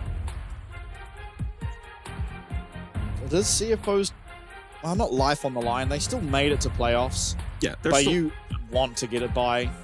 You very, very much want to. Now, this could be mid. I hope it's mid. I do too. I think it's stronger in the mid lane. Although it does do well. Oh, honestly, Ashe is probably the AD carry that does best into Ziggs, but Ziggs also... We've seen this matchup a lot, navigates the Ashe well. Yeah, so seems to be able to go either way. We've seen the Ziggs kill the Ashe kill the Ziggs. Far too often just finding themselves in 1v1s in team fights. Yeah. Ashes and Ziggs. Yeah. Weirdly. I feel like I've just seen that too much lately. What are you going to lock in the Alistar? Yeah. Nice interaction with the Nautilus where he can push the Pulverize as the Nautilus lands a hook on him and stop any follow-up. Yeah, and Woody's been insane. I think Woody's been the best at doing that. It's not an easy timing. Yeah. Woody doesn't seem to really screw up any mechanics or interactions. No. Ever. He just barely screws up. Yeah. I think the only time of recent memory I remember him making a mistake was trying to 3v2 at Krugs yesterday, or Friday. And kind of subsequently losing the entire game. Against DCG, you don't remember? Level 1. I'm remembering. Level 1? Level 1. What was he playing? What was he playing? He was playing Leona. It was Leona Zeri, and 65 was on Nidalee, and they tried to defend Krugs. Oh, God. And they got dove like 4 yeah. times in a row. Yeah. So hopefully no repeats of that. I don't think they will. I think they learned their lesson. Yeah. CFO, though, did they learn their lessons from game number 1? Doesn't look like a particular lane swappy game. Should probably just be standard lanes coming out here. And yeah, but more like standardized game probably favors CFO a little bit more than a lane swap would. Yeah, but like moths to the flame. The last few times CFO have been in lane swaps against PSG, it's been them initiating them. Yeah. And suffering. So I'm surprised their approach wasn't to just like read the lane swap and try punish it. We're in game. We are now. Here we go. Game number 2. It's up to CFO. They have their life on the line here. Their attempt to get that playoff bye, and it's all in their hands. Flash. Going to be answered, but Maple still gets hit. He'll be fine. Okay. A little bit of excitement, though. Maple laughing, and we saw this exact thing yesterday. Popular play. Yeah, popular play apparently. Just running it straight down mid with the Nautilus and flashing. Yeah. For the enemy's flash. Did that to Cascada, and it did get Gory a nice advantage in that lane phase. See if it can happen again here up against Maple. Very formidable laner, Sword Art, looking aggressive onto Betty. But the slow coming through from that volley is going to disallow really any play coming through. So Shun actually with first strike this game is not something we're used to. Yep, planning to hit the Alistar, I guess. Yeah, should pretty much have a... Can have it very easily poked off by the Ashe, though. Gotta be careful. Yeah. Ultimately, though, as this game goes on, it should garner him quite a lot of extra gold. 3 teleports here on the side of CFO. Means the macro play is going to be difficult to navigate, as there we go. First strike, proc number 1. Can play like an absolute bandit against an Alistair level 1. No threat. Have to be a little respectful of Ashe. Yeah, we have often seen an Ashe just sprint at you, but that used to be the Halo Blades Ashe. A little bit different now as Aftershock will be popped here. I think Woody likely starting Pulverize. You're not really going aggressive level 1 as the Alistair very often. As another bouncing bomb connects, but it still shouldn't actually. Losing out on health at the moment. Yeah, I have no idea how. I think he's still taking a couple of minion auto attacks. Yeah. Not Did get hit by a volley. Not dropping aggro. No, lands another. My boy is precise as Sword Art fishes for a hook as they hit level 2. Oh. Ooh. What do you thought the Q had hit there? Doesn't matter. You can't actually wait for it to hit, right? I don't think so. Yeah. You get CC'd, so you do have to buffer it like a Tristana jump. Oh, hold up. 2 minutes 30, I forgot. We have the minigame. Wait a second, top. I mean, this is just, it's a very difficult lane for Jax. Yeah, these early levels especially. Once he gets some items, he's fine. Oh, Kasa, invade. Oh, he doesn't get it. The smite comes through from Junja, and I don't think this is a 1v1 that Kasa should be flash win. for Junja. Yeah, Junja gonna be able to get away as, Hex Flash used, and Woody's now here to assist his jungler. So is Shun, though, to try and counteract it. Now, no chance of that record time. Yep. As Junja actually saved his smite for that blue buff. He has a second one up, which means he never used it. And I think he would have got about on time with his last jungle clear if not for that interaction. Yeah, maybe. But now he just finds himself up 3 camps. Yeah. Obviously, Karsa will bring it back, but... Yeah, Karsa's grateful that his top side is up here. Not a bad play by Karsa at all. Almost just completely ruined Junjia's game if he takes that blue buff.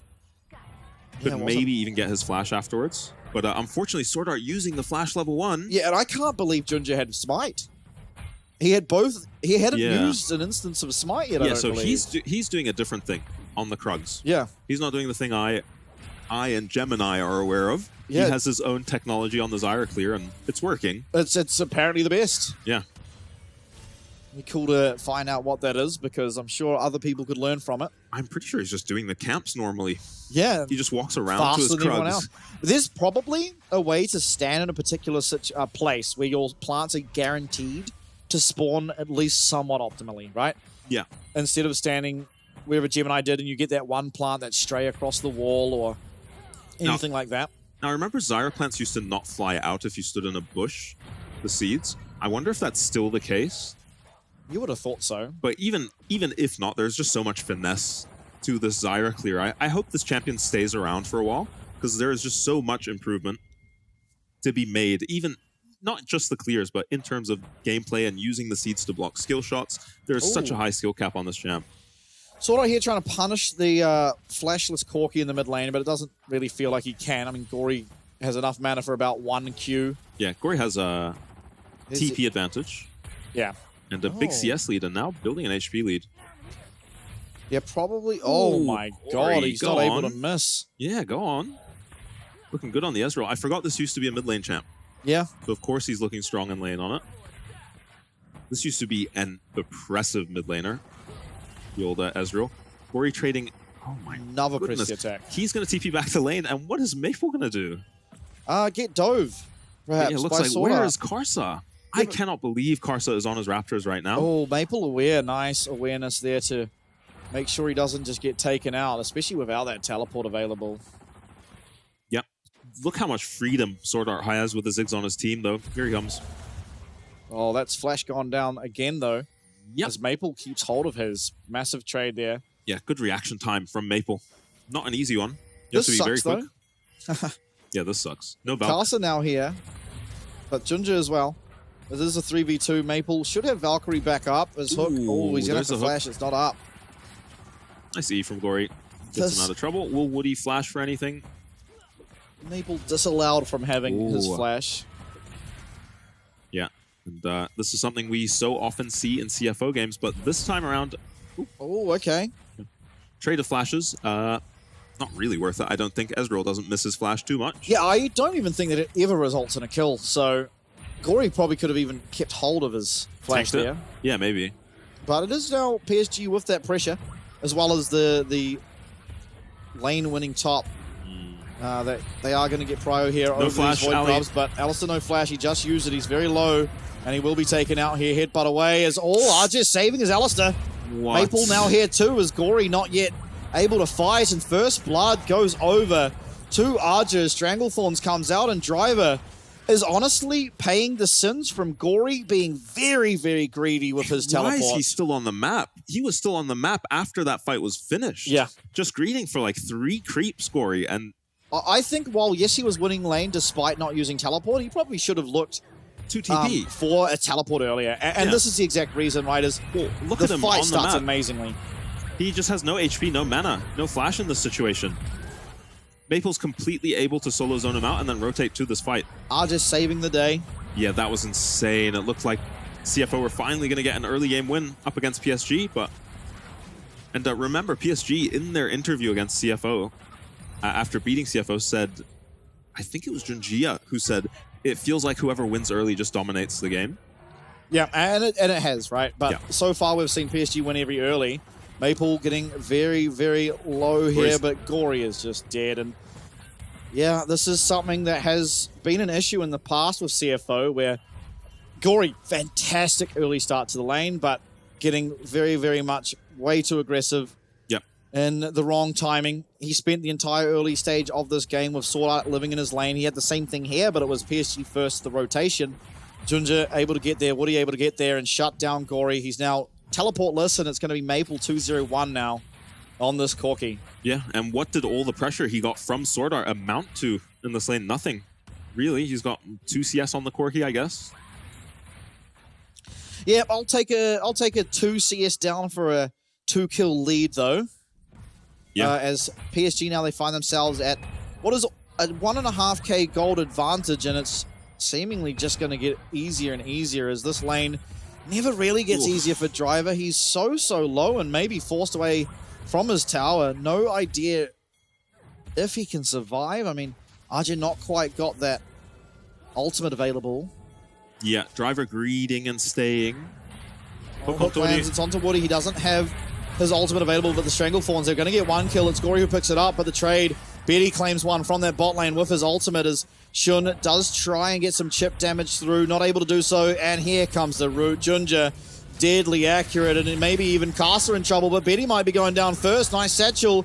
Kasa gets the kill, Shun running for his life, and will be able to get away, but Maple 4-0, and it was a solo kill in the top lane as well.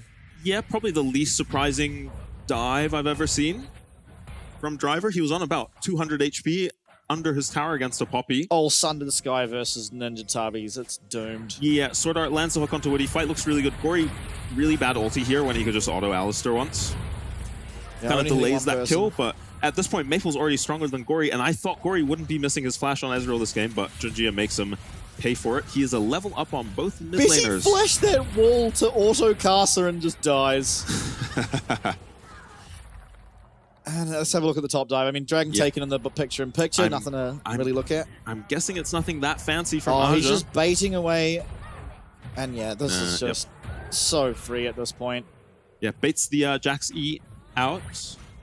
Maybe just had to E the buckler anyway, it did Driver, but... I mean, he dies either way, right? If you get hit by that buckler, you probably just die to EQ. But it's so confusing. It's similar to the mistake that Gory made earlier in this game. It's just so greedy when you scale so well. And he had teleport. Yeah, just go TP.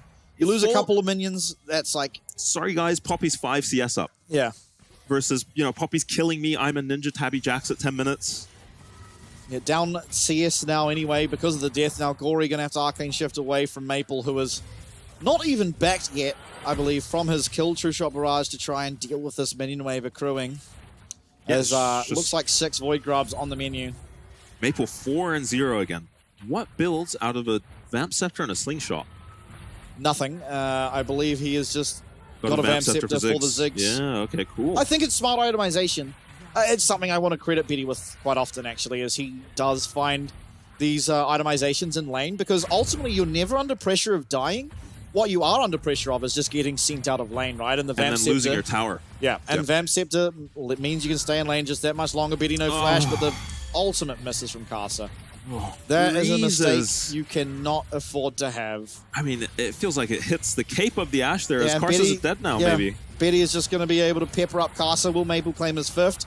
He's not a man who wants an assist, and he's going to get one as Ginger comes and yoinks that kill away. Probably smart. Wants some AP damage coming through as well, so... Yep. Plenty of kills on Maple. He won't be missing it as Aja, 2 levels up and taking this tower in isolation. Soloed that tower. Has anyone been up here? Other than Void Grubs? No. Yeah, that is pretty bad. Driver was doing so well in this lane until he just got killed for free. Yeah, he was just surviving, right? And that's all you can really hope for against early game Poppy. And now, Gory does have his Triforce somehow before Maple. Skipped his boots. Yeah. And the D-Blade to do it.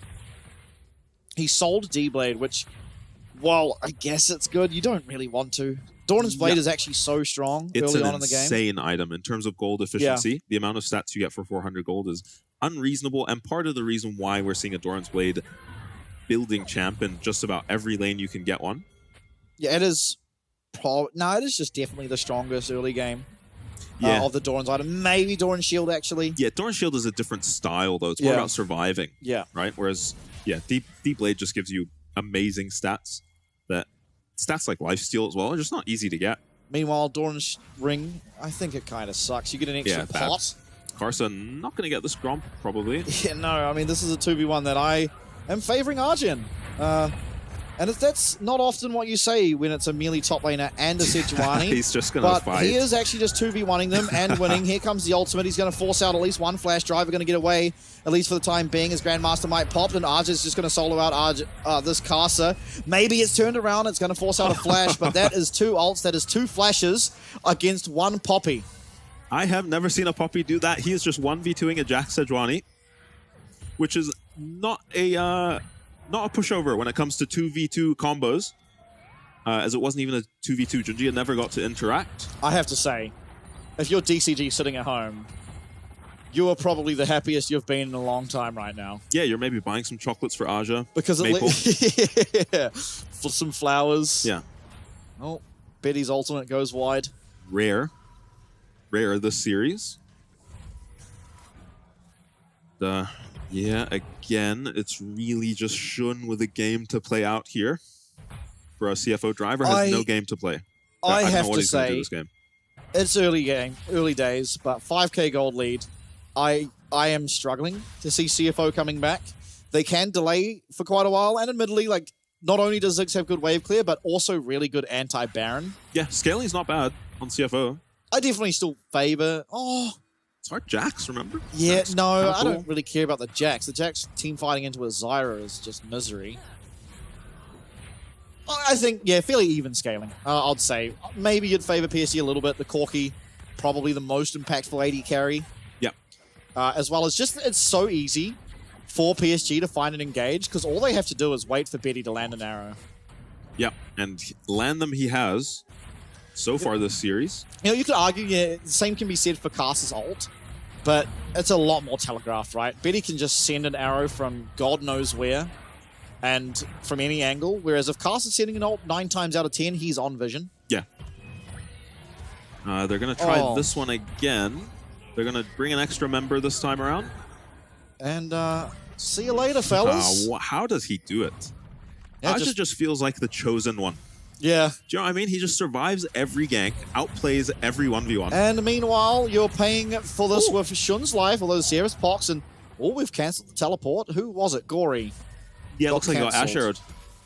Yeah, very low, actually. Surviving, doesn't have to flash. Yeah, got to keep his flash. Big deal. Maple is 120 stacks up on his tier. Yeah, I think... I mean, because Maple recalled and TP'd back to his lane. I know why, because Gory stayed in lane for an extra 5 minutes and kind of... I mean, I don't want to blame it all on Gory, but kind of costing his team a lot. Oh! Shun almost doing a repeat on his series against DCG where he teleports back to a lane and dies immediately. Yeah. But this time will survive. Knife's edge for Shun, fighting for his life down here. While the rest of his team gets absolutely nothing done trying to run at this puppy. Oh, it's time again! Oh, it failed again. And here's the thing. If you were going to do this as Karsa, why invade on the side where you've got Ziggs Nautilus versus just go do this to the Poppy at level 3? Yeah. Oh, we're going again. Right. Here comes a teleport. This is the 5th, I think, attempt Nice at time trying to ulti. kill Arja. Very good timing on that Glacial Prison's going to stop Maple in his tracks, but it's, you know, winning on both sides of the map, really. So much committed to this Poppy, not getting any headway, while it is PSG Talon who are securing dragon after dragon. They've got the Rift Shield. They're going to take down this mid lane. Tier 1, Arja now teleporting bot. Oh, it's time for another 2v1. Can't keep getting away with it. Kill Okay, him. Arja, He's not very dead. tanky. He has ultimate, and he's sidestepping, and Junji is It's here. Gory And that's Gory's dead. going to have to run away. Maybe able to get away. Oh. Arja, just fantastic patience on that steadfast presence. Stranglethorns come out. Gory makes it away. Does find a sizable chunk there on the back end to Woody, but it won't be enough as Sword Art loses his life. Yeah, very clean flash gets Gory out of there. Reacts to Woody's flash in time. Aja is looking very unkillable. Very formidable. Very slay. this Arja guy has survived like 4, 5, 6 maybe 2v1s. But what I don't get is where are his mind control powers? Because why is CFO making this whole game around the enemy Mega Fed Poppy? He's the hardest person to kill on the enemy team. Yeah. Maple, not hard to kill. Yeah, not now nearly as hard to kill as the we Poppy. could've- Oh, no! way. Oh, no! You hate it! Oh, no! Oh, it's gone terribly wrong. Everything that could go wrong has. You were so sure that Driver, after failing how many 2v1s, had just found a solo kill until Betty saves the day from mid lane. Oh, my This is just goodness. ridiculous. And I think part of it is team play as well. You can't give all the credit to Betty. Maple kites him into the arrow here. Look where Maple stays in melee range of a Jax here to make sure Driver gets hit by this arrow, and then he's stunned for 35 minutes. Nice flash. Perfect timing on that flash. As he gets the last auto off, Nautilus appears like a movie. Yeah. Like a movie. Good of Sword Art to be there, almost able to at least get one back, and that would have been a good shutdown, get him to his Warmogs, and maybe that means that the vision game becomes a lot easier for them. But ultimately not able to do that. Yeah, like most of Sword Art's plays this series, good but not good enough. Yeah. You know one thing, and it's not really that important in this game because, I mean, of the ridiculous lead, and obviously both teams have filled out this requirement, but I think one thing that never gets talked about in pretty much any analysis, but I think is really important, is having a champion that can check bushes blind. Just being able to throw an ability or whatnot. You know, this game you've got Ashe. I was thinking about this last game. Zyra just straight up, or the game before, Zyra just straight up has like a 2,000 range ward on like a 5-second cooldown on her W. Yeah, it's like that, and you know, you've got the Ashe as well this game, the Corki on the other side, your Israel, the Ziggs. I think champions that are able to just blindly check into bushes are really, really important, and I think there's no way you could formulate a team comp without them. Obviously, both teams have won this game. I thought it was just it's something I thought about randomly, you know, in the privacy of my own house, and then I figured I'd bring up. Yeah, we've seen games just be unplayable. Yeah. Even from slightly behind, or even when you can't face check these bushes. This time around, that's just not the problem for CFO. The problem is that... Flash on to Maple. Maple's going to be able to get away, though. The Glacial Prison flash. is going to connect here. He hasn't got the flash, but he is just slowly walking away, and the Stranglethorn stops any proactive play from CFO. They're not able to go forward. Shun going to get locked up, does get himself out of harm's way as a double kill comes through here for Junja. Yeah, Gory and Karsa tried to make a hero play, but they're just out of sync. The Ezreal ulti had to come down on Maple. Oh, Sword Art. He is going to get stunned up, but managing to channel that ultimate. I mean, the Q even to get away as Arja returns back to the bot lane. It's flash available for Shun. Is he going to be able to use it? No, the double knock up here from Arja. He will have that steadfast presence when he chooses to use it, but he's not going to choose to use it yet as Shun does somehow get a kill onto Woody as he just blindly tanks up that tower. Arja, there comes the steadfast presence. Denies any more play onto himself as Maple takes a bouncing bomb, and Shun once again playing out of his mind, has to, but it's still not enough. Yeah, just drowning, praying for help is Shun, and Sword Art does have his ulti up here, which is insane to me that he cannot get it off onto Maple, but yeah, he's just never in range. Look at Woody, look at Woody. Oh. Malphite ult. Lands a Malphite ult in that fight. Maple comes out unscathed, and Gory can't quite finish off Betty with the flash. Betty. Yeah. So close, and then Aja shows up and lands the second Malphite ult of the fight later with a 2-man knockup. The Shun's damage. God, he's trying. Someone help. Help. Yeah, he is, again, I used this exact analogy yesterday, but he is in the sinking ship and trying to patch up all the leaks by himself. And half his teammates are with pickaxes smacking holes into the side of the ship. They are. Honestly, the amount of times Archer has lived in a 2v1 this game is beyond ridiculous. PSG, they find themselves now 21 minutes in, 9k gold advantage. Yeah, there's a 2v3 though. They haven't been able to find the 2v1. What luck do they have here? Oh, they don't even go for the cross map. CFO, what can they do to get back in this game? Yeah, hopefully they've called this play off because their Ezreal can go get his Muramana. Wow, look at the Poppy build. A lot of healing. We are doing some healing this game. Yeah, it felt like at the start of the split, everyone was hyped up. Actually, not everyone. Aja was hyped up on the Unending Despair, was building on a couple random champs. Yeah, Udyr. Yeah. It was. And he gets a chance to again. Yeah, big fan. Morello Normicon. Well, not Morello, just the Oblivion Orb for now, but there is Heal Cup picked up here by Shun, and, you know, a little bit questionable, you'd have to say, but there is a Bloodthirster. Yeah, Bloodthirster, Fleet Footwork. I think it still sucks. Yeah, I mean, Gory. ultimately, you're going to want it eventually, I suppose. Gory going to have to flash away as Maple just Valkyries on him and finds damage coming through constantly. Teleport now as Sword Art looking aggressively onto Maple. Maple no flash. As he does, actually, he's going to have to try and get the flash off. He's not able to as the knockup comes through, and Shun finds a massive shutdown for himself. And CFO, they're trying to fight back in this game, but Arch is going to have none of it as he does continue on forward. And goes Woody. He finds Gory, but Gory making the play of his life. He is able to get out, and Shun finds another, but Betty in the meanwhile has remained completely untouched. The fight is so excruciatingly close. Junja blindly dodging out of a Mystic shot, and now Gory might get away with murder. Betty not so sure of it as Cast is coming to try and thwart any attempts on Gory's life. Will manage to do so. It's a 2 for 2, but in a position like this, you'll take that as CFO. Oh, they even managed to evacuate Gory at the end there. What a massive win for CFO. It is an even team fight, right? But so much more gold for them with the shutdowns they can pick up. Maple, the most fed member of his team, gets shut down here. No chance to use his flash, as Gory has to flash immediately here.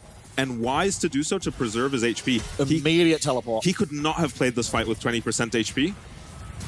And here's Driver, flashes onto Maple, no time to react, starts the Valkyrie over the wall, can't finish it. Does his best. And then here, I thought CFO just take over the fight. Nice engage by Karsa, but look at the Zyra damage, look at the Ashe damage in this fight. Here is where the fight turns around. Hook onto Aja, not good enough. You don't have enough backline damage right now. Yeah, Betty just wasn't able to find anything in that pretty much the entire time, as Junja knows that Gory's there. That's, his snare must have been on cooldown. Yeah, it would have been. And it's Shun again. Yeah. I believe he's 3-0 now. Yeah, Shun is accounting for 2 members of the fed enemy team in damage every fight. The problem you have, though, is CFO, you've got that team fight now. You managed to find a way. It did cost you a lot of summons. Everything. Shun does have his summoners, not the most impactful, probably not a whole lot of damage coming onto him, and you're still dealing with a 4-0 Zyra. There's also Dragon Soul in 2 minutes, and you have to continuously be worried about this Baron. And now, despite the shutdowns coming through, it's still Maple and RJ reigning supreme on the map. Yeah, Shun coming in hot, you know, an imposter disguised among the PSG. 2 members of PSG either side of him in terms of gold. No business doing as well as he's doing no flash this game. on Gory. If he walks up just one step too far, it could cost him. He's not going to, though. Maple, he does have flash. He wasn't able to find a timing, really, to use it. Just CC'd up. Driver coming in. Arja did his best to defend his mid lane as fed Corki, but wasn't able to do so despite his best wishes. Shun just has to ulti. Yeah, they have no way to get vision. There's no scrying orb available. Actually, Gory does have one, but he's in the bottom side of that map. Yeah, they need to swap him with Driver once Driver's TP is up. Or maybe get Ziggs in aside for a while. As PSG constantly threatening this. And you can do this with Zyra. Once you have vision control, just sit here and get like 20 plants up on the Baron and one hit it. Sword Art. True Shot Barrage again. Another global use to try and spot out. Yeah, they actually have a lot of scouting. They're on.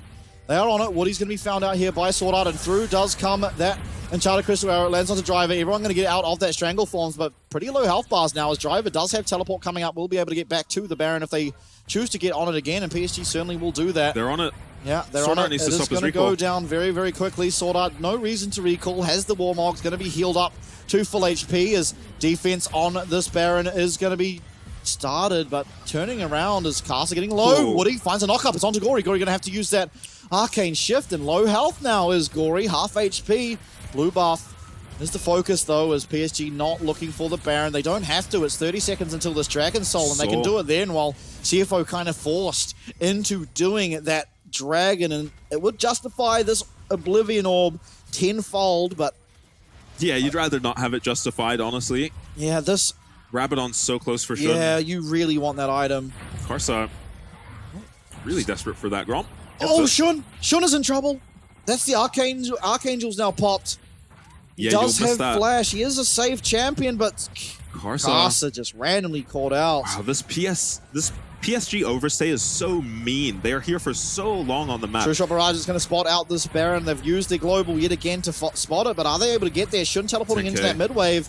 And there is no way to get here. Driver will be able to, but can the rest of the side of CFO? No, they're instead turning their attention towards this Dragon, but PSG might even be able to have their cake and eat it too, as Maple and Woody defending it successfully. Undying Rage, though, was used here by Woody's Alistair as the Dragon started up now. Caster on it for KHP. Arrow lands. It's onto Gory, going to force out the Flash as the fight might be coming through. Archer makes it here. The Dragon taken away from the side of CFO. Sword Art nowhere to go. Does have Flash, but no chance to use it.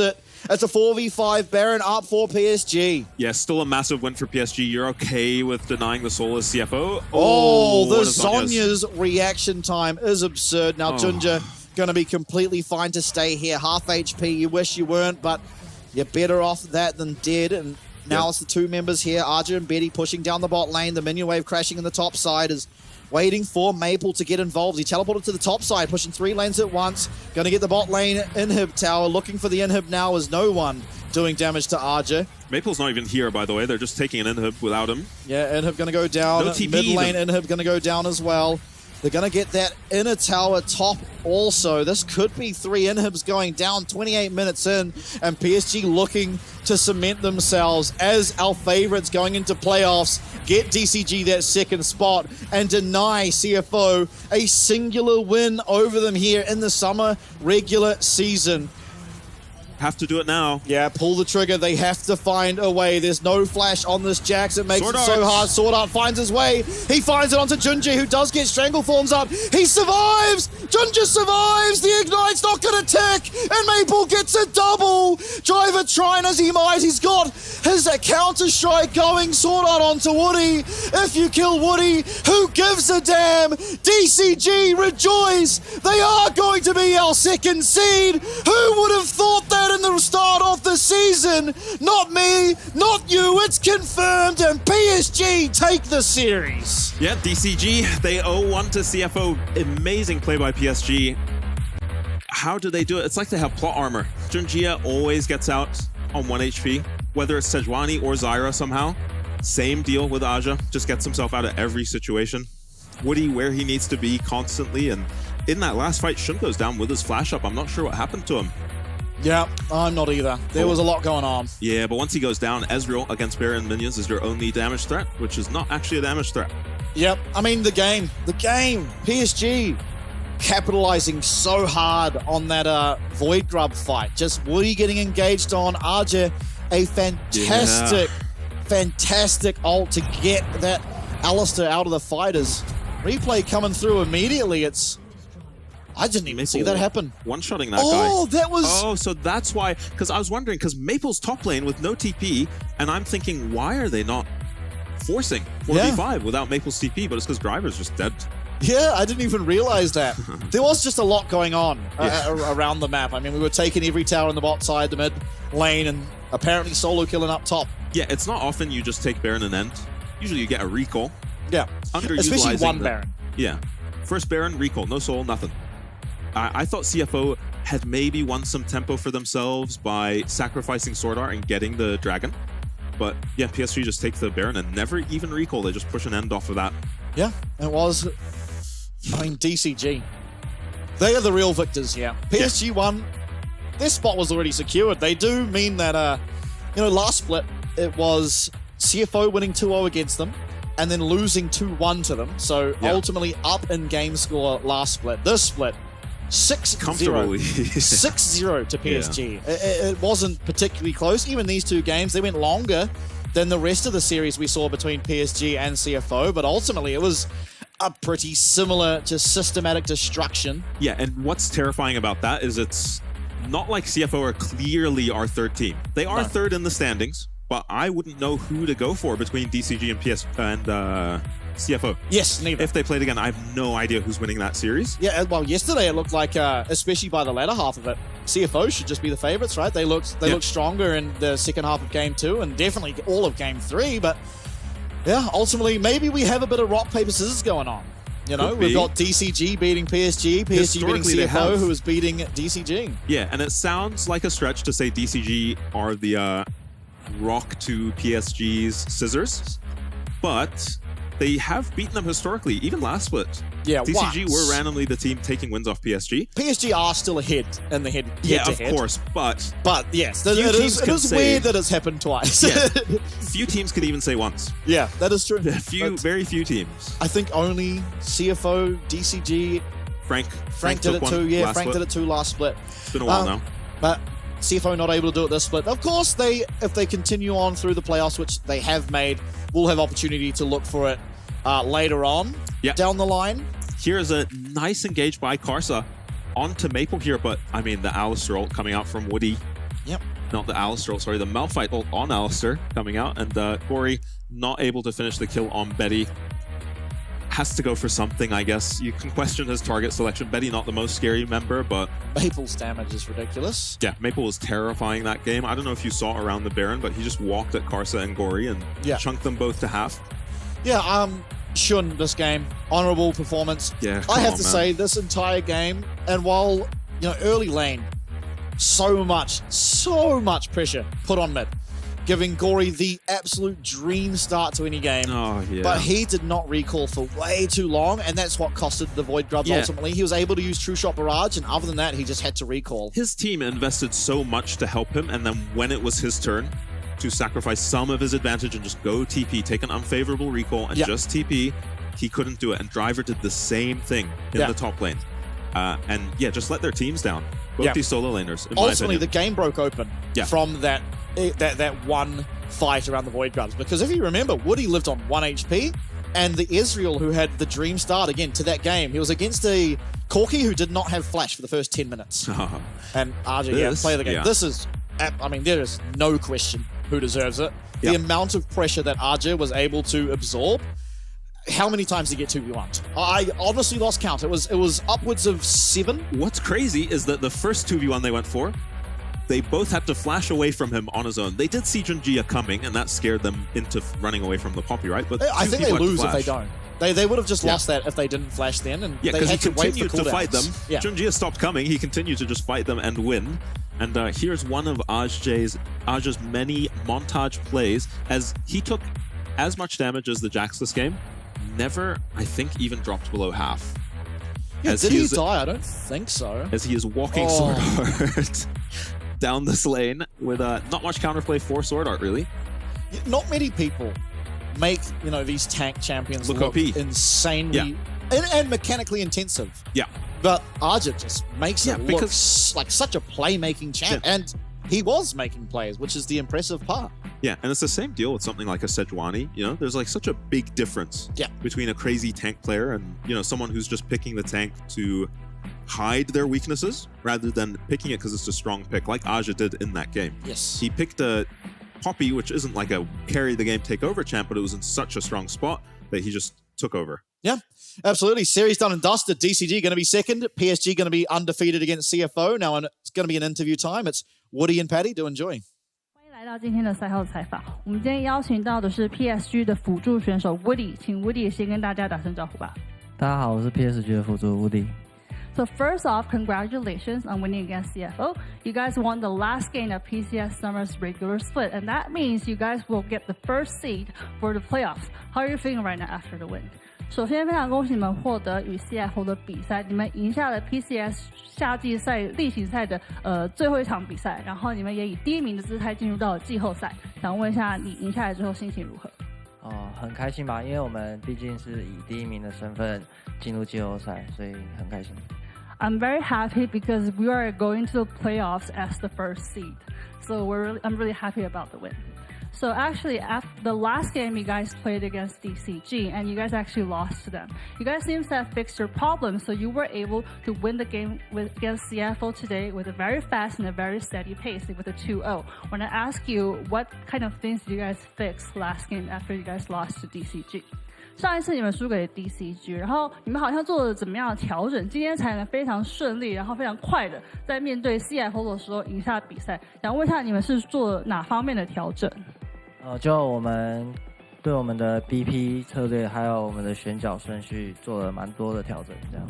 So we actually fixed a lot of things about our BP and also the order of which we do our BP. So I think we did a lot of work on that. That's why we're able to win today's game.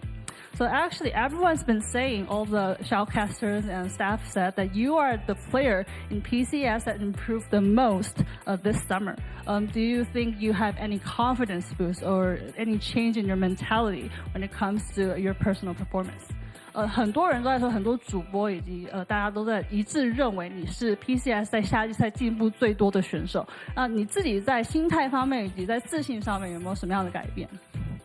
大概就从我们 ASI 打完，然后发现我们其实也对4大赛区其实有冲击性，所以就是自信又暴增。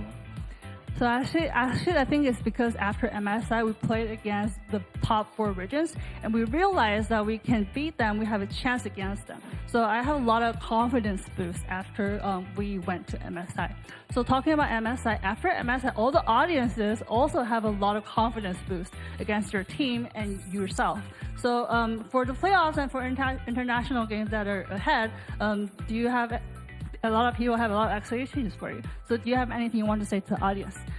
像你刚刚讲的，就是你自己的 MSI 做自信大增，然后其实很多观众、很多粉丝对你的自信，对你们队伍的自信也是大增了。想问一下，你有没有什么话想要对观众说的？就谢谢大家的支持吧。然后我们这次世界赛会努力进入8强。So thank you everyone for supporting us. We'll try our best to get to the top of the quarterfinals to prove that we're really strong. Thank you so much for the interview and congratulations for your win. 再次恭喜你获得今天的比赛，我们把镜头转回主播台。Thank you once again for the interview, Paddy. And I love that answer. In Woody's mind, he is already at Worlds. Damn. He's just like, yep, we're going to make it to the quarterfinals. Playing like it. Yeah, I mean, I don't doubt him. I mean, what was his statement? You know, yeah, we were playing against the top 4 regions when we were at MSI and we were able to beat them. Obviously, you went to 5 against BLG and probably should have won that series if not for a mistake in one specific team fight against BLG. I mean, that was probably going into MSI, the team that was touted as, yep, this is just clearly the second best team in the world, if not the best, and almost losing to PSG. No one expected that. I had confidence in the boys. I didn't expect it to be that close, but yeah, there we go. Yeah, just came down to a couple mistakes, right? Run it back a few times. PSG are taking wins. They're looking stronger now than they were. Yeah, definitely. I'm feeling... I honestly, you look at this team, it's very hard to count them out of making it to Worlds. Yeah. And it's very hard to say that, yeah, they're not going to go to Worlds and impress just global regions. Yeah. Today's results, 2-0s across the board. It's Frank over J Team, very clean. And PSG over CFO, also likewise very clean. Of course means that DCG, and we'll see it on our standings very shortly, will be second. They'll get a bye into the playoffs, making it just that much easier for them to qualify into the World Championship. And importantly, it's the first time ever that we have an opportunity to see the LCO and the Aljair, oh no, just the LCO up against CFO. Right. Never before has that happened. Yeah. So is it not going to be last where you get to skip? It happened in spring last year when CFO were like sick. But other than that, oh yeah, I take back my statement. Oh yeah, CFO had to make a bit of a run. Yeah, last year. Hey? But this iteration of CFO definitely. Yeah, it's just such a shame because they team fight so well. Speaking of this iteration of CFO, they team fight so well, and I mean, Gory in those team fights is out of his mind. Yeah. He is so dialed in, dodging everything. That weird interaction he had with Junjia, I don't know how he doesn't die. He almost killed Junjia. Yeah. If he landed that Essence Flux, it would have been a kill for him, I think. But then just boneheaded, brain-dead moves in terms of macro and just like decision-making. he loses his flash mid lane, and I'm like, he won't miss that. He's Ezreal. TP's back into lane, E's into the tier 1 tower on a full HP Corki and dies. Yep. He certainly does. That does wrap us up for our games, but we're going to go to a quick break. Once we are back, the draw show to find out who's against who in our playoffs.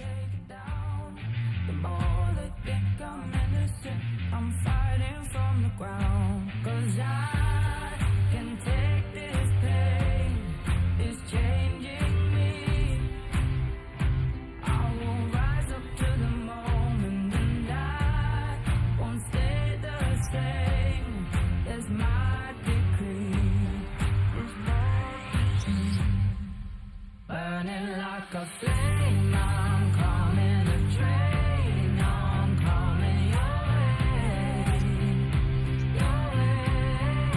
thunder with the rain, I'm flooding the game, start running away, battlefield of pain, transforming the game, I'm storming your way.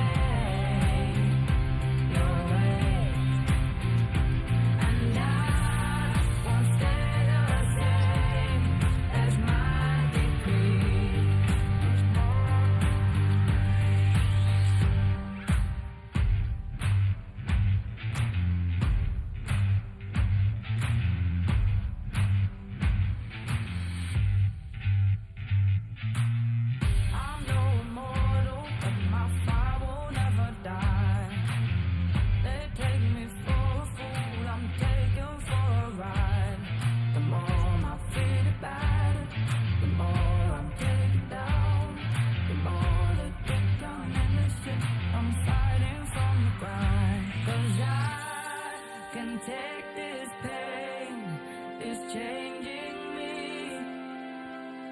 I will rise up to the moment and I won't stay the same. That's my decree. Burning like a flame, I'm coming to drain, I'm coming your way. Thunder with the rain, I'm flooding the game, start running away. Battlefield of pain, transforming the game, I'm storming your way, and I won't stay the same. That's my decree.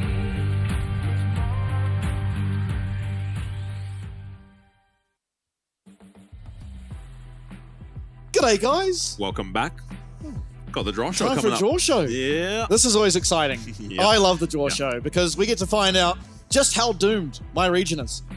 Old Do you know- Oceania. Yeah. See what All right. they're going to be pool up against. 1. Oh, look at that pool 1, by the way. Yeah. CFO, Frank, those are very scary teams. Anyone in pool 2, you do not want to draw. Yeah. CFO or Frank. Yeah, that would be by far the scariest, I think. Yeah. Yeah, who wants on to the go other first? side, West Point and J Team definitely play around them. I think they've, especially on the latter end of the season, kind of in a downward trajectory. West Point, ups and downs, I think, during the duration. And ultimately, how it all works is one team from Pool 2 will draw one team from Pool 1 or vice versa. And they will be against each other in the start of our playoffs. Yeah. You will have I believe it's double elimination. So you do get one loss and you'll go against the team that loses as well on the other side. The two PCS top seeds cannot be on the same side. Yeah. And so, of the bracket. Yeah. And, yes, that's right. And I believe it is 2 teams that make it out. 3. 3 teams. 3. So 2 teams, you'll play one best of 3 and then a best of 5, I believe. And those 2 teams go out on each side. And then there's a loser's bracket. And the winner of the loser's bracket goes out. Yeah, okay. So, yeah, it is 3 teams advancing. And it is going to be, I believe, DCG. And, yeah, just DCG will get their choice of who they want to go against. Yeah. Coming out of the playoffs. It's a little bit hard to read here on our playoff bracket, but it is going to operate the exact same as it did last split, if you do remember last split at all.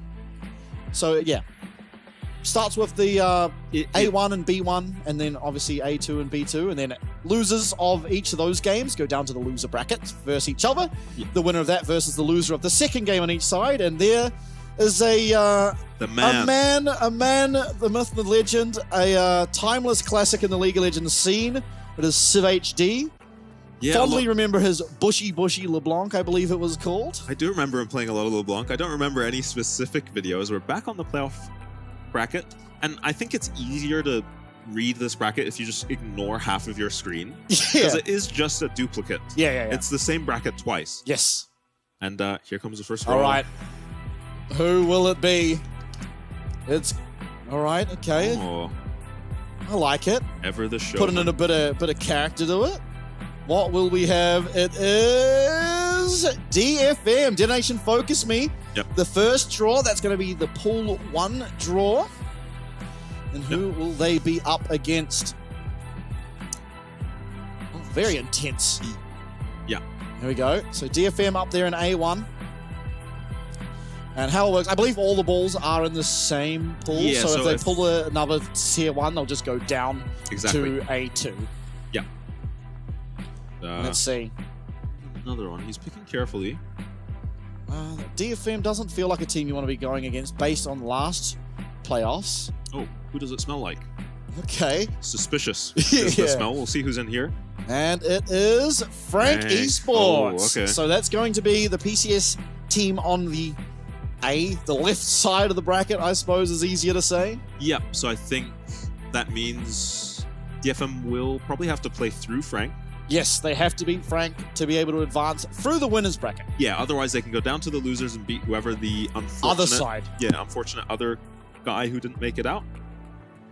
Yeah, so how the winners losers bracket works is you verse the losers bracket winner from the right-hand side of the bracket. What's this one? What showmanship can we get out here? Yeah. Okay. Not interested in the smell of this one. SG. Yeah, SG. That's a third seed LJL, so that's a tier 2, and I believe they cannot be going against DFM. So that means I assume they're just going to be put into Pool B. Okay. Yeah. Oh, I'm not putting the LJL on the same side. Yeah, same with PCS. Okay. So whoever's drawn next out of the first tier, the... What is it? Well, I forgot the name of it already. Pool 1, that's it. Yeah. I personally, as a member of as a citizen in Oceania, hope that Ground Zero is pulled right here. All right. And it has been manifested. Oh, it's West Point. So that's also a Pool 2. That's going to have to go down to the same side as SG is on. Yeah, we haven't got a matchup yet, have we? No, we haven't got a matchup yet. So every ball from here on out, every ball is a matchup. What is this man doing to us? How has he done this? Tension. Yeah, this guy's a bit of a magician. Oh, wait, Frank versus West Point. Yeah, I think they'll fix that up because that is That's not supposed to happen, according to the graphic I was reading 2 minutes ago. Yeah, I think that's a mistake. If not, you're really upset as West Point. Yeah. You have just come off the back of getting absolutely throttled by this team. Yeah, by exactly Frank. Yeah. I think that's a mistake. I'm hoping for West Point that it is. Yeah, because if the yeah. Oh, there we go. There we go. Fixed. Wait, they're still on the same side of the bracket. All right. That's fine. Whatever. Yeah. We'll take it. West Point versus DFM. That's still... Wait, wasn't DFM Pool 2? No, DFM Pool 1. Oh, yeah, then they can play. Okay, then they can play. Okay, that's fine. Now, next draw will be... What is... It's Team Bliss. Oh! Did they draw Frank? They just drew Frank. There's a loser's bracket. Relax. Yeah, everyone. That is a rough draw. That's a very rough draw. Oceania has not been silenced yet. That is right. Raise your koalas. Yeah, we have a... Sorry, I shouldn't even just immediately bring up the loser's bracket when Team Bliss get drawn into Frank. Yeah, it's hard to discount Frank is the problem. Frank are genuine contenders for our best team. Yeah. That is like, it's on very rough... On a given patch, on a given day, they could beat anyone. Last split, they would have been in our contenders bracket with the PSG, CFO, DCG. Yep. Is kind of what sucks, is because we've lost one team and beyond, and so... Oh, yeah, it it's puts top them 4, down. Yeah. Now, next draw, can we get the double up of Oceania? Back-to-back. Those teams, maybe. Oh. CFO. Who got CFO? Who was SG? Oh, that's rough. That might be the roughest, actually. Might be rough for CFO, you mean? No. I think CFO, there has been a few hiccups. Well, that means this last matchup is guaranteed, isn't it? Yeah. Who our last two teams are. So Ground Zero and J-Team, yeah. Well, that should be... Oh, yeah. Okay, so I don't believe last playoffs Ground Zero versus J-Team. I believe it was Antic who was on J-Team's side of the bracket. And J-Team haven't changed roster. So now we'll get to see Ground Zero if they can make some headway into J-Team, as you see drawn there. See if they can find a win up against this PCS roster. We're yet to see the LCO take down a PCS team. We will have our opportunity now. First round, there are two LCO teams versus two PCS teams. It's going to be the challenge, really, for my home region. CFO going to prove that it was Ground Zero in this final ball. What will that ball be? Who knows? It's an absolute mystery. It will be the LCO first seed, Ground Zero. There they are. And they will be up against J-Team. There we are. Yeah. Ready to go? I think we should wait to confirm that. Oh, no, because there is just four. Yeah, there's four PCS teams, so they have to be on the same side of the bracket. I'm silly. But yeah, there we go. So it is going to be... I mean, looking at this, it does feel like the winner's bracket final. If I had to guess, entirely based on what I've seen, and I admittedly haven't watched a whole lot of LJL, just based on times, it's generally on at the same time as LCO, the PCS. But I have watched quite a bit of the LCO, and I think I have to favor, at least in the winners, CFO and Frank, because, again, I think all of the mid lane and jungle on both of these teams, really, are just Worlds calibers. So are the rest of the lineups. It feels like these are genuine players that go to Worlds and make a lot of headway, and I haven't been proven that other regions can really do that yet. Yeah. But this could be it. Ground Zero had an immaculate LCO split. They only dropped, I believe, one game over the entirety of the split, and that was in the grand finals against Team Bliss. So if there's ever a time for LCO to truly come online, it feels like we're living in that moment. Yeah, that's true. It's hard to not be biased after watching CFO and Frank be so strong. Yeah. All of this split, not looking strong against PSG, but who does? Hard to imagine that they're not the two teams that make it out here, and then the third spot is what we're really fighting for. Yeah, I don't know who to think. I mean, we're fighting for all of it, admittedly. Yeah, you'll have to fight. It's hard to tell a team like Ground Zero's strength, right? Because they haven't been challenged domestically. So they could be just as good as our PCS teams, and we would have no idea really how to tell.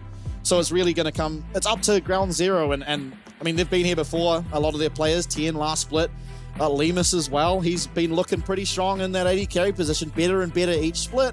It's his time. He's going to be going up against Chi-Chi, and Chi-Chi probably one of the strongest laning AD carries. He's going to have his work cut out for him, but you got to kind of give it to Lemus. He's got a shot here. Yeah, very disciplined is Lemus. I've been impressed with his ADC gameplay, and I'm looking forward to seeing with his new support. I haven't gotten to see much of them, only watching the LCO here and there. We did watch the final. Yeah. And it was a very dominant performance. Yeah. And one thing we haven't touched on as well, DFM, if you remember last split, bringing out a Yasuo in that support position, the Yasuo Senna, I believe it was. Wasn't it SoftBank? Was it SoftBank? I think it was, because it was Vista. I thought it was, maybe you're right. I remember was it against DCG?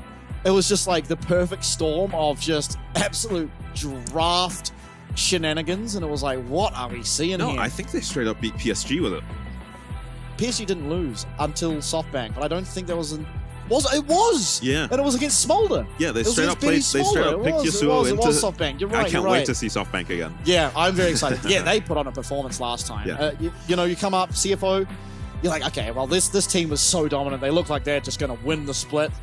PSG, 3-0 them, and SoftBank is like, wow, it's going to be tough. They lost to PSG. PSG did 3-0 them. Maybe there's a chance. And they just completely destroy CFO. Yeah.